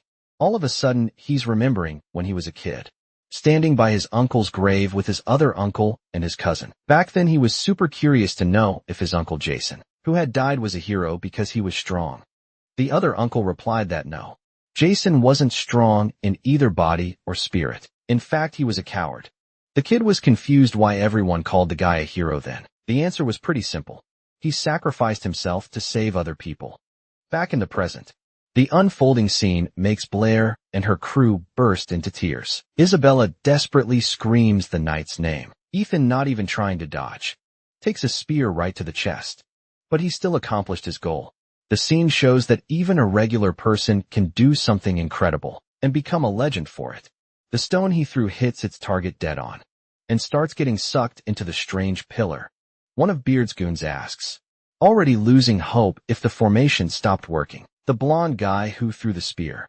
Oslo just remarks that Ethan didn't even bother to dodge. Meanwhile, Beard walks up to Ethan, who's kneeling on the ground, and puts a finger under his nose to check for breath. After a moment, he calmly announces that the guy's dead. When Blair hears this, she gets furious because Ethan had just become her friend. Beard's crew started asking what they should do, since the whole plan had fallen apart. Beard, meanwhile, was looking kind of tense at a drawing. Ethan was carrying a picture of the girl he was going back to. The squad of knights got worried about their boss, but he simply said that they had lost. He explained that the young soldier didn't run away on purpose and had accepted his own death. He chose to sacrifice himself to shut down the device. Looking a bit down, Beard stated that this time the loss was theirs and they had to leave. The blonde guy, surprised, asked why they couldn't just try another plan. Beard explained they didn't understand the method properly and would probably just die for nothing. Instantly, all his henchmen dropped to their knees, begging him to try again, saying they were ready to die for him. They needed revenge for everything that had happened. If there was even the slightest chance, they wanted to take it, but just as they were about to start a new plan, another squad of knights shows up and ties up our protagonist and his team with ropes. The girls were tied to chairs, while Blair was tied up tight around his chest and arms and simply tossed at their feet. Isabella and Alice started to worry about him, because the guy was still all banged up. But with a concerned look, he told them he was fine and already recovering. At that moment, the knights informed their boss that all the preparations for the plan were ready. After thinking for a bit and gathering his courage, Baird slammed a fist on his chest and, full of energy, asked his soldiers to help him one last time. And his crew didn't even think twice.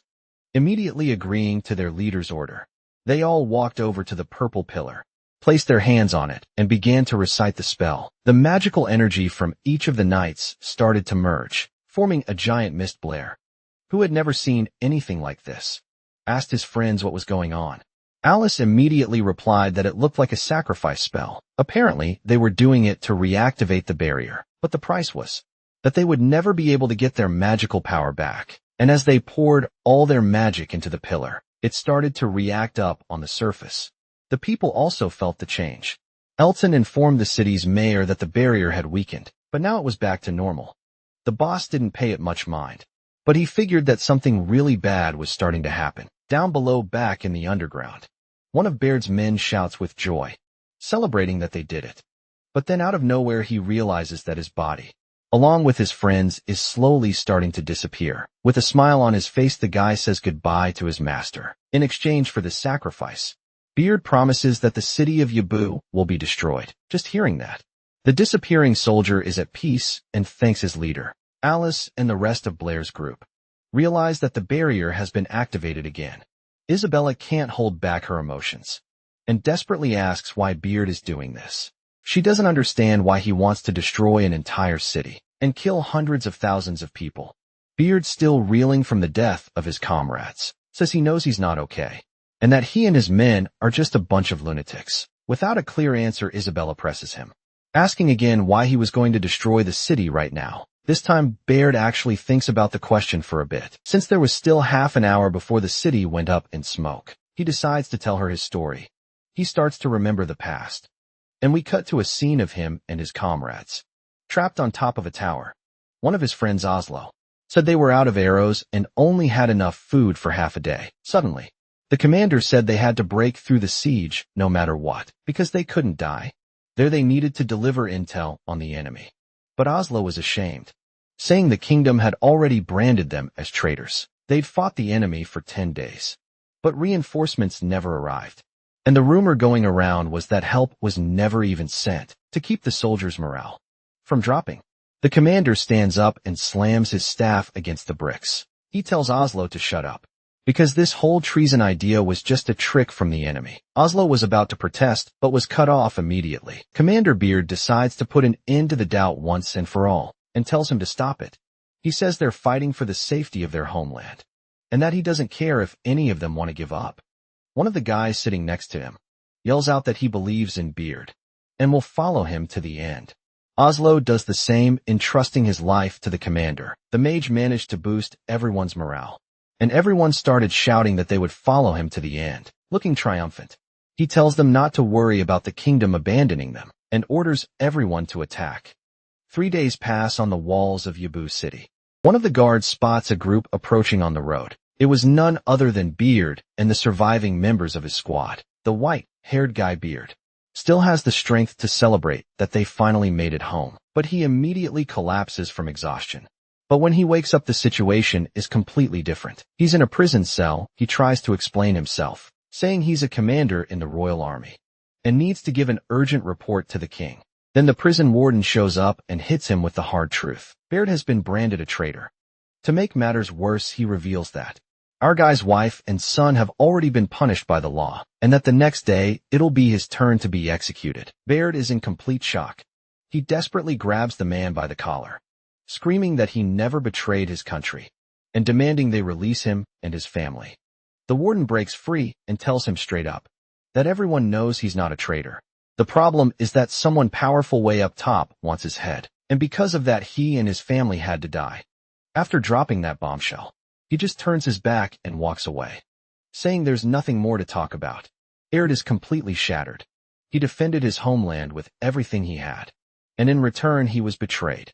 A short time later, another guard doing his rounds hears a strange noise. Out of nowhere his throat is slit, and he drops dead to the floor, right after Beard's cell door opens. It's his men who'd managed to break out of another prison, just to rescue their commander. But the guy had completely lost the will to live. He doesn't even react to them showing up. Sits there in the corner. A shout echoes down the hall. Someone spotted the squad. All hell breaks loose. While some of the men hold off the guards rushing in, others grab their commander and start dragging him out of there to make it out alive. They all have to fight their way out of that prison. The next day, there's a public execution. The official announcement is a blatant lie. They claim Beard betrayed the kingdom, passed information to the enemy, and that the day before he and his army tried to stage a coup, but were stopped by the local brave soldiers. The story goes on saying that Beard even resisted, killed guards, and managed to escape. Then they bring out the 3 men from his squad, who were captured, and announce they'll be hanged as rebels. In the middle of the crowd, one of Beard's loyal men, disguised in a hood, is disgusted watching all these brainless people celebrating the lie. He's there with his commander, who is still completely apathetic, showing no reaction whatsoever. The other soldier says they need to get out of the city ASAP. That's when Beard finally opens his mouth, but only to tell his team to go on without him, and just leave him alone that night. Beard and the men who refuse to abandon him arrive at his family's tomb. The guys have no idea what to do, since their own country has turned its back on them. Beard then tells them to stop calling him commander, because that part of his life is over. He declares that the state that betrayed them is now their enemy, and that it will pay for all the suffering they've endured. And then out of nowhere the scene shifts. The girls suddenly wake up as if they're coming out of a trance. Turns out the whole thing was a spell Beard had cast on them. Alice is shocked by how real it all felt, and asks if it was all just an illusion. The white-haired guy, bearded, explains that those were fragments of his memory, and that he used a synchronization magic, so everyone would see the same thing. The redhead is shocked, asking where he learned such an ancient magic. Just then Blair starts to stir and make some noises, and the girls notice right away. Isabella, all worried, starts calling his name finally. Our boy wakes up. She breathes a sigh of relief and says he scared her, because he was stuck in the dream way longer than everyone else, not understanding a thing. Blair, with that single tear in his eye, just stares at the white-haired guy. It seems like our protagonist was the one who managed to go the deepest into Beard's memories. Then Beard stands up and says he didn't mean to invade their space, but that it was all going to be over soon anyway. He explains that before joining the royal army, he worked for a while defending the city of Yabo. That's where he discovered this so-called system, and that's when he made up his mind. After getting his revenge on the kingdom, he was going to take his crew to that place. They found a bunch of old records in a basement, and spent a long time studying them all. In those records they found ancient magic, history, and even a manual on how to use the system. Turns out a long time ago, there was a war between their ancestors and the people of Yabo City, and their ancestors lost. That's when they created this magic system. The thing is, the system has never been turned on since it was created, but once activated, it would generate an insane amount of magical energy, so strong it could destroy everything and everyone in the city of Yabo. With his hand shaking, Beard says that in the blink of an eye, everyone would just get wiped off the map, without even having time to understand what happened. Alice tries to stop him, saying she understands where he's coming from, but that he can't get his revenge at the cost of innocent lives. The white-haired guy just smirks and says she doesn't understand a thing, because sometimes he doesn't even understand himself. Then Blair chimes in, saying that all this, "Please don't do this, talk won't work." After all, Beard doesn't just want revenge on the kingdom, but also on the common people, who laughed while his comrades were being executed. Beard confirms that our boy really managed to see deep into his memory system is finally at max charge, and Beard decides to put his plan into action. He raises his hand and shoves it into a bizarre pillar of energy. Up on the surface, a freaky energy starts rising from the ground, with a power that makes every living being's chest tighten. Up above Elton, and the mages realize right away that the formation has been activated. Even Professor Brittany, who's just chilling in her office, feels this strange energy. A purple light starts flashing outside her window, and at first she thinks it's an earthquake. But on second thought, from the magical vibrations, she realizes it's not an earthquake. Something really sinister is going down underground. Meanwhile, the students are just standing there, watching a sphere of power that won't stop growing, thinking this was the end. Isabella tries to apologize for dragging everyone into this mess. She was about to confess her feelings to our boy, but he cuts her off. He suggests they talk about all of this after they get out of there alive. Isabella was speechless, completely stunned by what our boy said. Meanwhile, the mage leans against the structure and shouts a farewell to his old comrades, promising that the entire kingdom would pay for this. With a sinister look, he orders the system to activate. But out of nowhere, Blair's fist flies right into his face. Our protagonist decided to stop Beard by force. The punch was so hard that the mage was sent flying for several meters before crashing to the ground. Blair knew he had to stop that white-haired guy. Back on the surface, almost all the knights and mages suddenly drop to the ground. Andre instantly figures out that the activation of the magic system must have stopped. One of the knights, relieved, says that he thought it was all over for them. As the mayor gets up and stares at the barrier, Elton notices a movement right behind him. It was Brittany, who showed up wanting to know what was going on. They tell her that all the students have already gone home and that she shouldn't be here, but she's not buying it, and says that Blair and Isabella haven't come back. She tells them that at least 2 students are still down there. That's when it finally dawns on Elton who the professor was talking about. The daughter of the city's chief. Austin overhears the conversation and realizes his daughter is right in the middle of the chaos. His mind flashes back to when she was little and said she wanted to work in the city's defense. At the time, he was super surprised and asked her why. Her answer was pretty simple. The little girl said she was from the Clavos family and wanted to protect the city. And her father, Austin, touched by his daughter's wish, gave her a tight hug and started to laugh. Now he realizes his daughter has grown up and is truly fighting for the city.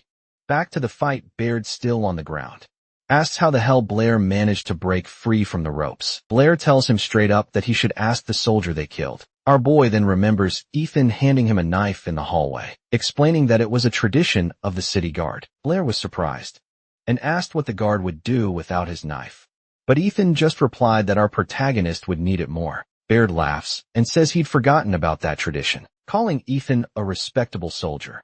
He then faces Blair and asks if he's really going to fight, even after seeing his memories. The protagonist confirms right away, saying he needs to save his friends and stop that psycho from blowing up the city. Baird says they just think differently and that it's enough talk. He immediately starts preparing a spell and creates a giant fireball. The red-haired girl warns Blair that the mage is incredibly powerful, but our boy isn't fazed and says he's already figured out how to beat Beard. The mage then finishes his spell and unleashes a shower of fire at Blair.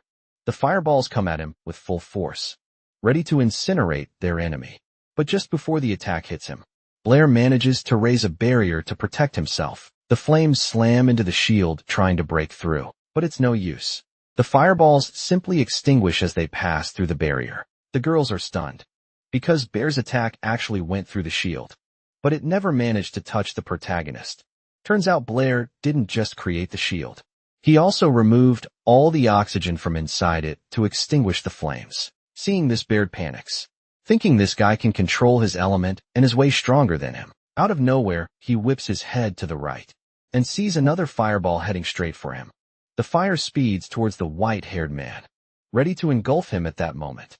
The voice in Blair's head confirms what he already suspected. The enemy can cast magic without any gestures. Our protagonist takes advantage of this slight distraction to get close to Beard, even taunting him by saying he didn't seem very prepared for a hand-to-hand fight. He lands a solid punch right in the man's face, and the impact is so strong it even knocks a tooth out. Beard is sent flying several feet back and lands flat on his back, dropping his staff, seeing his chance. Blair rushes to grab his opponent's weapon, thinking Beard wouldn't have time to react. Our boy manages to snatch the staff in midair. Now he's holding the guy's weapon, a massive staff with a blue tip.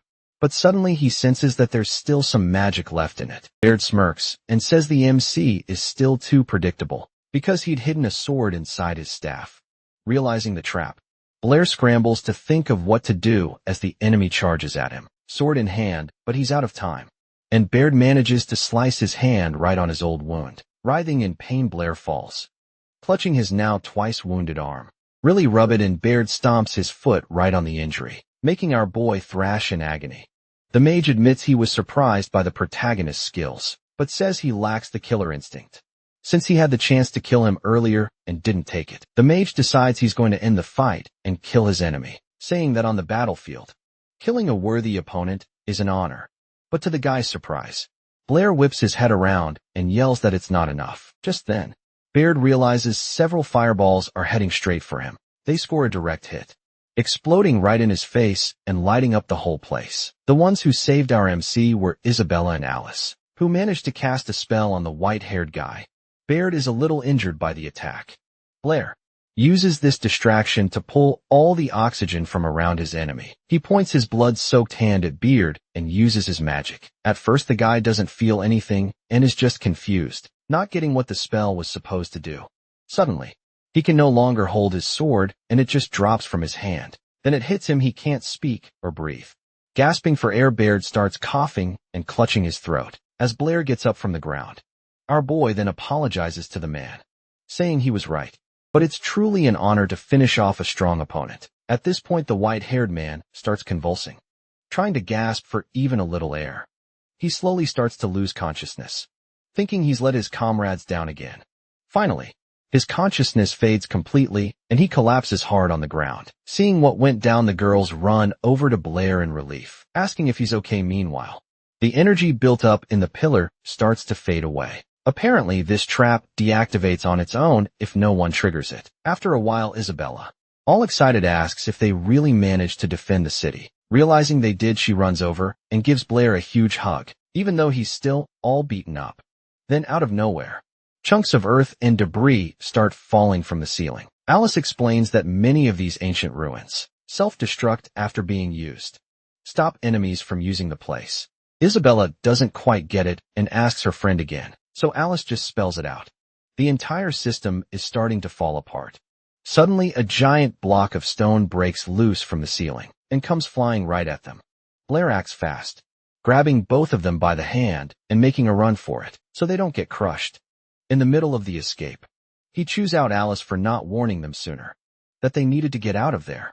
The main pillar starts to crumble, threatening to fall on top of them. On the way, our boy sees his dead friend sitting right in front of one of the collapsing pillars. He decides he'll honor his memory and bears, so he turns for a sec to say goodbye to the two of them. Outside, the knights and mages standing near the magic barrier watch it vanish. The whole crowd starts cheering cause the barrier is finally gone. But Professor Brittany doesn't even hesitate. He takes off flying right away to find her students. She casts a flight spell and zips over to the dungeon entrance. Watching this, Elton smirks and comments that she's pretty impatient at this point. The head of the city orders his knights to the fallen barrier to handle the situation with a worried look on his face. He just hopes his daughter Isabella is all right. Back inside the dungeon, the students are still scrambling to escape the crumbling place as rocks fall all around them.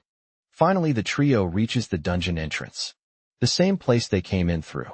Isabella sees the ceiling right in front of them is about to collapse and yells for everyone to get back. Sure enough, huge rocks come crashing down, completely blocking the exit. The girls are coughing from all the dust and call out for Blair, who vanished in the chaos. A moment later, they spot him a bit further down, looking totally beat up. Isabella, worried, asks if he got caught in the collapse. He tells them he's all right, but his shoulder is killing him. Alice realizes the exit's blocked and that they have no way to escape. The group is now trapped in the dark, in a narrow hallway filled with rubble. That's when Blair notices one path that seems to have fewer rocks, and suggests they just blast their way through. Isabella says that to do that, they would need a ton of fireballs, and she doesn't have enough energy. That's when our boy asks if they know how to use the fire shield technique, because he's got a plan this time. Instead of pumping oxygen in, he starts pulling all the oxygen out of the air with his hands. He explains that when the oxygen concentration in the air is at the perfect level, the explosion gets way more powerful. So he creates a sphere of pure oxygen, sets it ablaze, and hurls it at a pile of rocks. The explosion is massive, sending shards of rock flying everywhere. By this time, the girls have already put up a fire shield to protect them all from the flying rubble. The path is finally clear, and a thrilled Blair cheers that they made it. Meanwhile, outside, the sun is beginning to rise, bathing the mountains in a golden light. A hand reaches up from the newly cleared exit of the dungeon, trying to find a grip. It's Alice, the first one out, struggling to pull herself up. Isabella reaches down and helps her friend to her feet. Blair is the last one out, and he's completely wiped. Both girls offer him a hand, and Isabella asks how he's feeling. He tells them he's fine, but internally he's thinking that he can't go on, that he's hit his absolute limit. Out of nowhere, his legs give out, and he stumbles on his way up. The girls can't grab him in time, and he starts to plummet back down in what he thinks are his final moments. He's certain the fall is going to kill him. Suddenly, someone manages to grab his hand, saving him from death. It's Brittany's teacher, who came flying in with magic just in the nick of time. Some time passes, and our boy wakes up in a hospital room, with all the girls gathered around him.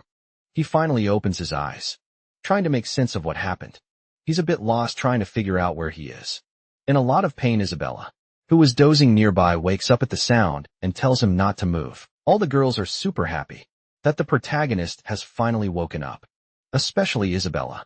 She gets so excited that she grabs him by the shoulders and starts shaking him with joy. Brittany explains that the wound wasn't fatal. He just lost a lot of blood. Changing the subject, our boy tries to tell them something about Beard, but she cuts him off immediately, saying that Isabella and Alice already told her everything, and that it doesn't need to go in the report. He agrees, since there's nothing more they can do anyway. Suddenly, the door to the room opens, and someone else walks in. The girls and Blair turn around, surprised to see who it is. It's the chief of Yabo City, who has decided to pay our boy a visit. Blair, completely curious, immediately asks why such an important man would be there. The man bows before Blair and thanks him for saving his daughter. Our boy wasn't expecting that at all and gets super embarrassed, without even looking up. The man continues inviting him to dinner at the Clavius family home. Hearing the invitation, Blair is just completely shocked. Isabella, who also heard the invitation, immediately assumes the dinner is for him to meet her parents, getting the complete wrong idea. Her face turns beet red with embarrassment. Next evening, Blair is all dressed up for the event, ready to go to dinner with Isabella. She lets him know there will be other families and a bunch of important people at the dinner, which is why our boy is already getting a little nervous about the crowd. Isabella explains that their family dinners are always like this. That's when Blair realizes that the title of city chief is passed down through her family, so it makes sense that their family dinners are actually high society parties. Out of nowhere, Blair thinks that one day Isabella is going to be the next city chief. If he married her, he could do whatever he wanted in Yabo. Their son would also become the city chief, but to do that he'd have to take her last name, Clavius. He continues getting lost in this fantasy of having kids with Isabella, but suddenly she grabs his left ear and gives it a hard tug, saying he was thinking about something dirty again. She asks him what he was thinking about, not having the guts to tell the truth. He makes something up on the spot and says it would be possible to have 2 kids. Then he quickly changes the subject, saying a friend's wife is having twins, and they asked for help picking out names. Isabella actually thought he was thinking about their future kids, but she didn't have the guts to say anything either. Instead, she just asked if he'd thought of any names. Our boy says no, and explains that the couple wanted one kid to have the mom's last name and the other to have the dad's. She gets curious and asks if he'd be cool with that, if his kid took the mother's last name. He replies that if he had 2 kids, he'd be totally fine with it. After a bit more small talk, they start approaching the spot where everyone's gathered. On the way, Isabella spots her mom, who Blair was finally about to meet. The blonde's mom, who has the same light hair, greets both her and Blair. Our boy gives a polite bow and greets Mrs. Clavis, getting straight to the point. The woman thanks him for saving her daughter and says Isabella has told her a lot about him. Instantly, all the girls standing near Isabella's mom start eyeing Blair with interest. All this attention spooks the blonde, who grabs his hand out of nowhere and tells her mom she's taking him to see her father. One of the girls even asks why Isabella is so freaked out, but she doesn't even answer. Just bolts from there with our guy in tow. With everyone watching, they quickly make their way over to the head of the family. Meanwhile, something interesting was going down over at the chief's office. A guy named Abel Howard had arrived in Osdown. The white-haired man, says the finance minister. Some guy named Walter is up to something. But the old man just replies that a measly official like him wouldn't be able to challenge their power. Abel retorts that it used to be that way. But in recent years, the capital has started to strip power from the city leaders. Now the money and the army of each city are no longer controlled by the mayors. The king himself sends his own people to manage everything. And to make matters worse, the finance minister is the queen's younger brother. Every year around this time, auditors from the capital show up. These guys have a ton of power, and if they find even the smallest thing wrong, they can arrest even the head of the city. Abel already knows that this Marcus Walter is going to show up in the city of Yabo. He mentioned that the two of them talked a few days ago, and it's almost certain they're going to pull something against Osdown. The mayor thanked him for the heads up and promised to keep an eye out. After dropping all that intel, Abel says his goodbyes and gets ready to leave. But the mayor gets suspicious and asks why Howard decided to tell him all this. Abel explains it's for his family's safety, since the Howards will need some time to get back on their feet. The city leader instantly gets what he's implying and gives him a suspicious look. Right at that moment, Blair and Isabella arrive at the family office looking for Abel. He sees the black-haired boy and thinks that wherever there's trouble, the protagonist always shows up and mentally wishes him good luck. Students finally make it to Isabella's father's office. After greeting the old man, they take a seat. Isabella, a little surprised, asks why her dad had been so quiet for so long. He then asks her to leave the office so he can talk to Blair alone. Without questioning it, she heads right for the door, and our boy tells her he'll catch up with her once he's done. The girl replies that she'll be waiting outside. As soon as the door closes, the old man stands up with a grim look on his face and thanks Blair for saving his daughter. Blair plays it cool, saying a man always has to protect a woman. Grabbing a sword, Osdown mentions that Isabella also said the guy took care of her at the academy. As he's saying this, the old man starts to unsheath the sword, starting to get a little desperate. Blair says they both studied under Professor Brittany and just looked out for each other. The head of the family then presses the partially drawn blade against the boy's face and asks if what Isabella said is true. Blair confirms, and at that very moment, the old man yanks the sword out completely, and his daughter mentioned in her sleep that he kissed her, hugged her, and even got handsy with her. Our protagonist is confused and asks when he ever kissed her. Getting no answer, the old man insists, saying that he must have hugged her and then gotten handsy. Not figuring out what the old man was up to, Blair decides to cut to the chase and asks if that's why he was called in. Osdown is actually surprised by the kid's attitude. He says Blair is the first person to ever speak to him like that, and that the whole thing was just a test. Extending his hand, the old man asks him to continue looking after Isabella. Our protagonist extends his hand too, and they share a firm handshake afterward. At the old man's suggestion, they agree not to say anything about their conversation. A little time passes, and the whole family finally gathers for a meal at a table near the mansion. Isabella, curious, keeps wondering what her dad and Blair talked about so much in the office while picking out his silverware. Our boy seriously said that he couldn't tell her, as it was their man's secret. The girl, who can't stand being left out, pouts in anger that he's hiding something from her. She even decided to playfully punch Blair a bit, as revenge for not telling her the secret.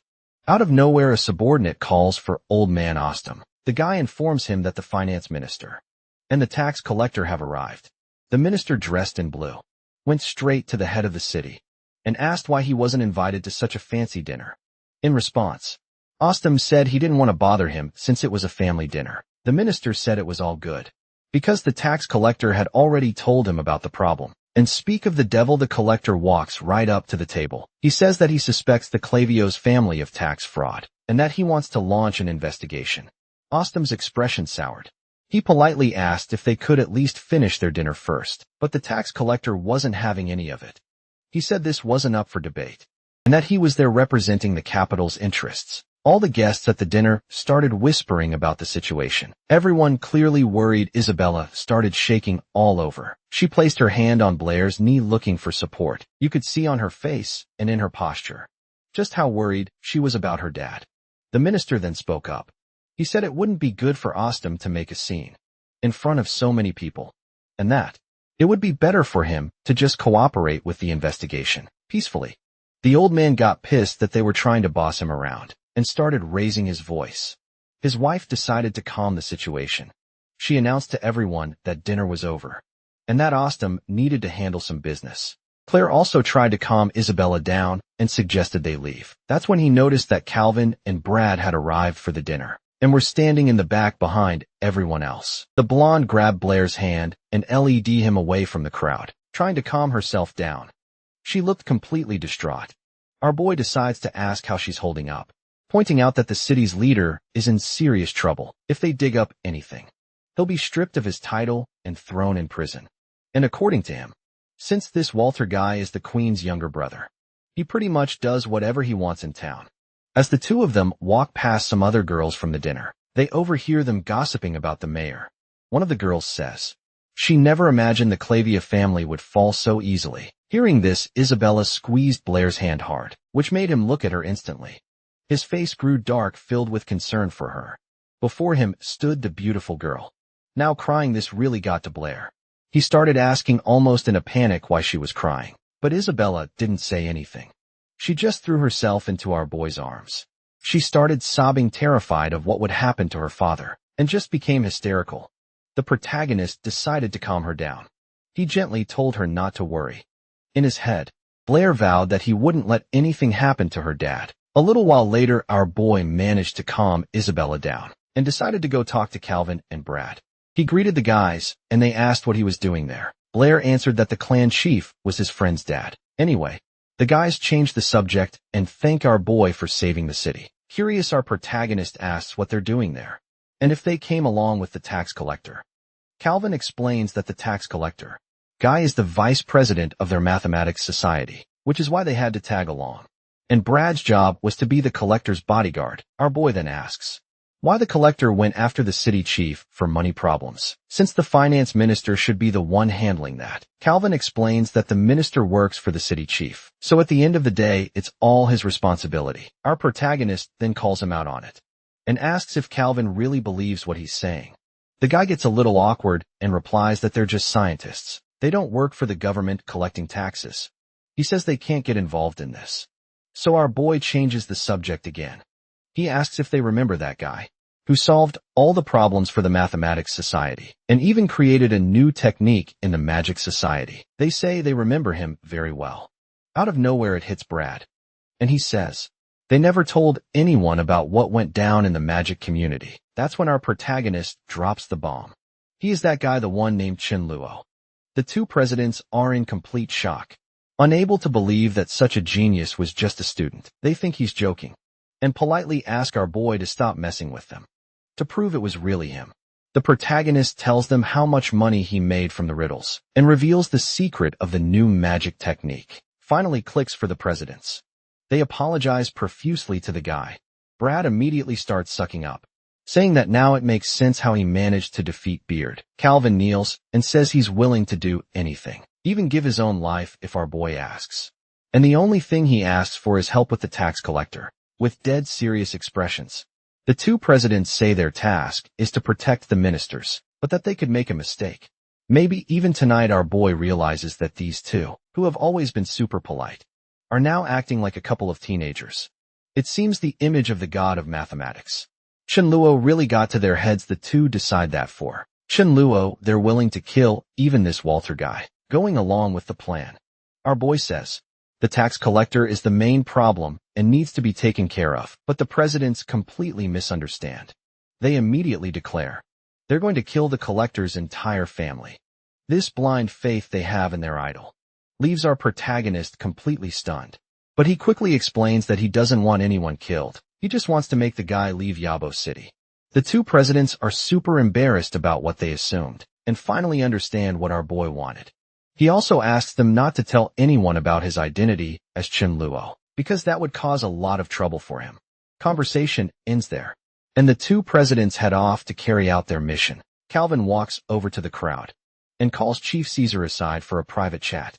The blonde guy asks the Austin chief to wait there for a moment. He says he's going to handle this and will be right back. Taking a step back, Calvin declares flat out that Walter is not fit to be the finance minister of Yabu City. Hearing this, Caesar's expression turns much more serious. Caesar tells the president that it's not his call.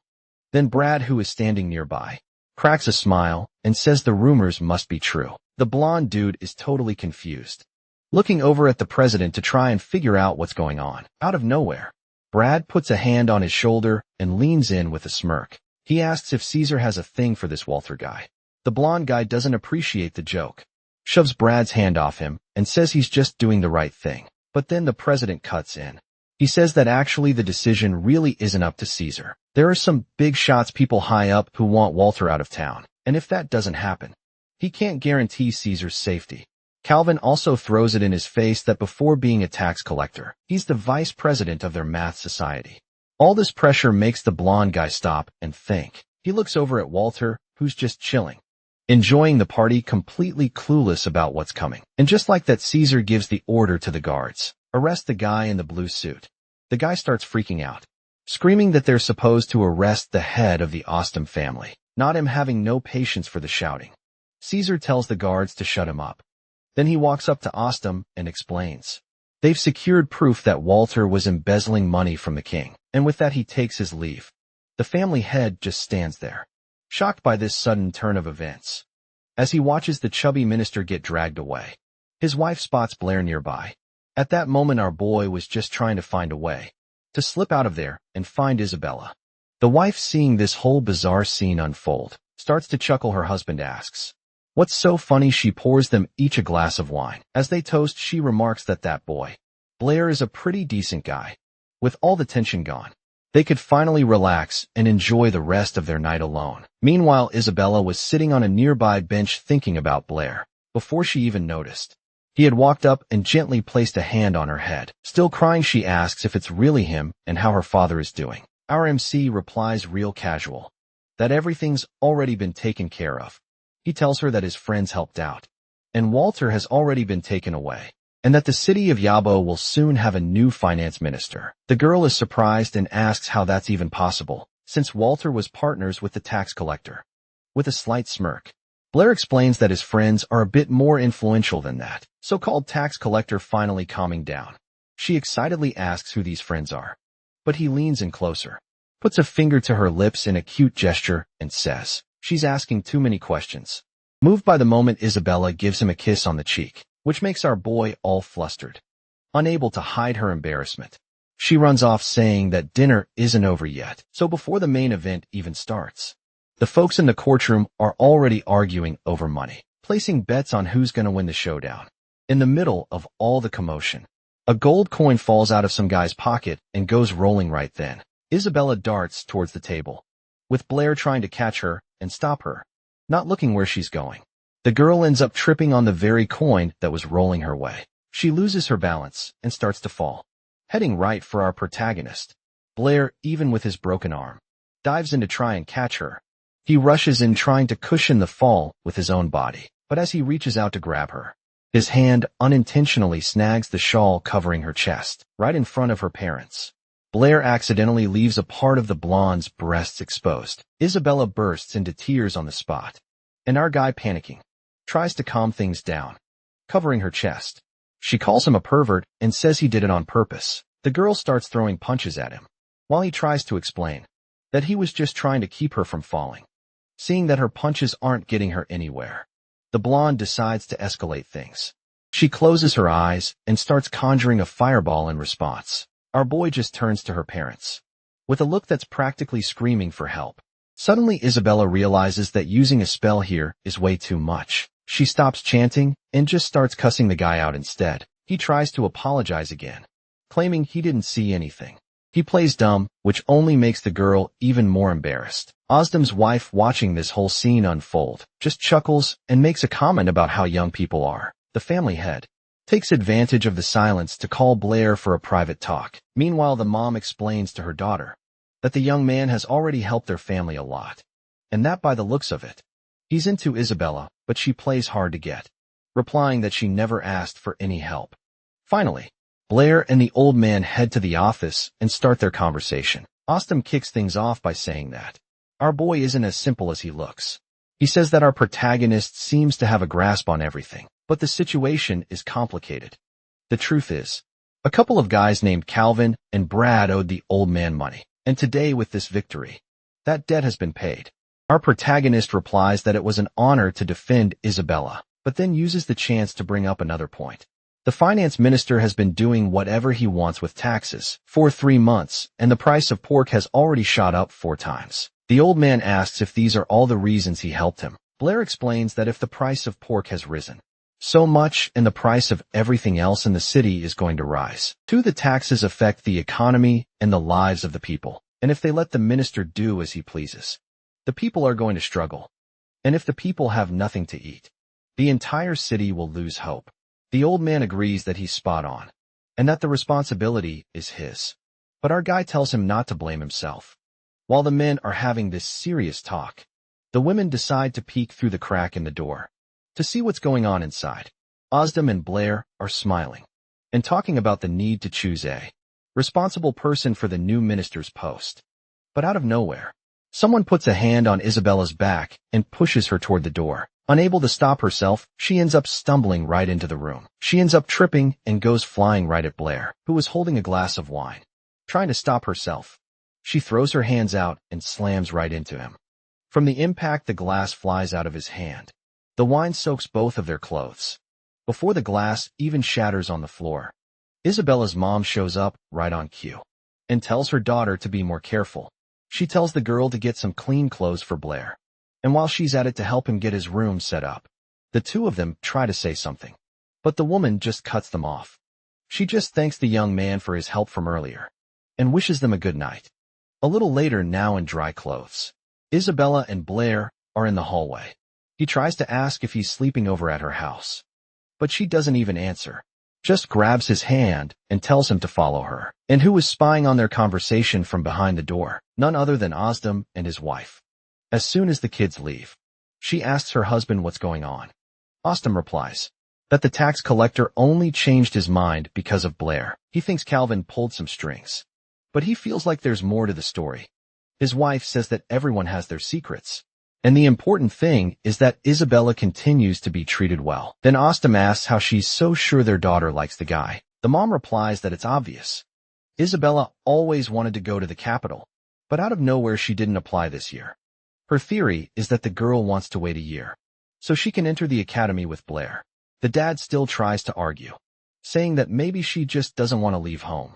Meanwhile, our boy is already lying in bed in the guest room, trying to relax after the crazy night. He's thinking about how he used to pretend to be someone else, just to avoid trouble. But now he's seeing that being Chun Luo has its perks. As Walter the Queen's younger brother, you can pressure people like Ozdem and bend the rules. And as Chun Luo, he's like a math god. Calvin idolizes him and believes everything he says. It just took one word from the god to make the real Walter back off. The rules of the game have changed, and now they even control people's lives. Our protagonist realizes he needs to protect himself, and those on his side. The conclusion is clear. To get ahead in this world, you need status and power. Out of nowhere, he hears a knock at his door. He gets up right away to open it, but when he looks, no one's there. Then suddenly, the one who knocked just hops right in through the window, like it's the most normal thing in the world. While our boy is getting annoyed, asking why she didn't just use the door, the girl is already jumping on his bed. She explains that she didn't want anyone to see her. Our boy asks if she's crazy, because if anyone saw her climbing in through the window, they'd get the completely wrong idea. But she just plays along and asks why he couldn't sleep. Then she suggests he must be all excited to see such a big bed. Blair decides to play along and says it would be even better if she took her clothes off. Right away, the girl gets all flustered calls him a pervert, and says she came to discuss something serious. She wanted to know what he talked about with her dad in the study, earlier a bit awkwardly. Our protagonist asks if she's sure she wants to know, and she insists she does, so Blair lays it on her. He looks straight at the girl's chest and says, her father thinks she's small and is worried about it, and because of that her dad asked Blair to take care of her. The girl gets a little pissed, wondering why her dad would think she's small. But then, all of a sudden, it clicks and she realizes our boy is just messing with her. She freaks out, starts screaming at him, and jumps out of bed. Blair tries to explain himself, but it's no use. Girl just stomps on his face with her foot and says she's not going to listen to a thing because she doesn't want to talk to a pervert. She says she knew she shouldn't have come and immediately heads for the window. Right then, Blair gets super embarrassed and runs after her to tell her something. He says that he knows the real reason she's there and tells her not to worry because nothing bad is going to happen to her dad. But then she blurted out that's not why she came over. Actually, she wanted to say something else. Our protagonist's expression turns serious right away, and he asks her not to say it, telling her he already gets it. The girl also catches on to what he's thinking and panicking, says that's not it at all. After this silent exchange, she breathes a sigh of relief. He says she just wanted to thank him, and to say that she believes in Blair. Embarrassed for being so sincere, she doesn't even wait for a reply and just bolts through the window as the blonde leaves. Our boys left standing there thinking about what she said. What they didn't know was that the whole time, the head of the family was right outside the window, listening to their entire conversation. The next morning, Blair is at the mansion's entrance saying goodbye to everyone. Austin's wife greets him and asks if he slept well and if the breakfast was good. He replies that he slept great and the food was delicious. Now he needs to leave, putting on a dramatic show and pretending to cry. The woman asks why he won't stay for dinner and if she wasn't a good hostess. Blair tries to calm her down and explain, saying she's got it all wrong. Then Austin cuts off his wife Anna and says that if the man doesn't want to stay, to just let him go. And then he asks him point blank if they saw anyone during the night. Our protagonist, of course, doesn't dare to tell the truth. He says he didn't see a thing or anyone, and that it's time for him to leave. Sensing that trouble was brewing, he hurries to get out of there as fast as he can, leaving Isabella's parents to wonder about him. Some time passes, and we see Austin in his office reading some reports. Then there's a knock on the door. It was the tax collector in Calvino who came in, apologizing for bothering him. Caesar also apologizes, saying they were very careless the previous day and ended up causing trouble for him. But Austin is a good guy and says it was his fault too, since the money part is also his responsibility. After a more personal chat, Calvino and Caesar leave the city lord's estate. Meanwhile, somewhere else, a guy named Abel receives a letter and gets lost in thought. He realizes that Caesar helped Austin, and that this Blair guy isn't as simple as he imagined. After reading what was written on it, he remarks that this whole thing is getting more and more interesting, and simply burns the paper. Cutting to a new scene, we see a mother and her son walking through the city of Yabo. The mother points and says that the main building of the Mathematical Society is nearby, where the kingdom's best mathematicians work. But the little boy couldn't care less about that. He says he's into magic and that when he grows up, he's going to be a wizard because magic will always beat math. Out of nowhere, Calvino appears behind them and jumps into their conversation. He says that math is the mother of all sciences and that without it, you can't do any research. Then he points his hand at the kid's head and asks again if magic can really defeat math. Mom, of course, defends her son, saying he's just a kid and doesn't know what he's talking about. But the boy stands his ground and says there'll always be a mage strong enough to do it. Calvino doesn't even look at him, just replies that someone stronger can always show up, but it's impossible to defeat math, because it's always evolving and improving. After schooling him like that, Calvino goes on his way to take care of his business at the Mathematical Society building. As soon as he turns his back, Brat takes the chance to make faces at him. Once he gets there, the guard at the entrance politely greets Vice President Calvino, right after his assistants come rushing over to warn him that everyone inside is panicking. People are thinking it's the end of the world because of the so-called devil's number Calvino had mentioned. Another assistant corrects him, saying the proper name is a rational number. Apparently, everyone has already accepted this as fact and is holding out a sliver of hope of finding some sequence in these numbers. But Calvino, reading a paper, tells everyone to calm down. He says that discovering this number only shows that science is advancing and that they need to seek the truth. He recalls that when Blair came up with this irrational number, the other scientists didn't even need to fight over the Edwin Award. Anymore, the scene changes, and we see two mathematicians arguing over which theory deserved the award. Calvino was at this award ceremony, with the whole cream of the crop of mathematics gathered. In the middle of the event, he decides to get up and sneak out, but the crowd immediately surrounds him, asking him to vote for their theories. Everyone, with a big smile on their face, ends up voting for the vice president. Meanwhile, the judges are over there talking, commenting on how that year's award ceremony was much calmer, without so much tension.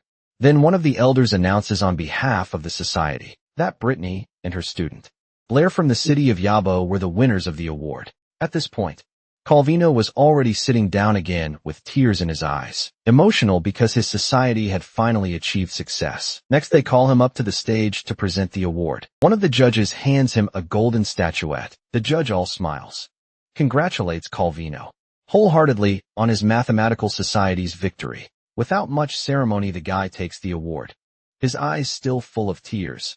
Super emotional, he thought that with the so-called Godchun, his mathematical society would finally move forward. Then one of the older judges explained to the crowd that year, Blair discovered an irrational number and Godchun solved 23 problems. Another judge added that if Chen Luo had shown up, the award would have definitely been his.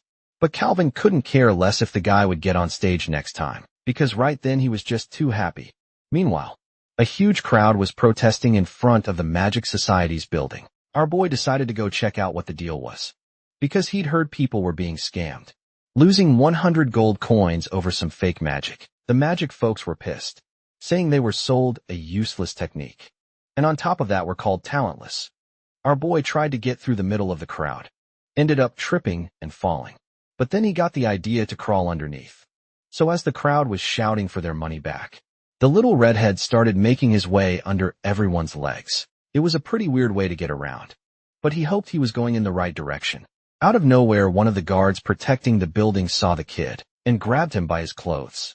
And right at that moment, the main door of the building opened, and someone started to come out to talk to the crowd. This guy was one of the association's managers. The guard asked him where President Angus was, since he was the only witness to the so-called magic. The black-haired manager replied that the president was in a meeting with some important people, and that he'd been sent to calm everyone down. He walked over to the crowd and started talking, trying to settle things down. But the crowd was so pissed off they wouldn't even listen. They started shouting from all sides that the water technique was a bunch of nonsense, a complete scam. Our boy decided to butt in too, saying his mom always says liars have to be punished. Guard, who was holding him by the shirt, just tossed the kid aside, so he wouldn't get in the way of the adults' conversation. With a forced little smile, the manager said the technique wasn't fake, and that a few people had already managed to use it. One of the mages in the crowd didn't like that one bit, and got furious for being called mediocre. He grabbed the manager by his clothes and demanded his money back. The guy sent to calm people down repeated that the technique was real, and that some people could use it. Then a red-headed mage in the middle of the crowd yelled for them to bring out at least one person who knew how to use the technique, and then everyone would shut up. Out of nowhere, everyone turned around when they heard a woman's voice, asking what was going on. It was a noble woman. Soon as she showed up, all the protesting mages instantly bowed. She asked why everyone was crowded in front of the Magic Society. The red-headed mage explained that the association was breaking the law, selling a fake technique for a ridiculous price. The blonde noblewoman said she couldn't believe the Magic Society would do something like that. The black-haired manager then defended himself, saying it was a new technique that required a lot of skill, but the crowd didn't buy the excuse, and kept yelling that it was all bullshit, and that Chen Luo was a big, fat liar. Noblewoman decided to take charge, and said they'd settle this in a simple way. The Magic Society would have to demonstrate the technique. The manager took out a scroll with the spell's description, and assured them they'd show the technique no problem. He even added that the magic required mixing the fire and water elements. The woman reached for the scroll, and asked if there was anyone in the Magic Society who could control two elements at the same time. The black-haired manager replied that yes, there was such a person, and that President Angus himself had even tried to use the technique. The red-headed mage butted in again, telling the noblewoman not to pay any attention to all that nonsense. Then the blonde took a quick look at the technique, and just like that, she was already creating fire and water magic at the same time. The crowd's jaws dropped at how easily she did it. The other mages started whispering, shocked that someone could actually control two elements. The girl herself was surprised. She'd never thought of using magic that way. The black-haired guy explained that some guy named Chen Luo calls this combination magic, and that the Magic Society is debating the theory. That's when the blonde remembered. She'd heard that famous name somewhere before. Meanwhile, the annoying kid wouldn't stop taunting the red-headed mage, reminding him that he'd promised to apologize if someone managed to do the magic. The boy insisted that the blonde had already shown the technique, and still no apology. The red-headed mage lost his patience, and instead of apologizing, he raised his hand to slap the kid. The boy flinched, trying to shield himself from the slap, but the blonde was faster. She didn't let the guy do a thing, and just lifted him into the air with magic. The mage started begging for her to put him down, and she obliged. On the ground, he started apologizing to the girl. She just told him to think hard about what he'd done, since he caused a scene all because of his weak skills, with a little smirk. She warned him that she doesn't usually give second chances. Just then the boy's mom showed up, furious because he'd run away from her. The woman grabbed him by the ear and started dragging him home. On the way, the kid wouldn't stop talking, super hyped about the magic he saw and about this mage who invented a new way of fighting far away. Blair, feeling like someone was talking about him, started sneezing nonstop. He mentioned it to the girls, who got worried and asked him what was wrong.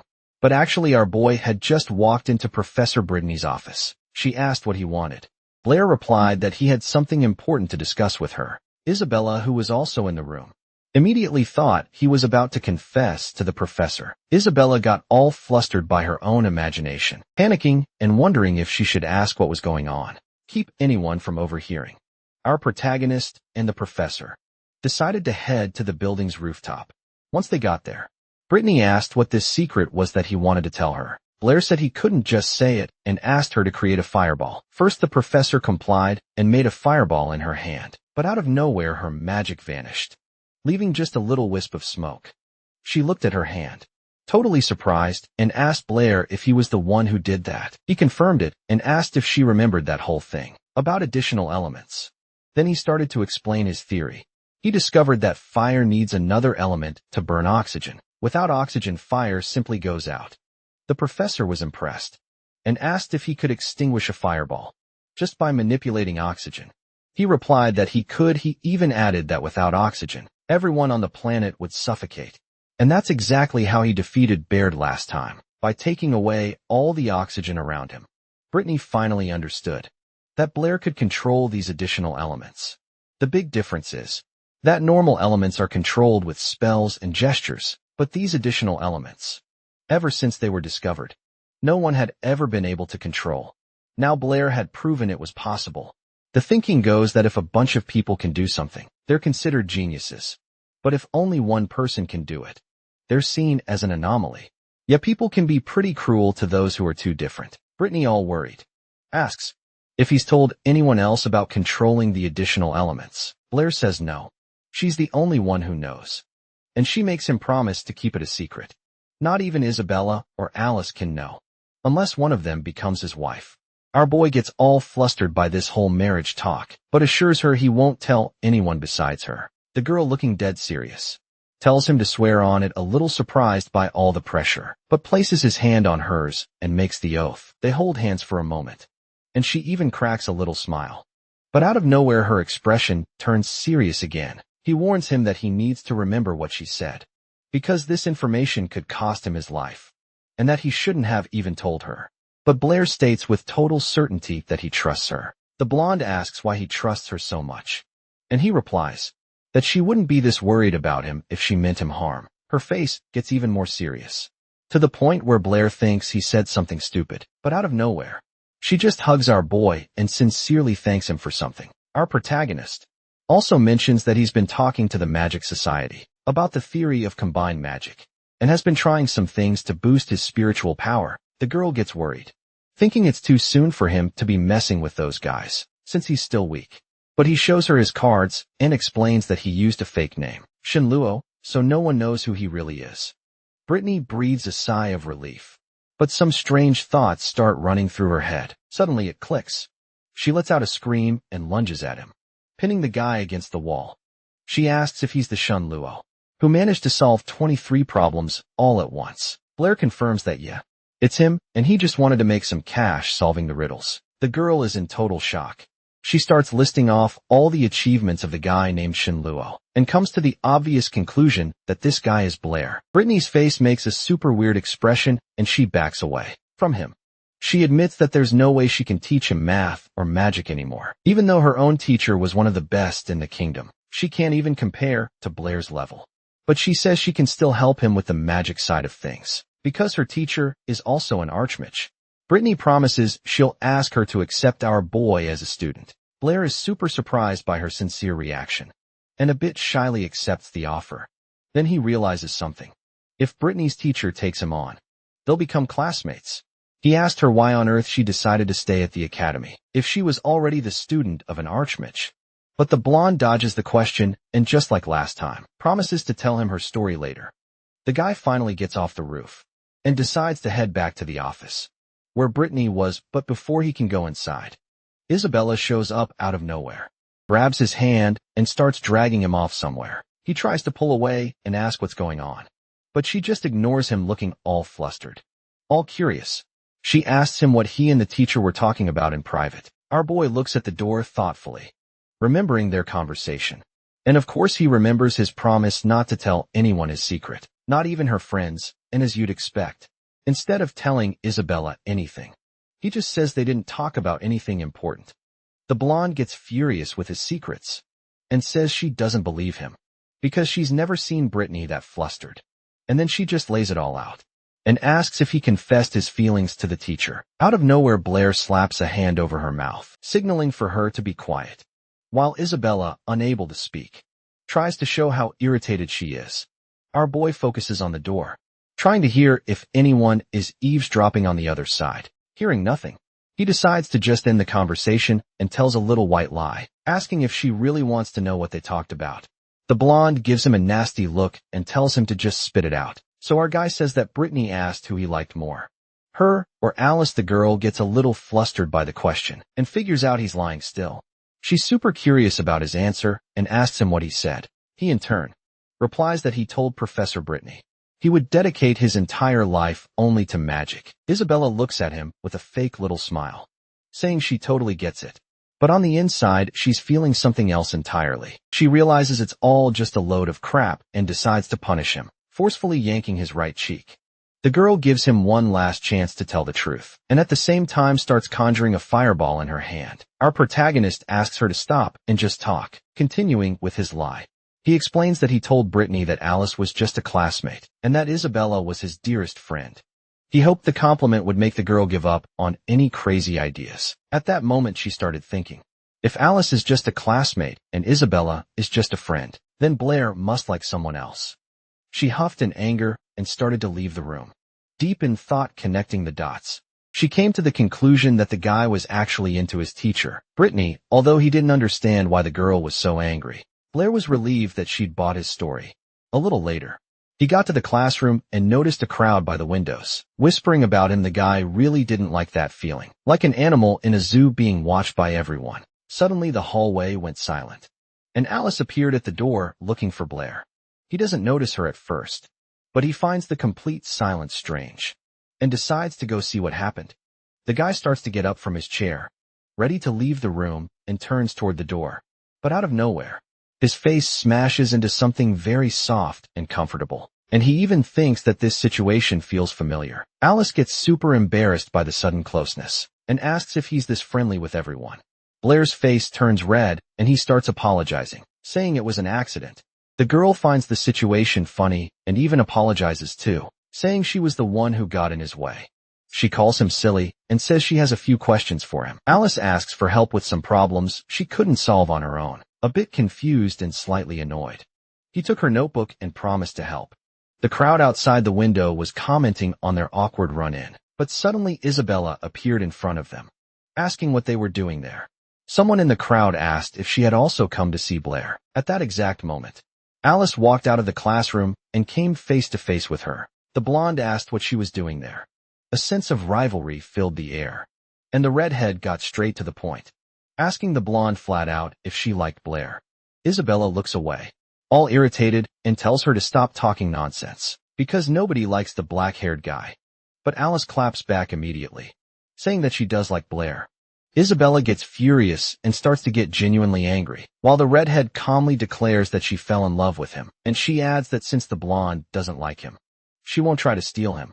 But Isabella gets sad right away and says that even so, her friend doesn't stand a chance because Blair loves someone else. Alice isn't fazed and says she'll compete with this other girl, but the blonde says it's better not to even try, because she's no match for her. The redhead then figures out her game and accuses Isabella herself of wanting the guy, and that's why she's just trying to discourage her rival. Upset, the blonde walks past her, saying she doesn't want to steal anyone and that if Alice likes Blair, that's her problem. The girl then sits down next to our protagonist, still thinking about that conversation. And Blair, seeing the sour look on her face, decides not to mess with her today. Out of nowhere, the blonde asks the guy who he would choose between her and Alice. This question totally catches Blair by surprise, and while he's thinking, the girl glares at him angrily. He even tries to be reasonable, asking why the hell he'd have to choose between the two of them. But the blonde stands firm and tells him to just choose. No more questions. The guy's brain just shorts out from the pressure, and the first thing that pops into his head is that between the two, he'd choose magic. Isabella shuts him down, saying there are only two options. Our boy's face lights up with a smile, and he asks if he can add another option. The blonde is surprised and asks if he wants to add Brittany as a third option. He replies that it would be disrespectful to her. Then the guy drops this gem and asks if he can choose both of them. Isabella gets even angrier and says, absolutely not. Claire keeps messing with her and asks if she'd lend him some gold if he chose her. The girl's face turns red with rage, her eyes too, and she tells him to take this seriously. Finally, RMC decides to answer and asks if he's supposed to choose one of them as a wife. The blonde tells him to choose however he wants, and the guy answers without even hesitating that he choose Isabella. This response leaves the girl completely flustered. Her anger now gone, she asks why he decided that. The guy casually replies that Alice is older, more delicate, and has bigger breasts. But in every other aspect, the blonde was superior to her. Blair's sentence sounded more like an insult than a compliment to the girl. And that's why a moment later the guy gets smacked across the face. Our poor MC panics for a second again, because he realized he screwed up. After that, the blonde runs out of the room, and our boy decides to pick up a book to read. His friend Toby finally shows up at the door and asks if it's true that he saved Alice and Isabella from Baird. Blair casually replies that's what happened and keeps reading his book. Toby is completely thrown off by this reaction, because the guy just defeated a super strong mage and is acting like it's no big deal. Not wanting to get into details, Blair just says he doesn't remember anything when his friend asks how he beat Beard. Seeing this, his friend throws himself on the floor and starts begging him to tell at least a little piece of the story. So our boy explains that he remembers Beard trying to kill him with a fireball, and at that moment, he thought maybe he could suck out all his magic to win. That's when he gathered all the strength he had and absorbed the guy's magic. In the end, the protagonist said that Baird's magic just vanished, and right after that he blacked out. Toby got super hyped with the story and, with his eyes sparkling, asked Blair to teach him that technique. But the protagonist replied that after he woke up, he couldn't use that power anymore, so there was no way to teach him. Still, he gave the technique a name: oxygen absorption law. He said he had already taught him the first steps, so if Toby trained properly, maybe he could use this secret magic. But his friend says he's not that brave, and that even if he learned it, he'd just freeze up and forget everything when it was time to face an enemy. To cheer his friend up, Blair said he trusted him, and that all he needed was a little more determination in his heart. The kid bought Blair's story and promised he'd study this so-called law of oxygen absorption with everything he had. Toby also let him know that the spot in the academy fence they could jump over had now been sealed off for security. This news sent our boy into a panic. He shot up instantly and started running towards the Magic Society. Toby had no idea why his friend just took off like that and could only watch lost in thought. Meanwhile, our protagonist gets changed and becomes Chun Luo, arriving at the association. He went straight to the front desk on the first floor and asked the woman to get the manager Molly.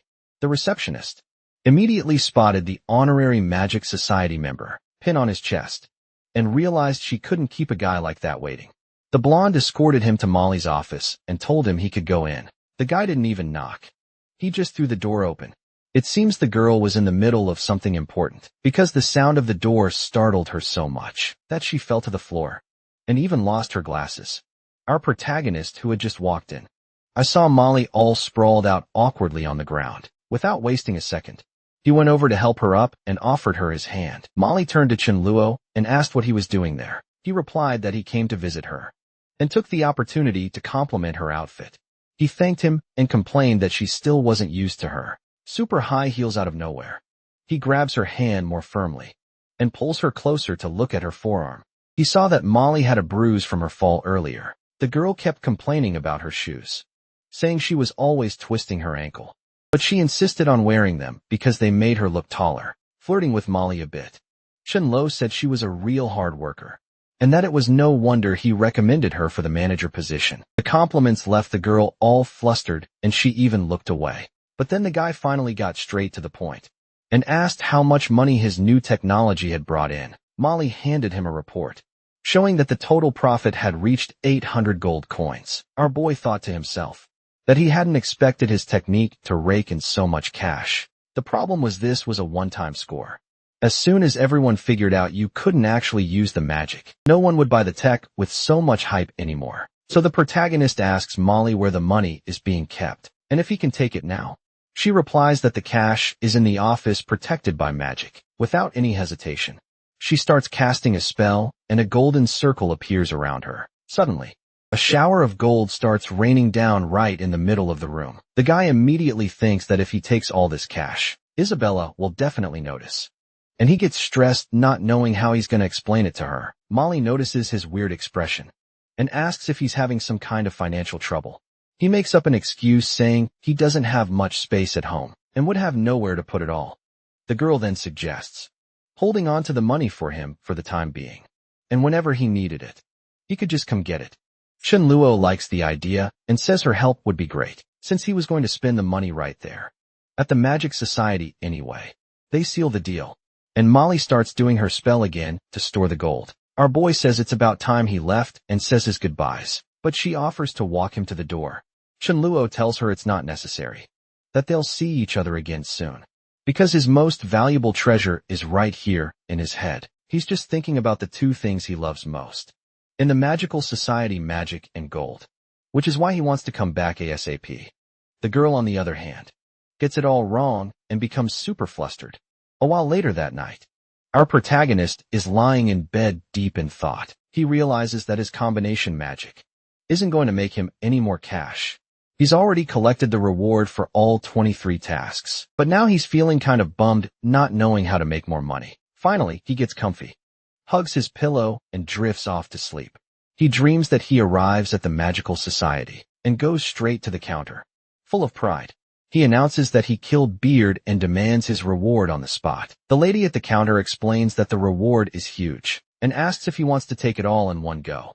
He replies that you can never have too much gold and imagines himself on top of a mountain of gold. But then the dream takes a weird turn, and he's surprised to see gold raining down from the sky. He notices that all the gold around him is starting to freeze and lies down on the mountain, thinking he's cold and needs to call Isabella to help him warm up. As he wakes up, slowly opening his eyes and still half asleep, he grumbles about how cold it is.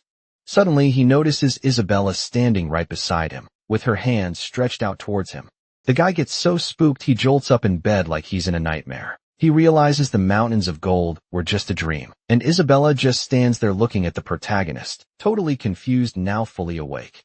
He asks why she came into his room. She says she came to wake him up because he has visitors. She also mentions that he was yelling about gold, the whole time assuming he'd had a nightmare. But our boy brushes off her guests, and as he's getting out of bed, just asks what kind of guests had come to see him. Then the blonde glances at his body, since he's practically naked, and gets completely embarrassed. Her face goes beet red in an instant. Her eyes go wide, and she starts yelling, asking why he's naked. The protagonist replies super calmly that if she leaves the room, he'll get dressed But she refuses and tells him to get dressed right away, saying she'll be watching. But she can't contain her curiosity, and even while covering her face with her hands, takes a peek through her fingers. She thinks to herself how she never noticed before. That Blair's body was so toned and muscular, oblivious to her embarrassment. Our boy asks why she's still standing there and tells her to get out. Finally, the protagonist leaves the room and sees two men waiting for him. They all greet each other and sit down at the table for some tea. This guy, Calvin, says he came to congratulate them because they won that year's Edwin Award. He mentions that he's been a judge for a long time, but this was the first time he'd ever seen all the judges agree, right off the bat without any need for discussion. At this point, the protagonist thinks he should have called Isabella. The thing is, the award didn't come with any prize money, and he was hoping she'd be so happy she'd treat them to a nice meal. Calvin also mentions that he saw Brittany's solution to two problems that were also up for a prize, and says her way of thinking seemed familiar. The girl praises him for his sharp guess, because she actually used Blair's ideas. From when he solved the 7 bridges of the capital problem, Calvin keeps praising Brittany, saying that everyone knew the solution to that one problem, but no one had thought of applying the same logic to solve other things. The girl gets all flustered from the compliments and says she only managed it because she tried every other method first and only then used Blair's approach. Keeping the conversation going, Calvin asks if that's when she coined the term topology. The girl explains that Blair had already mentioned it before and that he was the one who created this field of mathematics. Calvin says he believes that our boy's skills, combined with Brittany's dedication, will help turn topology into a proper science. While sipping his tea, the protagonist starts thinking that topology is a super important science in the modern world, and that they probably won't be able to fully develop it. The other man at the table says he wishes this Chenluo guy would also study topology, since he managed to solve 23 difficult problems in one go. But Calvin tells him not to worry, because they already had the backing of the god of mathematics. Our boy totally chokes when he hears the nickname, and Isabella rushes over to help him. After talking for a good while, Blair thanks the men for visiting and trying to usher them out, says he doesn't want to take up any more of their time. Calvin politely says his goodbyes, and agrees that it's about time for him and President Audley to get going after finally getting the important stuff out of the way. They all sit down to eat the breakfast Blair prepared. Brittany, meanwhile, is over there suffering, trying everything to soothe the burning in her mouth, and asks him if he put something spicy in the food. He tells the blonde that yes, he added a spicy seasoning, not struggling at all like she is. He calmly points to a flower. Isabella is surprised, because she thought it was just a decorative plant. Brittany thinks the guy simply didn't have enough money to buy food, and tells him to just come clean. But the protagonist says that was the whole point, and suggests she try it. Isabella, feeling left out, asks for some of that spicy seasoning too, but the guy warns her not to taste it since no one is forcing her to. Then Brittany jumps in too, telling Isabella absolutely not to eat the pepper. The blonde gets a little bummed out, since both Blair and her teacher are ganging up on her about it. Seeing her friend's reaction, Brittany changes her mind and asks our boy to give her some, reminding him that Isabella was the one who bought them a rabbit to celebrate the award they won. The guy replies that as far as he's concerned, she can have whatever she wants from the table. After that, the blonde sees the ice-cold water in Brittany's mug and decides she wants to try that too. Right away, Blair tells them not to give her the drink, saying it's for her own health. At this, Isabella gets totally pissed off, feeling sorry for her friend. Brittany uses a spell and creates a bunch of ice cubes in Isabella's glass. With a triumphant smile, the girl downs the ice-cold water in one go. Of course, that didn't end well. A little while later, she was already feeling sick. Lying under the covers, she wondered why her stomach hurt so much. Seeing her condition, Blair decides to take care of her, bringing some hot tea and placing it on the small table by the bed. Isabella sees it and asks in surprise what he brought, because the drink looked super weird. He explains that it's black tea with sugar and that if she drinks it, the stomachache will go away in no time. Girl finds the color of the drink strange, commenting that it looks a bit like blood. Blair doesn't appreciate the comment and tries to take the cup back, saying that if she doesn't want it, he'll drink it himself. But she won't let him as she starts drinking the black tea. She notices it's pretty sweet and tastes good. The effect kicks in almost immediately, and she feels the pain in her stomach ease up a bit. Our boy says she needs to take better care of herself, and mentions that she seems a little different lately. He was about to leave to take care of some stuff, but she asks him to stay a little longer and talk. She's surprised he even noticed she hasn't been herself, but then out of nowhere, it hits her that she has no idea why she asked him to stay, since she can't just ask him about this stuff straight up. Realizing she has nothing to ask, she improvises and asks which element he's going to study when he becomes an initiate level mage. Right after she realizes it was kind of a dumb question, because he'd already told her about this before.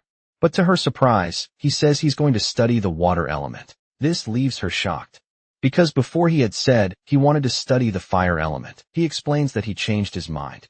Fire is great for offense, but it's not much good for defense. Water, on the other hand, has a good balance between the two. He says that people tend to underestimate the water element, so he's going to use that to his advantage. His enemies will think he's weak, and he'll pretend to cast a simple water ball, only to catch everyone by surprise. Then Isabella says that in that case, she plans on studying the fire element. Blair is surprised too, because she always wanted to study the air element, and he asks why she changed her mind. She replies that fire's attack power is on another level, and that way, she'll be able to protect Blair until he becomes a stronger mage. The protagonist is confused, and says that studying magic is a lifelong journey, and that she doesn't need to be protecting him all the time. But he can't even finish his sentence, because she cuts him off and says she's already made up her mind. Blair just looks at her confused, with tears starting to well up in her eyes. She asks if he believes in her. The guy doesn't answer, just tells her to take better care of herself, instead of worrying about him. A day passes, and our protagonist runs into Brittany, who asks for his help with some problems.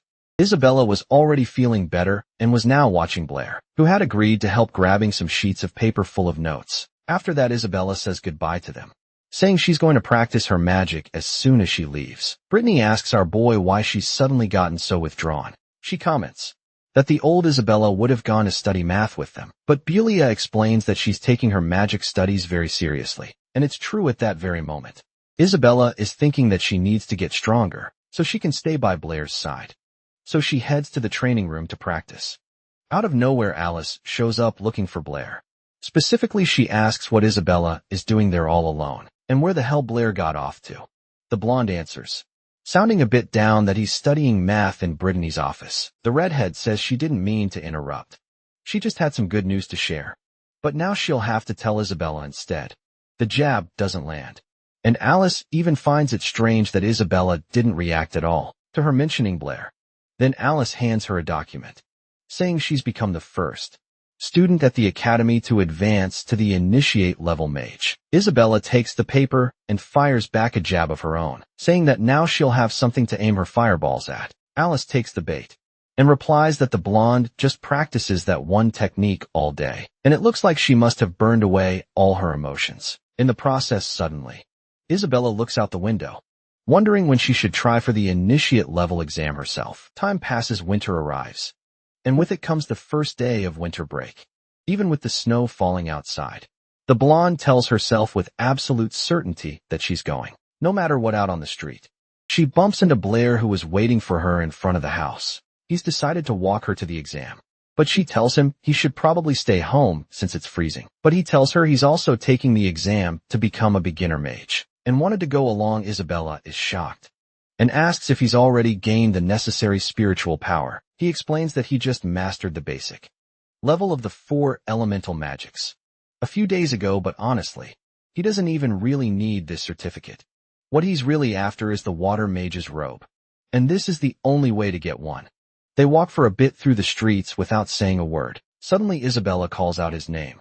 Wanting to say something, he stops, turns to face her, and asks, "What's up?" with a serious look on her face. The blonde says she needs to ask him something. Our boy is surprised, but he has a pretty good idea of what's coming. She asks how his spiritual power increased so fast, reminding him that when they first met, he couldn't even conjure a single measly fireball. She goes on saying it's only been 1 semester, and he's already mastered the 4 elemental magics, and that once he levels up, the power gap between them is just going to get wider and wider. The guy just replies that everyone learns magic at their own pace, and that she shouldn't worry about it.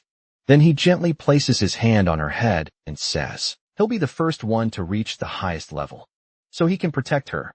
The girl gets all flustered, but doesn't let it slide. She slaps his hand away and says, she'll be the one to reach that level first. The protagonist doesn't back down and also claims he'll be the first, and just like that they head towards the association. Upon entering the building, Isabella lets him know that the fire mage's exam is on the second floor, so they'll have to split up. The lady behind the counter warns that today's examiner is Mr. Hall's a guy with really high standards. He thanks the blonde and asks her to take him to the office. As soon as they got to the room, the girl knocked and announced that there was a guy looking to take the basic exam. Blair was called in and came face to face with a man sitting alone. This was the examiner, the Hall's guy, a dude with a mustache, who immediately told our boy to show him his magic. The examiner had barely started looking at some paper when Blair was already calling him to watch the show. The man with the mustache was floored by the speed at which he cast the spell. He couldn't even get a good look at it. Then Blair summoned a spell that looked like an alien's head, and the examiner was impressed with his skill. He commented that the spell's speed was absurd, and the spiritual power was incredibly concentrated. You could tell the kid had trained like crazy. But then out of nowhere he took a good look at Blair's face and asked if they hadn't met before. Our boy said that was impossible. It was his first time there. In his head, he realized the examiner must have seen him when he was Chun Luo. The man then asked if he had already taken the student-level exam and why he was already aiming for such a high-level test. That's when it dawned on Blair he had taken the fire exam as Chun Luo, so there was nothing under his own name. He made up an excuse saying he was so focused on training that he simply forgot to take the student exam. The examiner didn't buy the story. He explained that every kid takes this exam at age 8. If Blair didn't, it could only mean he was a natural talent who didn't need to study as a kid, because without that talent, it would take him way too long to learn magic. But at 20 years old, he was already strong enough to pass the basic level. The math didn't add up to the examiner. The only explanation was that the kid used a forbidden elixir and trained with illegal books. This accusation sent our protagonist into a panic, and he frantically tried to explain himself. But the dude wouldn't even listen. He told him to take it up with the judge and stop trying to trick him. Blair said he'd wait for the examiner to calm down so he could explain things properly. And then out of nowhere he focused and summoned a water dragon. This Hall's guy was shocked, because not even a mid-level mage can easily summon one of those. Seeing that he decided to use a high-level water spell to stop the boy, he raised a giant water barrier right in front of him, bracing for the impact of the dragon coming his way. Except at the last second, Blair's dragon turned into just a little stream of water. It was like a cold shower to calm the examiner's nerves. Then Blair explained the real deal. He didn't pass the apprentice exam because he chose the wrong element. When he was a kid, he dreamed of being a fire mage, but he had no talent for it and ended up not making any progress. Only later did he discover he was actually good with water magic and started studying again. And to prove he wasn't that strong, he admitted he can't even control the water dragon properly. Halls got pissed and started yelling that he wouldn't be fooled. Calmly, Blair replied that he was a student at the academy, and his teacher was Brittany. If the examiner wanted to, he could check his file. Halls agreed to the proposal, but warned that he was going to call the higher UPS, and that Blair should wait right there.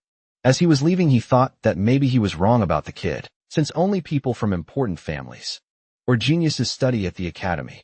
The man with the mustache slammed the door and went to get more information, leaving Blair there thinking that guy was pretty weird. Suddenly someone knocks on the door. Blair goes to open it thinking the mustache guy came back way too fast. But the person there is a girl named Molly, trying to balance a huge stack of papers. Without even looking up, she starts saying she brought the list of everyone who took the exam. Our protagonist tells her the examiner just left, but based on his voice, she thinks she's talking to some guy named Chun Luo. When she finally looks up, she comes face to face with Blair and gets such a shock that she drops the entire stack of papers on the floor. The girl stares at Blair, completely confused because she was sure she heard Chun Luo's voice. Not wanting to leave any doubt, she asks him point blank if he's the guy, and it's at that exact moment that another girl, Isabella, shows up and sees the two of them, and she does not like what she sees, because from their position, it looked like Blair and Molly were getting a little too close. Our boy doesn't understand Isabella's anger and asks what she's doing there. In response, completely irritated, he answers with another question, asking why she couldn't be there. Molly then gets closer to Blair and says she'll let it slide this time, but next time he'll have to tell the truth. Isabella sees this and gets the completely wrong idea, thinking the two of them are sharing secrets. Full of jealousy, the blonde doesn't waste any time and starts preparing a spell, scolding our boy. Blair asks Molly to let him go so he can explain the situation, but she doesn't, and the dude in desperation starts screaming for help. Seeing the commotion, Molly herself decides to explain everything. She says she was only there because she was assigned to watch Blair, and apologizes for the misunderstanding. Instantly, Isabella stops what she was doing and looks surprised at the blue-haired girl.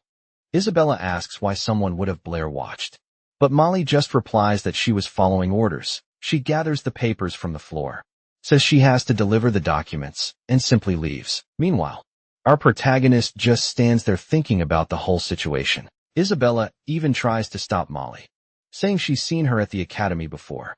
But it's no use then. She turns to Blair and asks why he was being watched and what he was doing there. The protagonist replies that it's a long story, and starts to tell her everything from the beginning. Starting with his exam. After hearing the whole story, Isabella just bursts out laughing at what the examiner thought of our boy. He also clears up the confusion with Molly, explaining that this Halls guy had left and put the girl on watch duty. Right in the middle of their conversation, the doorknob turns and the door swings open. It's Halls. Blair asks if he's found out everything he wanted to know, and the mustache guy says he no longer has any doubts, and he didn't come back alone. He brought President Angus with him, who wanted to talk to our MC. The president comes in hot with the compliments, talking all about Blair's incredible talent with magic and mathematics. Our boy greets him politely and humbly, says he's just an ordinary person. Then Angus spots Isabella and asks what she's doing in the room. A little confused, she replies by asking if he forgot that he himself invited her to the Magic Society, and that she was also a student from Chandonesa. Angus just gives a little smirk and says he doesn't remember any of that. Then completely shamelessly, he asks if it's true that Blair is dating Isabella. Our boy is surprised that she's already become a member of the Magic Society, and the blonde, of course, immediately starts to brag. The president then says he'd also like to invite Blair to join the society. Blair says he accepts, and asks if this means he passed the test to become a novice mage. Halls admits he was a bit out of it, and finally hands our boy a robe, along with an honorary member's order. With that, Blair is now officially a novice mage. Touching the robe, our protagonist finally feels like he's a part of this world. After he leaves, Halls and Angus are left, talking about how the black-haired boy reminded them of someone. Meanwhile, walking home, Blair is already thinking that he needs to get more cash, because magic at his level is expensive. Looks like he's going to have to spend all the money he has just to capture this bearded guy. And when he levels up, the prices are definitely going to get ridiculous. He decides he needs to figure out a new way to make money, because studying magic is super expensive. Blair is just spacing out, lost in thought, when he suddenly gets hit in the head with a snowball. The one who threw it was Isabella, who's all happy about her little prank. Playing along, our boy decides to get his revenge and uses water magic to create a giant snowball. But the blonde wasn't about to let that slide. She starts creating a fireball in her hands instead of a snowball. Our protagonist, full of confidence, says she's going to regret that. Except a little while later in the shower, he admits to himself that he actually did get burned for real. He gets out of the bathroom and finds Brittany sitting there. He asks where Isabella went, and the professor replies that vacation started and she went home. Brittany then asks when he's going to visit his family. Blair explains that ever since his dad died, his mom has been really sad, and whenever she sees him, she starts to cry. He doesn't want to hurt her, so he asks to stay there with the professor. Besides, he thinks to himself that he's not the real Blair, so it would be super weird if his mom saw him. Brittany gets a little down hearing his story. She pulls the guy in for a hug, pressing him against her chest, and telling him he can stay there as long as he wants, and that the next day they're going shopping. Then she gives a sly little smile, because now Blair is going to have to cook for her 3 times a day. The next day, our protagonist and the professor head out to buy some food. They pass by the Math Society, because she needs to turn in some work. Sitting in the waiting room, Blair overhears 2 mathematicians talking about a new problem that someone solved on the spot. The 2 guys start complaining that they were already thinking of a solution, but didn't have time to turn it in. This conversation sparks a light bulb in the protagonist's head. Out of nowhere, he gets a brilliant idea to make some money, and ends up saying it out loud. The 2 guys turn around and give him a weird look, When Brittany leaves the building, she's startled to see a bunch of vegetables spilled on the ground. Blair admits he dropped them by accident. The teacher gets worried that someone might step on everything and tells him to hurry up and pick it all up, joking around with a tomato in his hand. He says it's all under control and that there's even an egg right under his foot. Then he looks down and sees the damage. A broken egg and a squashed tomato on the ground. Our boy starts to panic, because so much for the tomato and egg dish that Brittany loves. Seeing this, she grabs another tomato, crushes it in her hand in one go, and says, with a super annoyed look on her face, that she's not mad at all. Right then, our protagonist thinks his top priority is to save his own skin and worry about cash later. They finally get home. Brittany seems really happy and even says Blair is a good boy. He wipes the sweat from his face with his shirt and says he's happy to see her happy. Brittany licks her fingers and says the food is incredible and that she wants seconds. But our boy totally shuts that down. He reminds her that she already had 3 servings of potatoes and eggs for lunch, a huge plate of potatoes and peppers for dinner, and 2 bowls of soup on top of that. He tells her to take it easy. She listens to him and with a sad look, says she'll go study math while he does the dishes. He thinks Brittany got upset and promises himself that he'll cook way more food the next day. But it looks like she wasn't actually mad. Out of nowhere, she shows up with a bag of money and tells him to buy more food tomorrow. All excited, he replies that he'll make 5 servings of fried chicken and potatoes, and that now he's going to cook up a plan to make some cash. I finally figured out a way to get gold. He just didn't have the startup money. But now with this cash, he has a shot. Here's the plan tomorrow.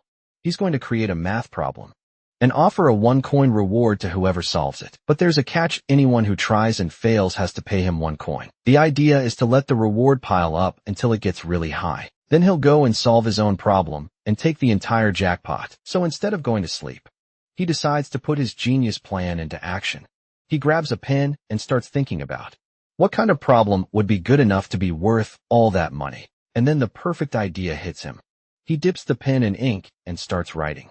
The brilliant move was to create a problem involving the butterfly theorem, a type of challenge that the mathematicians in this world love. The next day, he confidently goes to the mathematical society, but the people there turn down his proposal.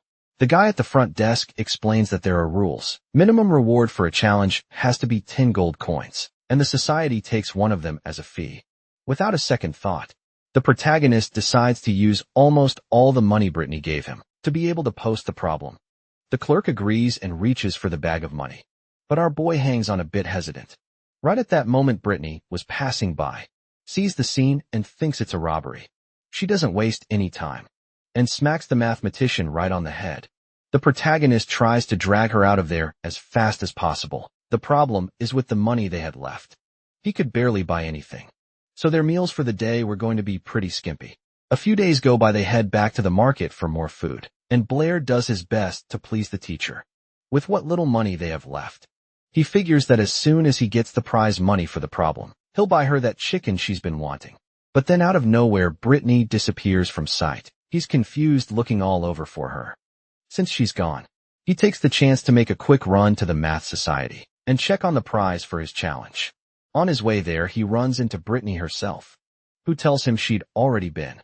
She saw a new problem and solved it real quick. She says she won 10 gold coins and offers to buy him a snack. Our boy's jaw hits the floor when he hears this, not believing his luck. His reaction is so weird that Brittany actually gets worried. Then, in a moment of desperation, he just snatches the money from her hand. On the inside, he's fuming about the situation, but he plays it off, saying he's crying tears of joy. The plan now was to find a way to get rid of the professor, so he could finally get the cash. So the next day, he decides to leave the house way earlier than usual. The idea was to take care of business and get back before anyone noticed. Since Brittany had just woken up, he was sure she wouldn't follow him. The dude heads out thinking his plan is going to work perfectly, except the new task he came up with was way harder than the last one. The problem was so complex that it involved not only triangles and circles, but also imaginary number lines and a bunch of intertwined stuff. It was a challenge the professor definitely couldn't solve. He gathers all the cash he has, 50 gold coins, and puts it up as the reward. The man from the association even asks if he's sure he wants to put up all that money. With a little smirk on his face, Blair hands over the coins and tells the guy to just take it. because he still had to go shopping. After leaving the problem there, he rushes out of the math society and heads to the market. The employee is left behind, thinking that maybe the kid had stolen the money. 3 days pass, and the reward had already climbed to 200 gold coins. It was time to collect the prize early in the morning. He tries to tiptoe out of the house so he won't wake the girl up, but out of nowhere she appears in the hallway.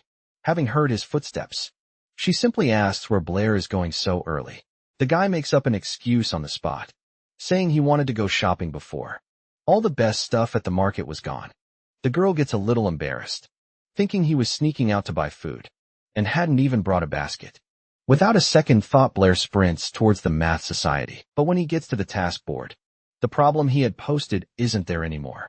He's furious about it and lets out a scream of rage. An employee shows up and explains that the problem was solved the night before, and the reward had already been collected. With a furious look in his eyes, Blair asks who the genius was that solved his problem. The answer's some guy named Mr. Abel. Our protagonist is devastated. He was sure no one could solve it. And once again he lost money because of the Howard family. In a world where folks barely know the basics of math, this Abel guy managed to solve a super complex problem. Protagonist admits he took a big risk, but he never imagined he'd lose his entire life savings. Now he doesn't even have the cash to buy food. On his way, he runs into Alice.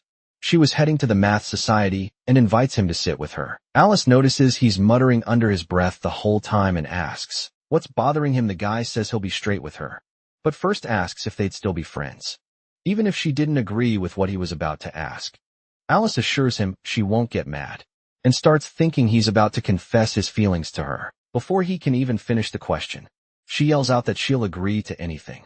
Then, with a little smirk on his face, our protagonist says he knew she was super generous and asks to borrow 20 gold coins. The redhead gets pissed about the joke and asks if that's all he wanted to say. The protagonist confirms that it was angrily. She slaps his hand and just storms off. Our boy gets a little worried, thinking it's weird for her to get so mad over money. Out of nowhere, some guy nearby asks if he's Blair. Calvin, who is also around, confirms that it's him, the guy who just won the Edwin Award. Then the guy with glasses, with a smug little smile, remarks that he didn't know award winners needed to borrow money. Blair asks who he is, but the guy just ignores him and goes with his students to look at the award board. This attitude totally pisses our protagonist off. His day was already going bad, and now even random people on the street were getting on his nerves. Suddenly Calvin grabs Blair's arm and says that only he can help him, or rather save the entire kingdom of Lanine. But Blair, completely down in the dumps, says he's not in the mood for jokes, and tells him not to talk about saving the kingdom, because he can't even take care of himself. But Calvin insists it's no joke. He explains that if Blair doesn't do anything, the kingdom's honor will be destroyed, and he'll end up becoming a criminal. The president gets all emotional, kneels in front of the guy, and starts begging God to save him. Our protagonist is completely confused by this scene, and Calvin says he'll only get up if Blair promises to help. The one who sees all this is Brittany, who had just entered the building and is stunned by the situation. Calvin quickly makes up an excuse, saying he almost twisted his ankle, but Blair showed up to save him, and that he was only at the math society to wait for the rain to pass. Blair backs up the story, saying he saw Calvin fall and just offered a hand to help. Brittany doesn't even bother with the details and just invites the guy to a conference. This conference was about some scientists from GI who had arrived in town and had already solved all the toughest math problems that existed. Now new problems were popping up, but nothing compared to the old ones, and these scientists could basically do whatever they wanted. The city of Yabo was their last stop. Basically, if the folks from here couldn't come up with a challenge these scientists couldn't solve, the lone and kingdom's prestige would go down the drain. The president then asked if anyone there had any ideas. At that moment, our protagonist could only stare at Abel, thinking he was probably the one who had his 50 gold coins. Brittany asks Blair if he's thought of anything. He stays quiet for a moment, so she changes the subject and tells him to forget about it. You could tell she was a little disappointed that he didn't have any ideas. The crowd started to leave since nobody could come up with anything, trying to keep everyone there. Calvin mentioned it was a shame they were all going, since the king had offered a reward of 5,000 gold coins for the task. The moment our boy heard the word money, his entire expression changed. The president started getting dramatic, saying it looked like they just have to surrender. But then Blair yelled out loud that they couldn't give up that easily. Surprised, Brittany turned and looked at her student. Calvin then grabbed his hand and asked if he could really handle it. Blair said yes. He could stall the scientist from Shea. He said the money wasn't the most important thing. It was about upholding the kingdom's honor. The president agreed instantly because if the scientist won, the kingdom of Lonin would become a laughingstock in the world of mathematics. Our protagonist assured them he'd created a problem so good, those guys wouldn't even get close to the city. Calvin asked him to share what it was, but Blair said he had one condition. He pointed at Abel and said he needed 50 gold coins from him. The white-haired guy commented that. It was no wonder he had such a mysterious reputation, and immediately offered 200 coins for the job, but our protagonist said he only needed 50, because he just wanted to get his money back. Abel agreed on the spot with a smile on his face. Blair asked Calvin for a pen and paper. He started writing down the problems one after another, nonstop, and got ready to show everyone. Calvin picked up one of the sheets and thought the drawing on it was extremely simple. Brittany also went to take a look and grabbed the paper from the president. She saw that the first task was to divide any given angle into 3 equal parts. The second was about turning the area of a circle into the area of a square. And the third was similar. The crowd around them started complaining, thinking the tasks were way too easy. Brittany herself thought the same thing, and asked him straight up if he really thought these 3 little problems would be enough to hold off the scientists. Our boy said he had complete faith in them, and suggested that everyone grab a pencil and try to solve them. Turns out dividing an angle into 3, making a square out of a circle, and doubling the volume of a cube are super complex problems. From ancient Greece, they seem simple. But when you actually try to solve them, you realize they're a nightmare. Each passing generation tried to come up with its own solution, but it was only after 2,000 years that scientists managed to prove the truth. These problems look easy, but in reality, it's impossible to solve them using only a ruler and a compass. Professor Brittany was up all night trying, but she didn't get anywhere. By the time she looked up, it was already getting dark. So Blair suggested she go home and get some rest. We were heading out when suddenly the white-haired guy, Abel, called out to him. He walked up to our boy and asked if those problems actually had a solution. Blair gave a little smirk and asked what he thought. Without waiting for an answer, our protagonist turned his back and walked away, telling him to think it over. This attitude of messing with the head of the Howard family really pissed Abel off. When Blair and Brittany were a bit further away, she asked the same thing, if the problems could be solved. He explained that it was impossible with a ruler and compass, and that it would take Abel and the scientists about 2,000 years to figure out the answer. They finally got home. Blair cooked for them both, and she complimented him, saying he was a true master. In the kitchen, our boy started cleaning the dishes and joked, a little annoyed, that she was just trying to make him her personal cook now. But their conversation was cut short out of nowhere, because someone started knocking on the door. The one knocking was Calvin, and Brittany went to get the door. They let him in and gave him some hot water to warm up, since the president of the Mathematical Society was covered in snow. And freezing his ass off, he got straight to the point, asking if it was true that the visiting scientist couldn't solve the new problems. Blair said yeah, he could relax. He stated that no one in the world could solve those problems. Calvin was immediately relieved and said that after hearing that, he could finally calm down. He thanked Blair and said that when this was all over, he'd personally go to the capital to put in a good word for him. But our boy cut him off, saying none of that was necessary. The only thing that mattered was the king's promise of cash. Calvin told him to relax, because the king of Lonin would never skip out on the payment. After that, he said his goodbyes and left.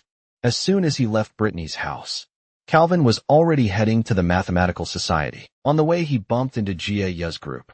They were already on their way out. They said they'd already solved all the city's problems and had nothing left to do there. The group's leader, a blonde guy, said they were heading back home that very same day. But Calvin wasn't about to let them get away that easily. He put out a hand to stop the guy and said, with a bit of an ironic tone, that they couldn't just leave without a proper thank you. The blonde guy replied that they just wanted to grab the money and use it to pay for their trip back. That's when Calvin dropped the bait. He said 3 more problems had just popped up with a pretty hefty reward. He pulled a piece of paper from his pocket and handed it to the blonde dude. On the paper were the 3 little problems Blair had created. The blonde guy looked at the paper in disbelief. He asked Calvin if they were seriously going to pay for such simple tasks. The president confirmed it and said he even had paper and pencils waiting for them. All they had to do was try. Before starting Tannen, the group's leader made a request. He started talking about some guy named Chen Luo, a math genius who could solve anything, even coming up with new theories on the spot. Calvin listened carefully but stayed quiet with his head down. Seeing their leader was getting sidetracked, one of Tan's students stepped up and said what? They really wanted to meet this Chen Luo guy, but Calvin poured cold water on that idea, saying that meeting was probably never going to happen. The so-called genius hid his identity and nobody knew where he was. Some time passed, and the guys were still racking their brains. Tannen asked his students if they'd solved it yet, but they said they needed a little more time. He sat down and told them to hurry up, because they couldn't be late for their trip. Seeing this whole scene, Calvin gave a little smirk and asked if they still thought they were leaving today.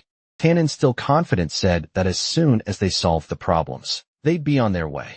Even asked Calvin to have their things picked up from the hotel, but Calvin, already knowing they'd be stuck there for a good while, simply asked the hotel manager to extend the guy's stay for another month. Some time passes in the hall, which is lit up by a giant chandelier.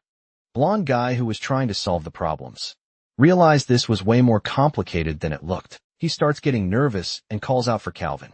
But when Calvin doesn't show up, the guy starts to freak out, yelling for the president again.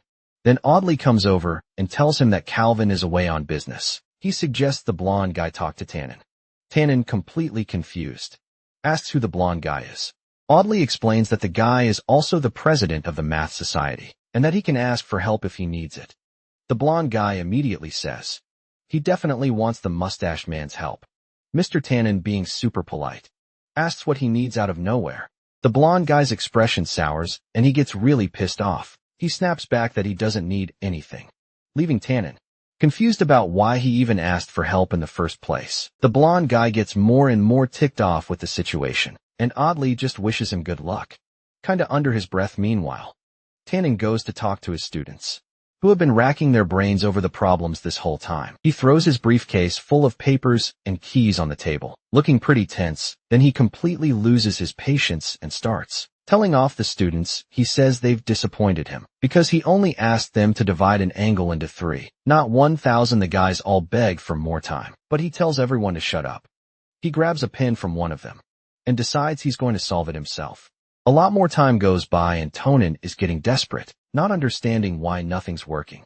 He tells the students to try and think of new ways to solve it, because the problems are harder than they look. Meanwhile, Audley picks up a newspaper to read and starts thinking about Blair, the so-called demonic genius from London. Calvin walks up to the president and asks what he's reading. Audley replies that the scientists from Chiaya have been in the city for 3 months now, and that it's even in the papers. The problem is they still haven't been able to solve anything. Then Audley says he hopes that this time their country, London, can save face. Calvin agrees right away, saying he's also really worried about it. After all, they almost embarrassed themselves in front of the Chiaya folks. Now no one will be able to tarnish the reputation of London's mathematicians. Audley even says their math skills have always been on a higher level, and he adds that if it weren't for Blair, London would have been in big trouble. He recalls how Calvin always wanted their country to become a powerhouse in mathematics. Then, with his eyes sparkling, he says that if Chen Luo manages to outperform the Chiaya scholars, he himself will become that new standard. But Calvin kills the vibe, saying that Blair is only interested in money. He says that if they announced a reward of 1 million in gold, maybe the guy would show up. A while later, the president decides to call Blair in for a chat. He starts by thanking our boy on behalf of all the scientists and the people of London, but Blair couldn't care less about the thanks. He asks to cut to the chase and get straight to when he'll get the cash from the king. Calvin explains that the reward has already been approved, but he can only collect the money once the scientists from Chiaya leave the city. Claire figured out that those scientists weren't going to budge. They'd probably stay there for a good 10 years. He needed to find a way to send these guys packing. Then the president casually admitted they had already lost this round. But if there was a way to destroy the other guy's mathematical society, victory would be guaranteed. Our boy took the bait immediately. He accepted the mission to shake the scientists' confidence, to see if they would lose faith in themselves. The president, overjoyed, asked if he'd heard him right. Blair replied that it would be a piece of cake, but he'd need a little something in return. Calvin, his eyes shining with hope, asked what he wanted for the job. Blair got straight to the point. He just wanted them to increase the king's reward money. The president's jaw dropped, thinking he must have misheard.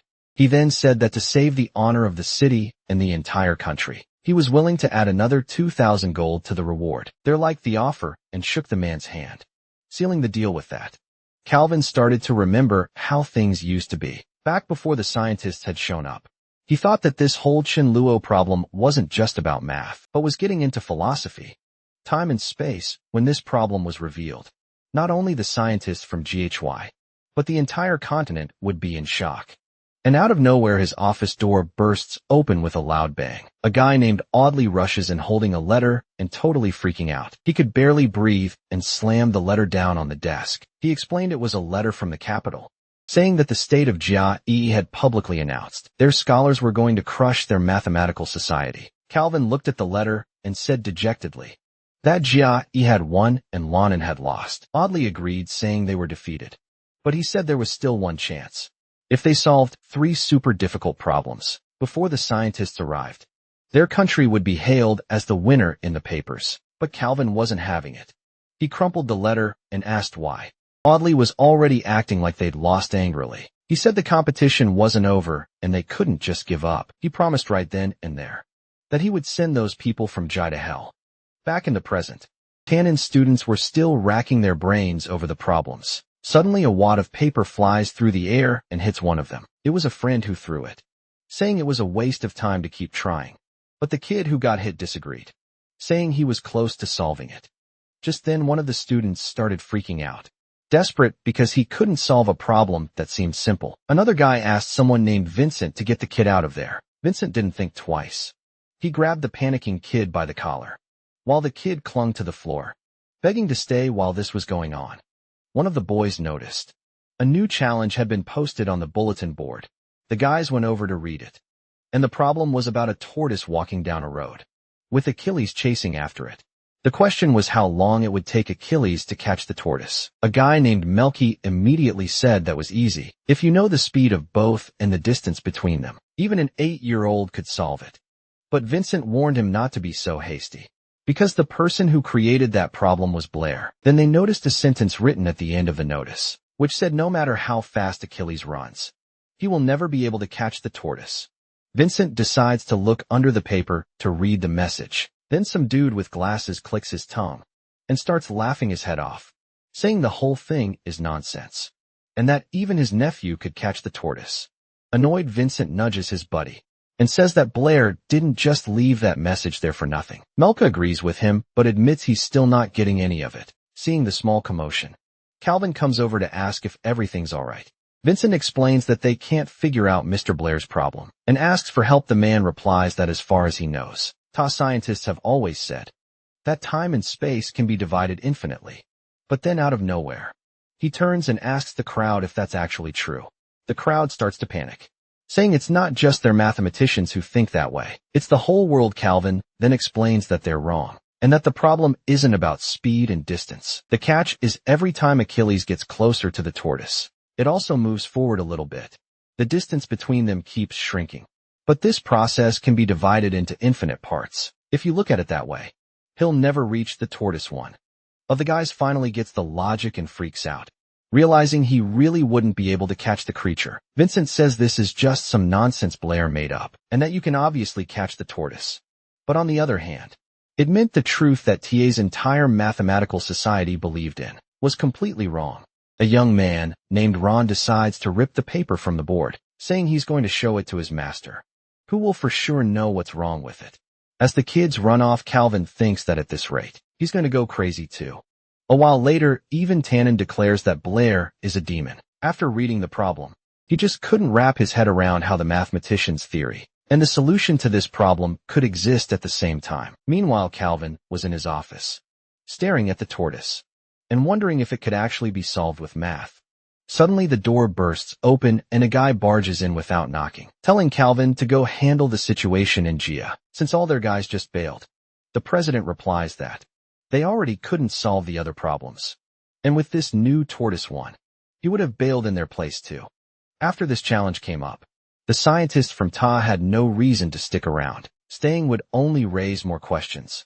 Audley starts arguing with the president, complaining that he wasn't doing anything about the uproar surrounding the problem and the other country's scientists. Without saying a word, Calvin abruptly stands up from his chair and faces the mustached man. He places his left hand on the guy's shoulder in a friendly gesture. About to speak, Calvin then lays it on him. If he wants an explanation for all these problems, he needs to bring him 7,000 gold coins. Some time passes, and it's now night with the moon high in the sky. Blair is just standing there, staring at 3 enormous chests overflowing with money. The gleam of the gold has him completely mesmerized, just thinking about how much cash he has now. It takes Calvin a moment to snap the guy out of it. And when he finally does, Blair says with a smile that he hadn't even noticed him arrive. The president then cuts to the chase. He wants the answer to the tortoise problem. But our boy knows the whole deal is way more complicated than that. This is Zeno's paradox, and the problem isn't just mathematical. It messes with the very idea of what's possible and what isn't. To explain it properly, he'd have to get into quantum physics. But the folks in this world don't even know basic physics. No one would understand a thing. If he dropped that kind of knowledge on them, people would just freak out. So to keep it simple, Blair just says he doesn't know the answer, even though he's thinking the real problem is that he wouldn't be able to explain it to them. Then Calvin calls him God Chun and asks why he'd create a problem that not even he can solve. At that point, Blair cuts the guy off and tells him to keep his voice down because he doesn't want anyone finding out about his second identity. The president gets desperate and says he can put more money on the table, asking him to think about it a little more. This offer almost gets our protagonist again. His eyes are glued to the guy's hand, making the money sign, but he manages to control himself and reiterates that he really doesn't know the solution. Alvin sees it's not gonna work and decides to leave, already thinking about how he's going to explain to the king that not even money could motivate the guy. But in a last-ditch effort before leaving, he shouts that he can add another 5,000 gold. It was too late though. The door slams in his face, leaving the man talking to himself inside. Claire had almost given in to temptation. He thinks that he needs to get a grip and not overload this world with knowledge that's too advanced. If he does that, disaster is a sure thing. Suddenly, he hears a scream coming from Brittany's room calling for him. He rushes over scared and throws the door open, asking what happened. She, all excited, says she had an idea about the problem. If you divide a number an infinite number of times, what's left is so small that maybe it can be counted as 0. Our protagonist is shocked, thinking that ever since he threw this problem out there, things have spun out of his control.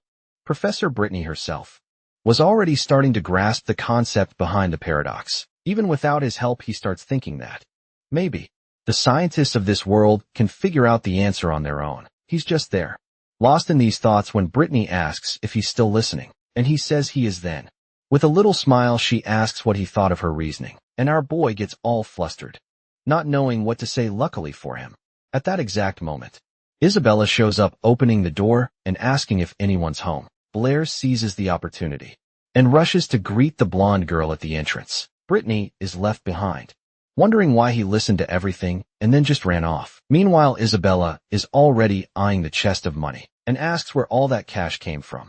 He replies that he got it all during winter break and asks why she came back, interrupting the conversation.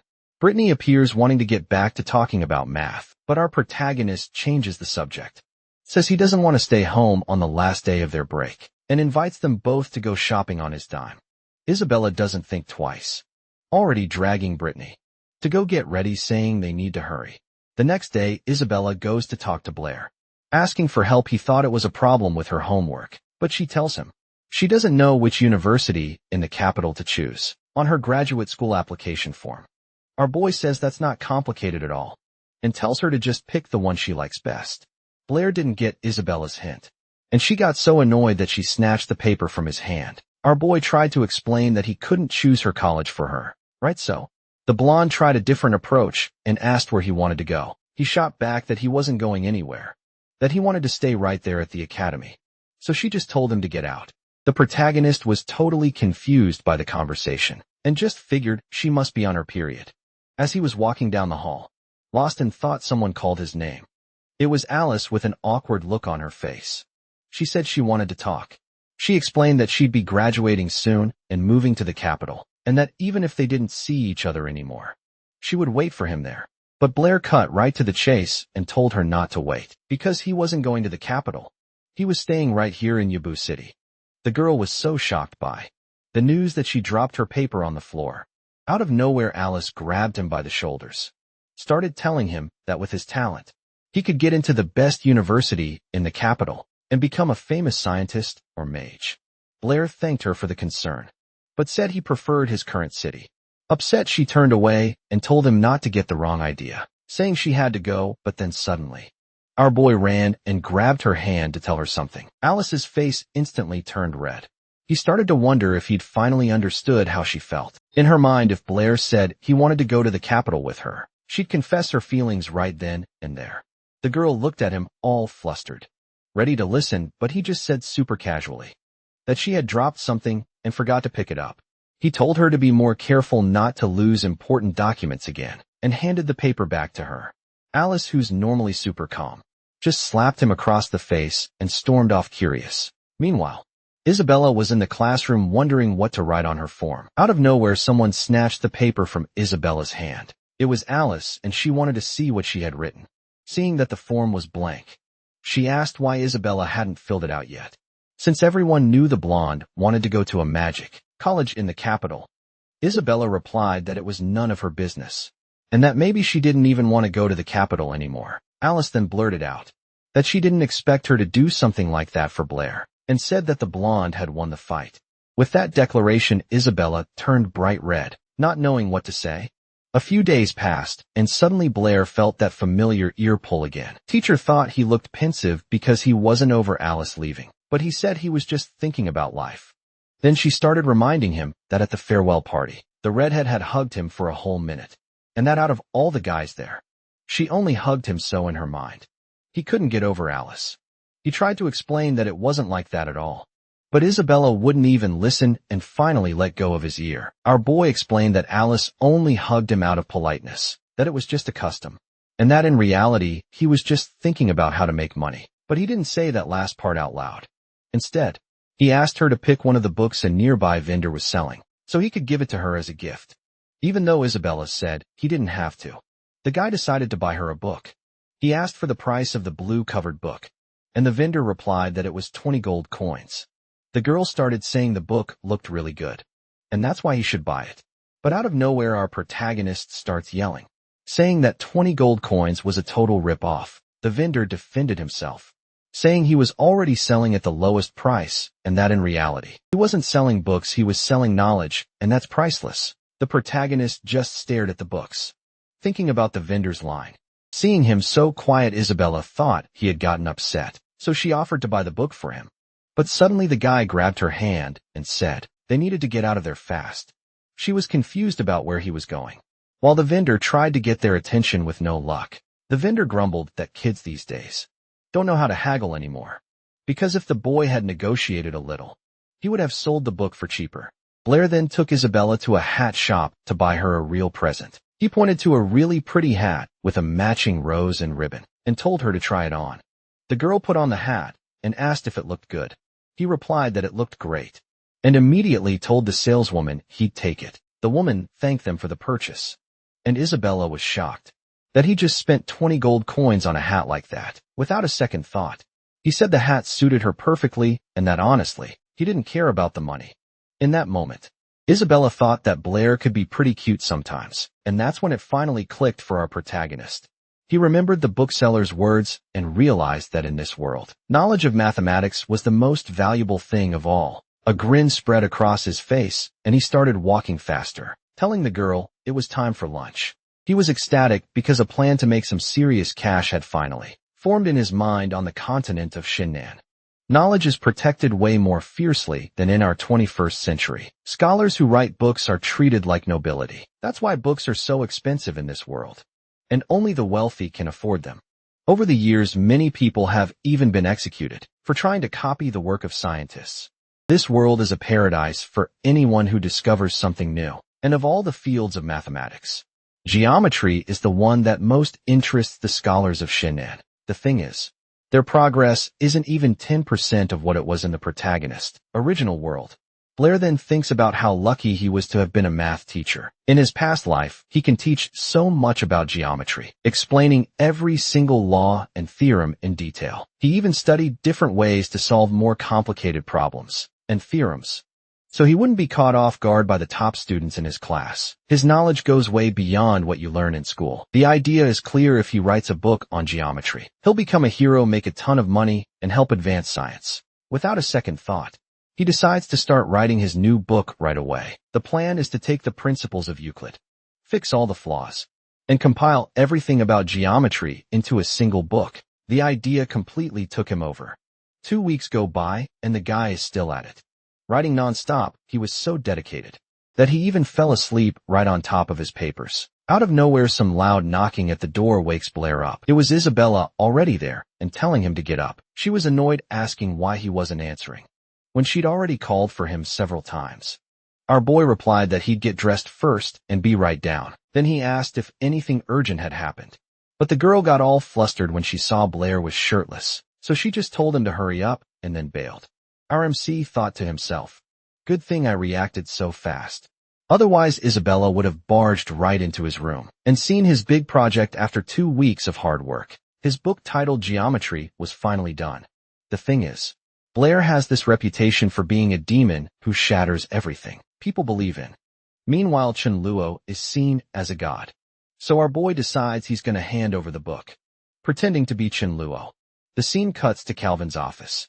Someone knocks on the door, and he tells them to come in, without even turning to see who it is.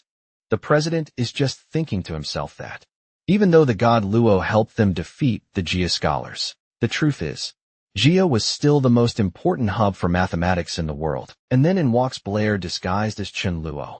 He greets Calvin and congratulates him on his promotion to official branch president. Calvin, looking all serious, asks who he is, thinking this can't be the real god Luo. But Blair quickly puts an end to the suspense, takes off his mask, and reveals his face. Calvin asks why he's dressed like that, since there are no more secrets between them. Our boy explains that he wanted to make an important request on behalf of Chen Luo instantly.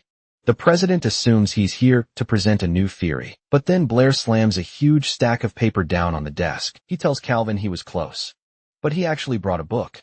Without a moment's hesitation, Calvin asks to take a look at the work. Blair agrees, adding that he still had other things to discuss with him, but the president barely even heard Blair. He immediately started reading the book and realized it covered all the questions that mathematicians were currently researching. On top of that, it was filled with theories the guy had never even heard of. He got completely lost in it, and our boy just casually asked if he was enjoying it. Out of nowhere, the president drops to his knees in front of Blair, with a hand over his heart. He declares that the god Luo will always be his god. The dude basically bows at his feet, saying the book is an incredible gift to all scientists, that it's the pinnacle of mathematical research, and that with it, Lohman will become the new center of the mathematical world. He also says this book will go down in history, and that every scientist, maybe even the whole world, will want to buy it at that point. Blair decides to cut to the chase. He says he brought the book to ask the association to publish it under the title Geometry, and asks how much they could pay for it. Calvin replies that the book is priceless, and that the minimum value would be 10,000 gold coins, potentially going as high as 100,000, but then completely out of the blue, Blair says that 10 gold coins would be just fine. Calvin is in total shock, unable to believe what he just heard, and even asks him to repeat it just to be sure. Our boy explains he didn't write the book for money, but to help the world of mathematics move forward. He says that if they set the price at 100,000, no one will be able to afford it. Hearing this, Calvin is completely moved by the kid's kindness and basically calls him a saint. In Blair's head, though, the logic was completely different. He figured he didn't know anything about business, but it seemed way more profitable to sell a ton of copies at a low price. He also informs Calvin that this book will be his final contribution to mathematics. From now on, he's going to focus 100% on magic. Calvin is left completely baffled, unable to understand how the world of mathematics could possibly advance without the guidance of God, Lo, as they all called him. The protagonist responds that everyone there has put him on way too high of a pedestal compared to the great scientists from his world. He feels like just an ant. He explains that in his world, Scientists rack their brains over unanswerable questions, searching for the truth for generations with no one to guide them. It's only now that they've reached an insane level of mathematics, getting close to the secrets of the so-called Palace of Mathematics. Replying to Calvino, he says, he has faith that one day, the scientists here will also find the way on their own, without needing any help after that.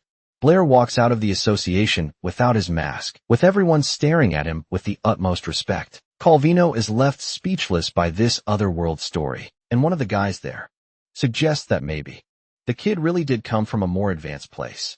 Meanwhile, over at the royal palace, the Queen's crew is trying to find Blair using a magic orb, but just as one of the servants reports their failure, the orb explodes out of nowhere.